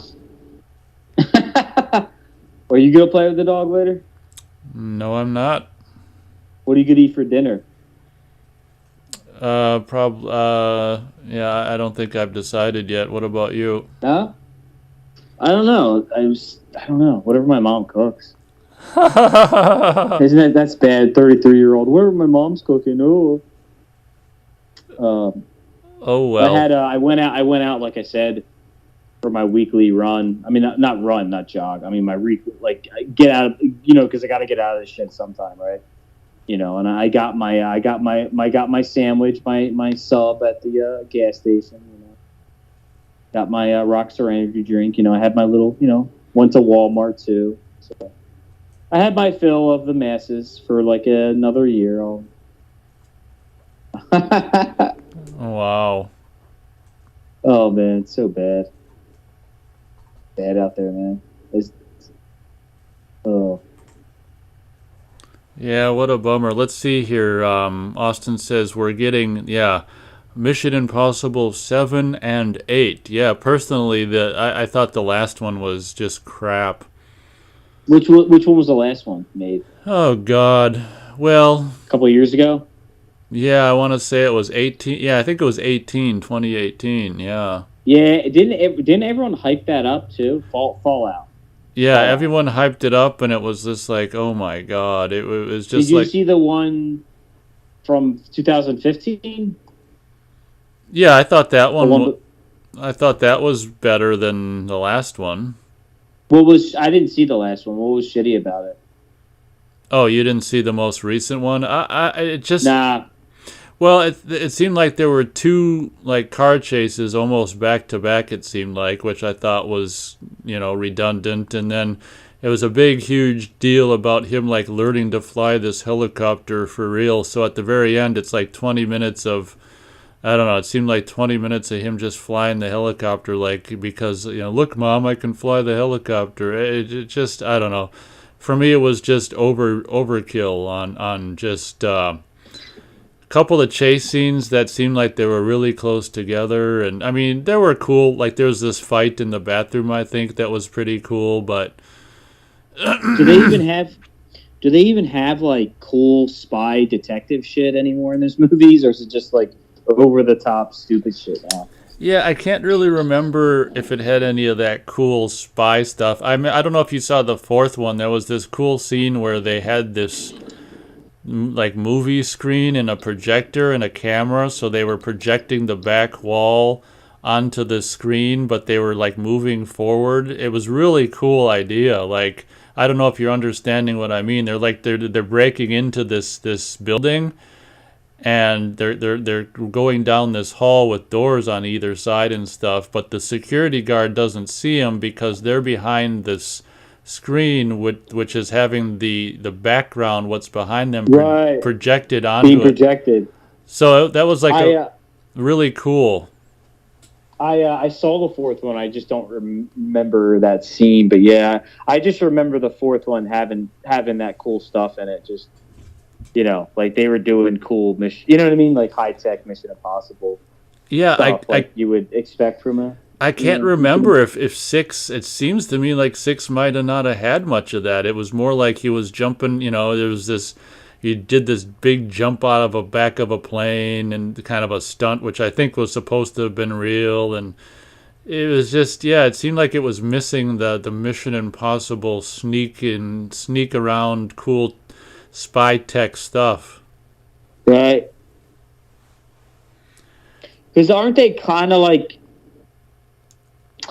aren't they movies supposed to be kind of like James Bond-ish, with maybe just a little bit more, I guess, less actiony and more. Well, wasn't that the whole idea of Mission Impossible? Wasn't it kind of like a James Bond movie? Yeah, Maybe with a little less action. I think the show was probably inspired by James Bond, I would imagine. Austin says there's still spy stuff in the most recent Mission Impossible, but some of the action scenes overshadow it. Okay, well, I can see that. But yeah, the show. Don't they have a new one coming out this year or something? Well, I don't imagine it's this year because he's got Top Gun coming out this year. I don't know when the. Oh yeah. I don't know when the next Mission Impossible is coming out. Hmm. Yeah, I remember they were filming it during, beep. So I guess they'll probably come out. I thought it would have came out, but yeah, who knows when that'll come out? When's it yet? I guess it's out. You could always look. 2023. It's called Dead Reckoning Part 1. Oh, okay. It comes out July of 2023. So it sounds like it's gonna be like a 2-half movie or something. Yeah, it's Part 1. Yep. Oh my God. Yep, that'll be fun. I'm not gonna go see it, but sure, sure a lot of people will. Yeah.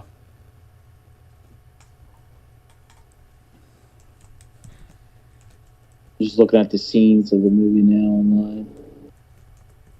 Okay. Let's see what they got here. Yeah, I probably won't see it. I haven't seen. I stopped watching Mission Impossible after the fourth one because I thought after the fourth one, I think I just thought they were going in that direction that I didn't really care for. You know what I mean?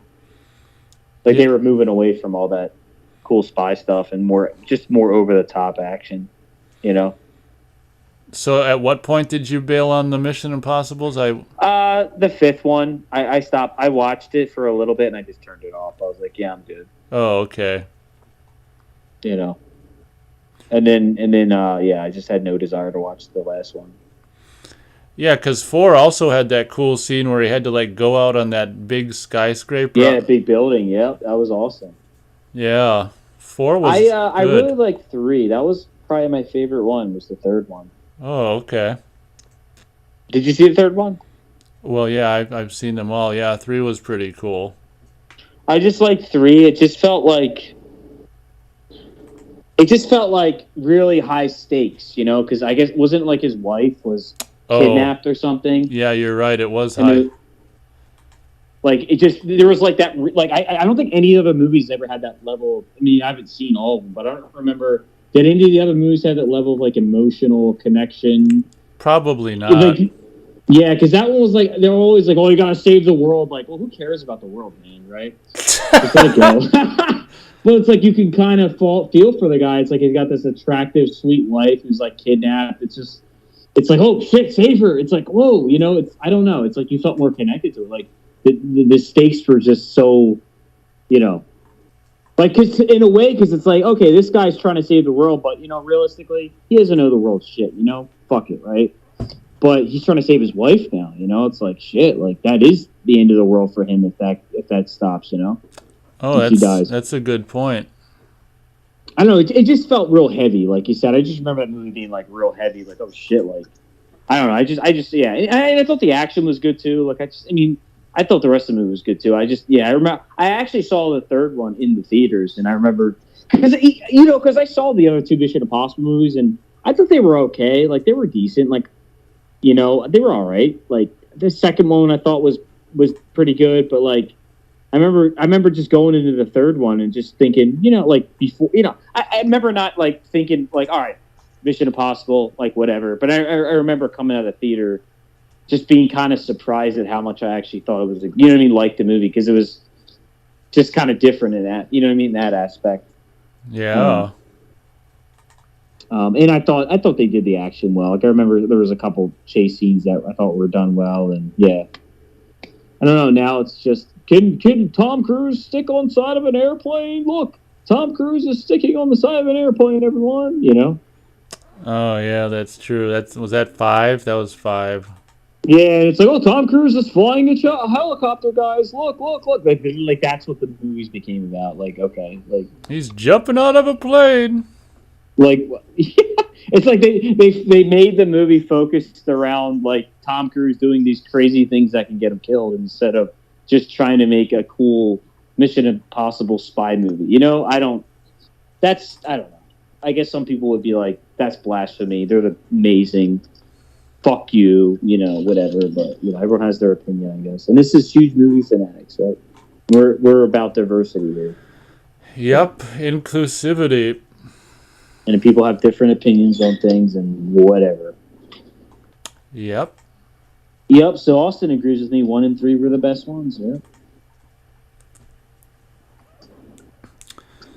Austin's not sure about the title Dead Reckoning. Yeah, it sounds like there's going to be 2 with the same title. One called Part 1 and the other called Part 2. I hate when they do shit like that. Yeah, like Harry Potter. I wonder if it's supposed to be like the end of the Tom Cruise Mission Impossible franchise.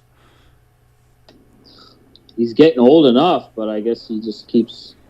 Oh, shit, the third one came out in 2006? I thought it came out earlier than that. Wow. Nope. Okay. I guess I was junior in high school at that point. Wow. Interesting. I thought it was younger, but yeah. I guess those movies do come out every couple of years, so they kind of space them out. 96 was the first one came out. Can you believe that? 96 and they're still making these movies. Yes, I can believe it.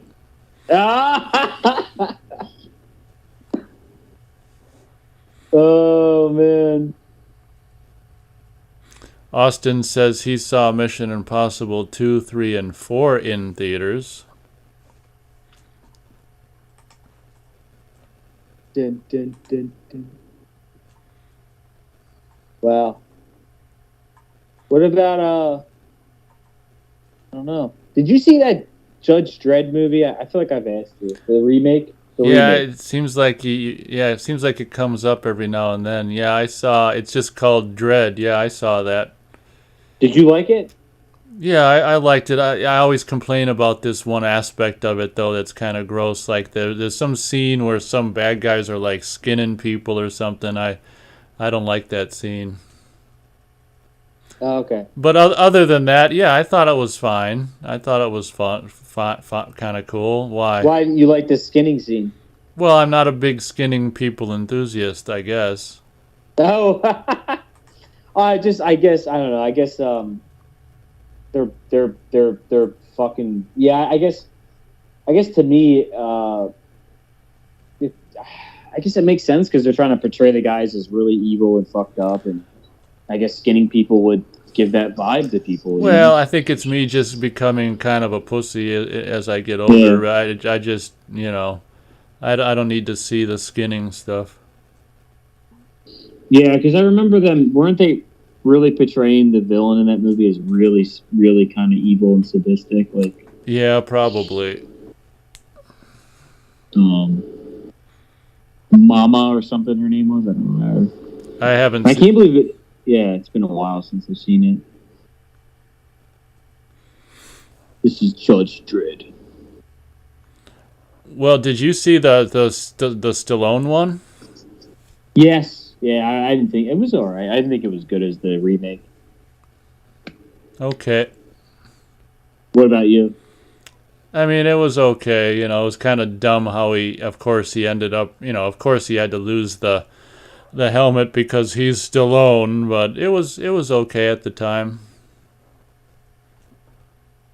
Yeah, was he not supposed to take the helmet off? Like, I don't know. Well, yeah, from what I understand with the comic book character, like the helmet never comes off of the character Judge Dredd. Yeah, then why would they let him take it off? Like, well, because he's a star. He's Stallone. They gotta show that Stallone's in the movie. Yeah. Come see our movie with Stallone in his face. In space. In space. No, in his face. Oh. in his face. Sorry, Okay. and Stallone in space. Oh shit! Wow, Judge Dredd. Anyway, yeah, it's yeah. So how's Beth doing? She doing good or? Yeah, I think so. Just We don't know because she doesn't come on to the freaking live show anymore. You know, no one knows. That's true. No one knows. Yeah, I imagine she's hanging in there. I would imagine. Yeah, hanging in there. I hope so. Staying safe. Oh, that safe comes first. Yeah, safe, and then life, and then eating. Yep. And then some other fun activities, I'd imagine. But yeah, bowling. Yep, bowling. Exactly. Austin says Dread 95 was fun. Yeah, I don't remember much. I thought it was pretty good. I saw it after I saw the remake, so I guess it was like, it was funny because the remake was so good that it was like, it was hard to top that.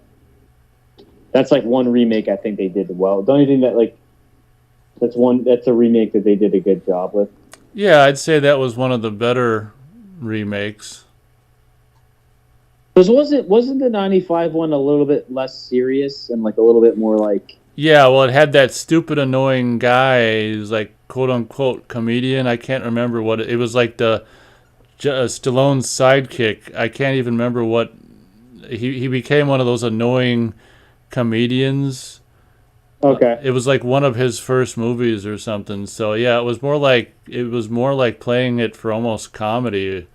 But... one thing that I do love about it is the music. The music score is really great by Alan Silvestri. He did like the Predator soundtrack and Back to the Future scores and stuff. So the music's fun in that Stallone Judge Dredd. Oh, Stallone was in Guardians of the Galaxy? I didn't say anything about Guardians of the Galaxy, did I? Or it sounded like I did, or what? Oh, no, Austin said in the comments. Sorry, I was reading. Oh, let me Austin said it. Yeah. Okay, well, I don't know. Maybe it's some kind of Easter egg or something. I wasn't aware of that. Yeah. Oh, did you mention Austin's ending Mission Impossible at Part 8 seems like a good place to end it? No, I didn't say that. No. Okay, sorry, I'll say it.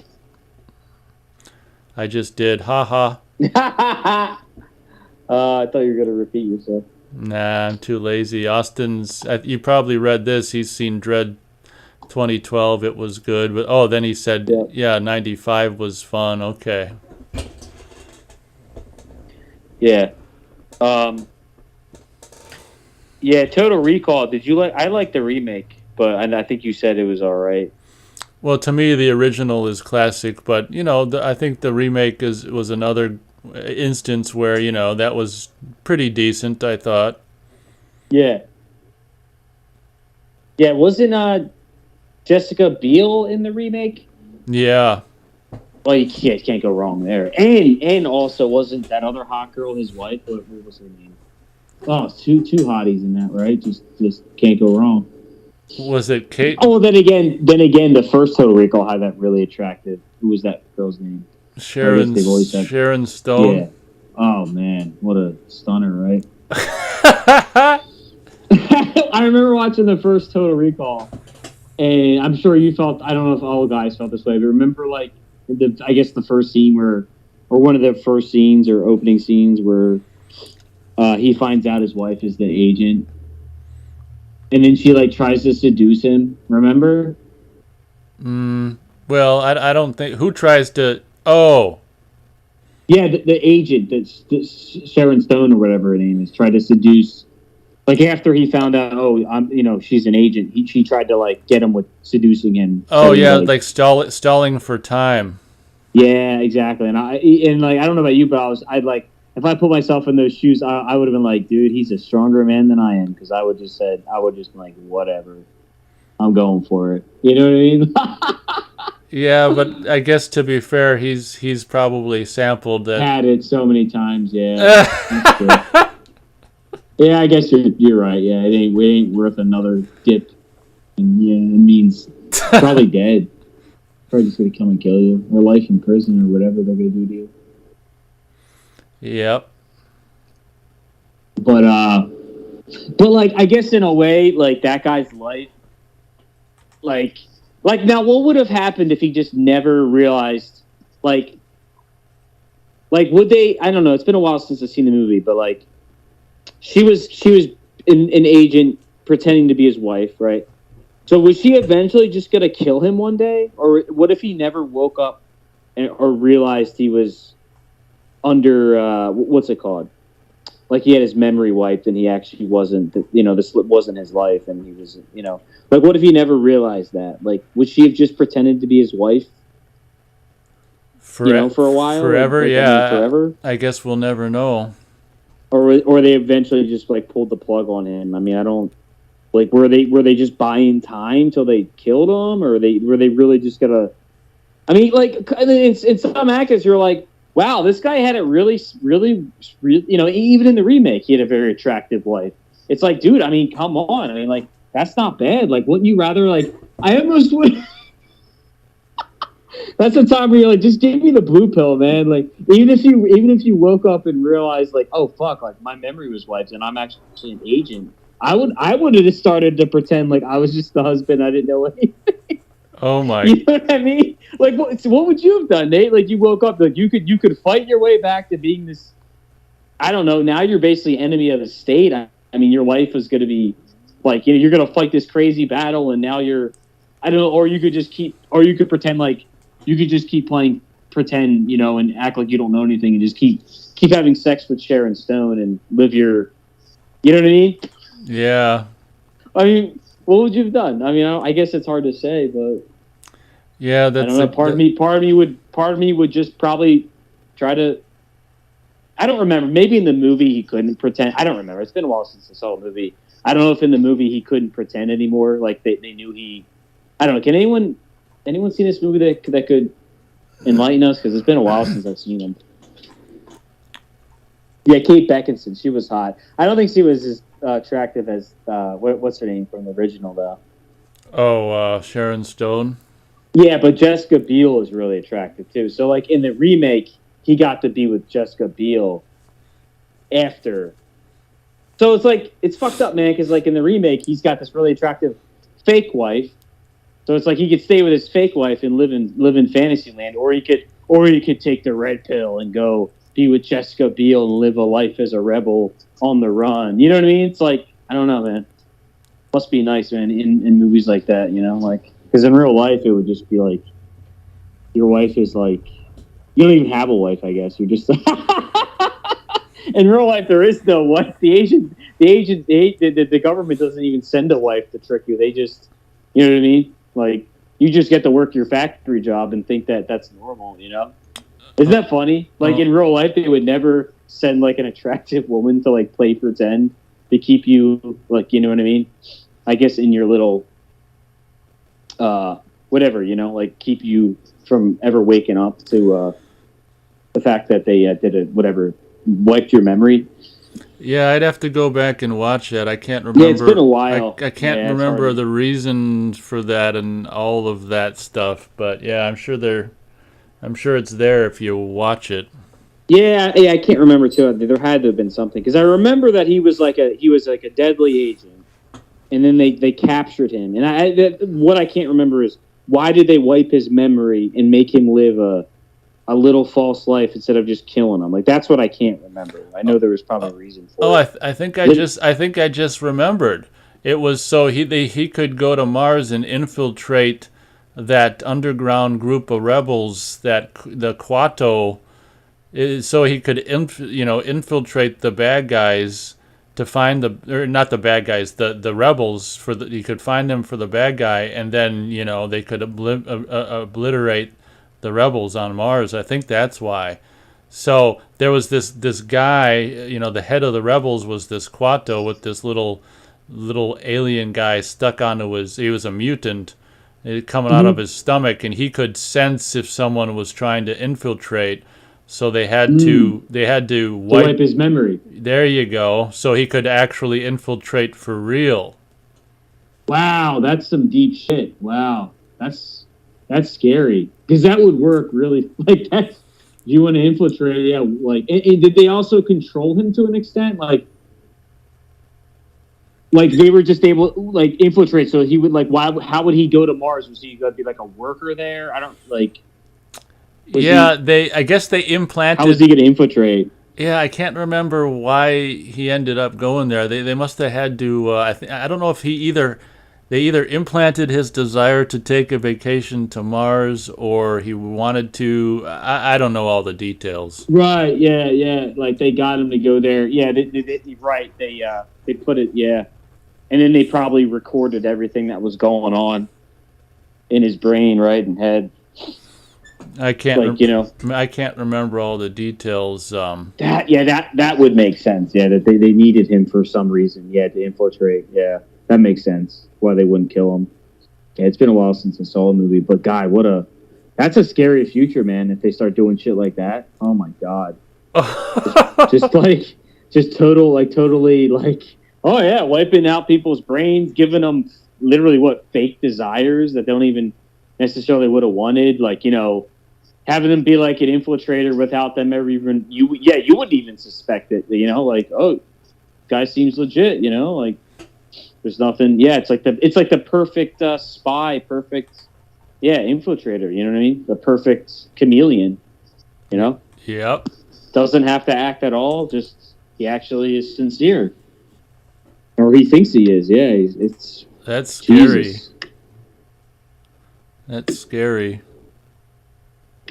I mean, that's the kind of stuff they're working towards, I mean, so like they talk about that kind of stuff, like, and that's the kind of future they want for us all. Thanks. They want to be doing, implanting memories in people. Well, take a vacation. We'll just implant the memory in you of the vacation. Well, that's. Oh, wasn't the Total Recall movies? I guess both of them. Wasn't the big twist at the end is you didn't know if that was actually wasn't the twist like the whole movie could have just been up, like it could have just been him going to the place and living out the total, I guess, whatever it was called, like they implant a memory of like whatever you wanted, like, oh, remember that was how it was advertised. Oh, we'll implant a memory of a vacation that you want to go to, or of whatever, like literally anything you want. You want to be a freaking whatever. You just, I think you even said like, oh, you want to be like a secret spy life. We'll implant that memory. So wasn't the big question, like, was that whole movie just him going through his memory? Like that was just him living out a fake memory of him being a government infiltrator, spy. You know what I mean? Like that's like the thing you have to, like, you'll never know. Like the whole movie could have just been him. Like he actually maybe was never a spy. It was just him getting the memory. That was one of the genius things about it, is because early on in the movie he wanted to take a trip to Mars, and they talked him into being not just going as himself, but picking the secret agent. So he basically he picked like what the woman was gonna look like he was gonna meet, and all this and that, and it's kind of what goes on to happen in the movie. So at the end you don't know if he was just doing the phony recall memory, or if it was real. It's a great one. Yeah. And can you imagine how crazy that would be if that was like a real thing? Like you live out that memory, like it was real like that. Like, can you imagine? Like you were this agent doing this, like that movie, like that. Wouldn't that be crazy? Yeah. Like, Jesus. I mean, that is something you could never do, like, unless you got a recall memory. Like, it's just so far out. You know what I mean? Yeah. I mean, that's crazy. Wow. Like, that's wow. I don't know. The movie leaves it, I think, either way. Like, you know what I mean? It's like, well, I think it left it kind of open-ended. Like, it could have been, it couldn't have been. Yeah, that's a pretty cool movie. Yep. Just living out that Total Recall memory. I mean, that's kind of like goes with the pod life. Like it'll get to like, here's just fake memories, you know? Well, yeah, Because your life is so shitty. that's what I was gonna say earlier. It's don't go somewhere for real. Just do this fake version. Yeah, but like the thing is that like in the movie they sell the fake version as really cool though, because like you get to be a spy and live out this like crazy fantasy. You know what I mean? Like in a way, that recall is cooler than what you could ever do. You know? Yep. But reality is, it probably wouldn't be like that. You know what I mean? Who knows? Yep. Because wouldn't that be cool to get a recall and like just be able to be like some spy like that and do crazy shit like that and some fake memory, but you like live it out like it's real? Yeah, I'd say so. I mean, I guess. I mean, because that could be anything you wanted, like anything you wanted, you know. Yeah, now Matt's fantasizing. We know. Oh yeah, I was gonna say, it could be, you know. Well, we heard you go. We heard you like go. Whew, you like blew out. Like, oh my God, what's in his mind? Oh no. Oh no. Yeah, what was another good movie from that was kind of like that? I don't know, but while you're thinking about it, Austin says Dread 95 was never a great movie, but it's fun as a time waster, and he says Kate Beckinsale was the total in the remake. She was the I think his wife. I think. Yep, she was. Yep, I remember that. Yep.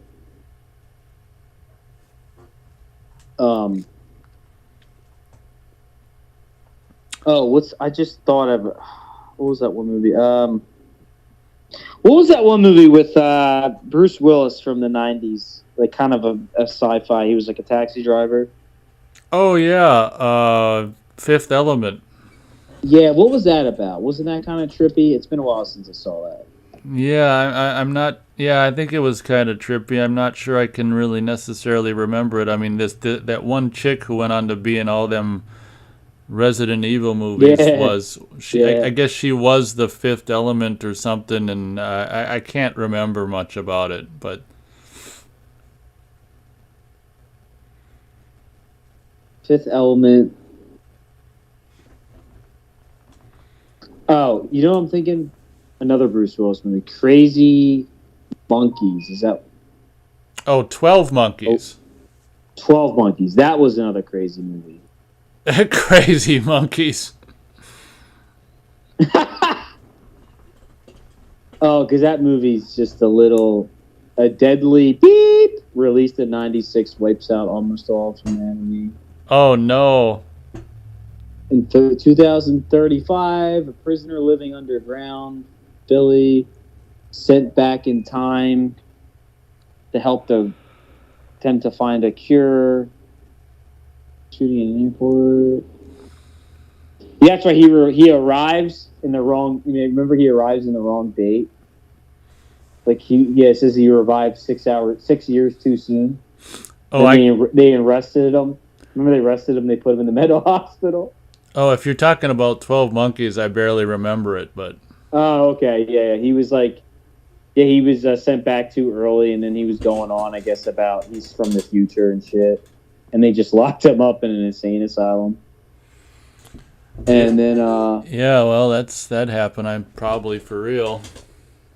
Yeah, I'm sure it do. I'm sure there's plenty of people in these, like, how many people are probably in mental institutes throughout the years that have probably said the same thing? Oh, I'm from the future, you know? Well, and we don't know if they really are or not. Yeah, because that'd be the first thing. Yeah, because they would all be locked up there if they said it, you know? Well, let this be a lesson to you. If you ever go to the past, never say that you're from the future to anyone. Yeah, I mean, I feel like that's obvious. So, like, if I went to the past, like, I feel like if you're not actually crazy, you would know that everyone would think you're fucking crazy by saying that. Because unless you had some way of proving it, which I don't know, you know what I mean?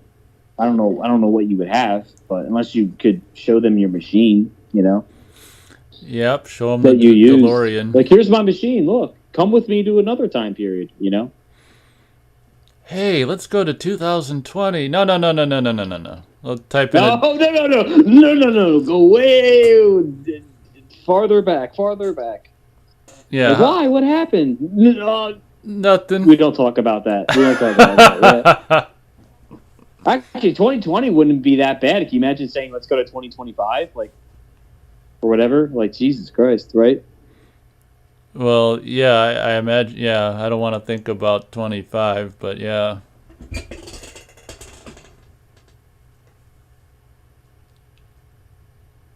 Trying to read the plot thing here and learn that 12 monkeys are not the source. Oh, that's right. They learned that the 12 monkeys weren't the source of the beep. Because remember, they thought it was these 12 monkeys that were the cause of the beep. Oh God, give me a break. Those damn animals cause so much trouble for humanity. I know. See here. Yeah, I can't. It's a little too much right now to read, but yeah. Joseph Wilson's back, or was he gone for a while? Yeah, I think so. Austin is such a dedicated guy. Oh, yeah. Wasn't he on like one day? Was it the last time, or wasn't he on from start to finish one time? Yeah, it could have been last week. It's probably more than one time, but yeah, more than once. Yeah, it seemed like last week. Yeah, very very dedicated. Whatever supporter. Has he seen your movie, Austin? Oh yeah, remember he was trying to find. Well, I mean, he's aware of it. He's gonna try to find it in the wild. Oh, okay, but has he seen it yet? It's been like. Well, I'm sure he hasn't found it in the wild. I mean, I would imagine. Oh, you didn't send him the link though? No, I think. And I won't say the name. Appreciate it. I don't think he's got. I think he's got the link. I think he's got it. Hey, Austin, have you seen it yet? I mean, you got the link? No. Post it. I guess you could post it again real quick. Nah. I think. Nah? I think Austin. Yeah, I think he got the link way back when. And then he said he'll try to find it in the wild. Austin, let us know if you. I think he's got it. Yeah. Oh my God, I'd laugh if he found it in the wild. That'd be so funny. That would. Yeah, I found it at a pawn shop. What would you do if you were at like a pawn shop or wherever, somewhere that sold old DVDs, and you saw your movie there? Like, what would you do? Would you how would you react? You'd be like, no fucking way. Yeah, it'd probably be. I'd probably smile and laugh out loud. I don't think I'd buy it, but I'd be happy. Yeah. Would you take a picture of it just so people believed you? Like. Well, I mean, anyone can take anything and put it in the store and take a picture of it, and probably not. It'd be a fun little, a happenstance. It would have. I'd enjoy it if I ever saw it somewhere. Yeah. Yeah, that'd be funny. You'd be like, someone's reselling my DVD. Yep. And what if they were selling it more than you sell it for online? That'd be funny. Yeah. Which might happen, yeah. That'd be funny, though. Oh, man. That'd be so funny. What's Joseph Wilson up to? He's got the emoji that I don't even know. Know what's up with that emoji. He's just chilling. Chilling? Did he get his YouTube back? No, I don't think so. This is a different channel. Yeah. Well, maybe he was posting on different. Yeah, I guess. That's a shame. Oh well. That's a shame. You do all that work and then it's just like pull the plug, Yeah. Yeah. Fuck you. That's what they say. YouTube just says, fuck you, buddy. Wow. Are you getting tired or? Yeah, I'm kind of getting tired. Okay. You want to head to end the stream soon or? Yeah, probably. Maybe 15 more minutes or something. All right. That's good. Yeah, I don't know why. I'm just kind of getting tired, like mentally, Mm-hmm. Old age, right? No, I'm just kidding. That must be it. Kidding. Hey, doesn't it happen that when we get older, we just get more tired until we get so tired we just die?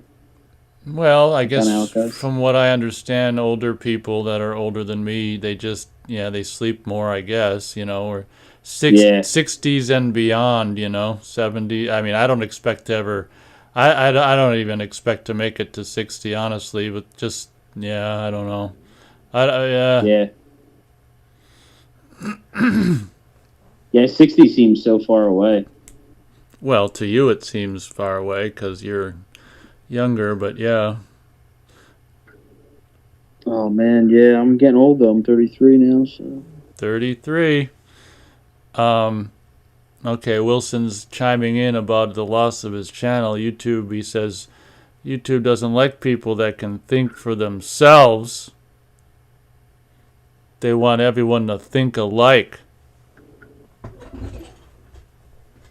No, why would you say that? They want, What a nutcase. Yeah. How nutty. Can you believe that? Yep, nope. What a conspiracy theorist. Yep.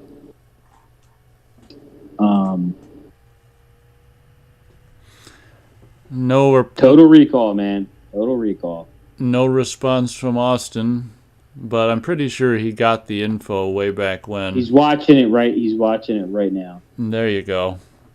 He's like turning it on, just yep. The best summer slasher ever made, guys, and you're not even watching it. Oh, thanks.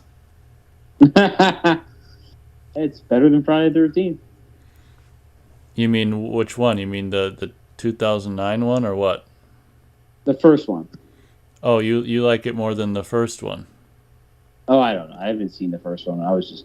Oh, he was just playing. He was just giving me a compliment. Nah, I haven't seen the first one in a long time, to be fair. It might be better, yeah. I don't know. I haven't seen the first one in a while. What do you think of that new movie called The Northman that's coming out? It looks kind of pretentious. I'm saying that because the guy who did it made The Witch and what's that other fucking pretentious ass movie he made? I'll tell you in a second. He made The Witch. You saw The Witch and you didn't like it, right? No, I thought The Witch was okay. You're the one who doesn't like it. Did you see The Lighthouse? Yeah, I saw that. I didn't really like that. I mean, I can see why people do. I just didn't like. Was that the same guy?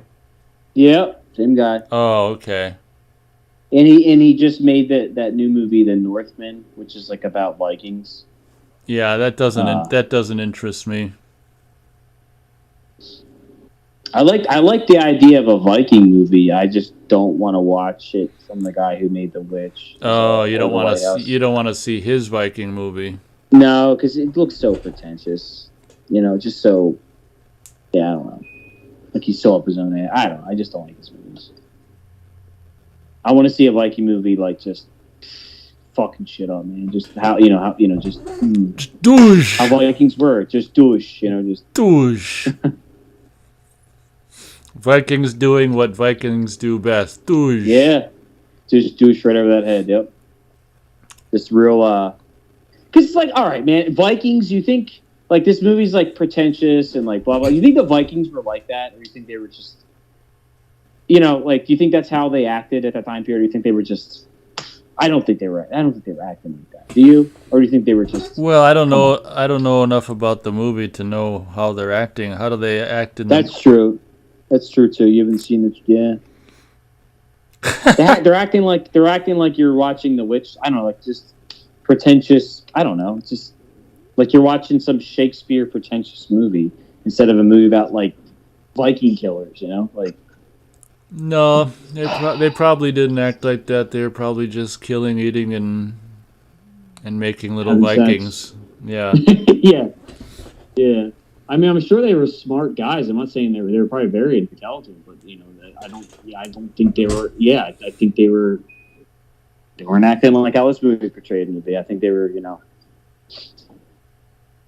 very, like I said, very high testosterone, very aggressive, very, concerned about doing what Vikings do best, And I don't think they were pretentious. No, I doubt it. I don't think people go around doing what they did were pretentious. What are those beeping sounds? Oh, sorry, my phone. I'll turn it off. No, I'm just asking. I was coming through the mic. Are you messaging your mom? What? No, it's a freaking Facebook message from my friend. Let me turn my phone off. Sorry. My bad. You're like, oh my god. No, I'm just wondering what the sound was. The sound of my stupid phone. It's off. Oh, my second phone, I should say, because I'm using my iPhone. I have my Android as my second. Kind of just whatever. It's a backup. Huh. Yeah, because my last phone was an Android. I didn't get rid of it. I got my iPhone, so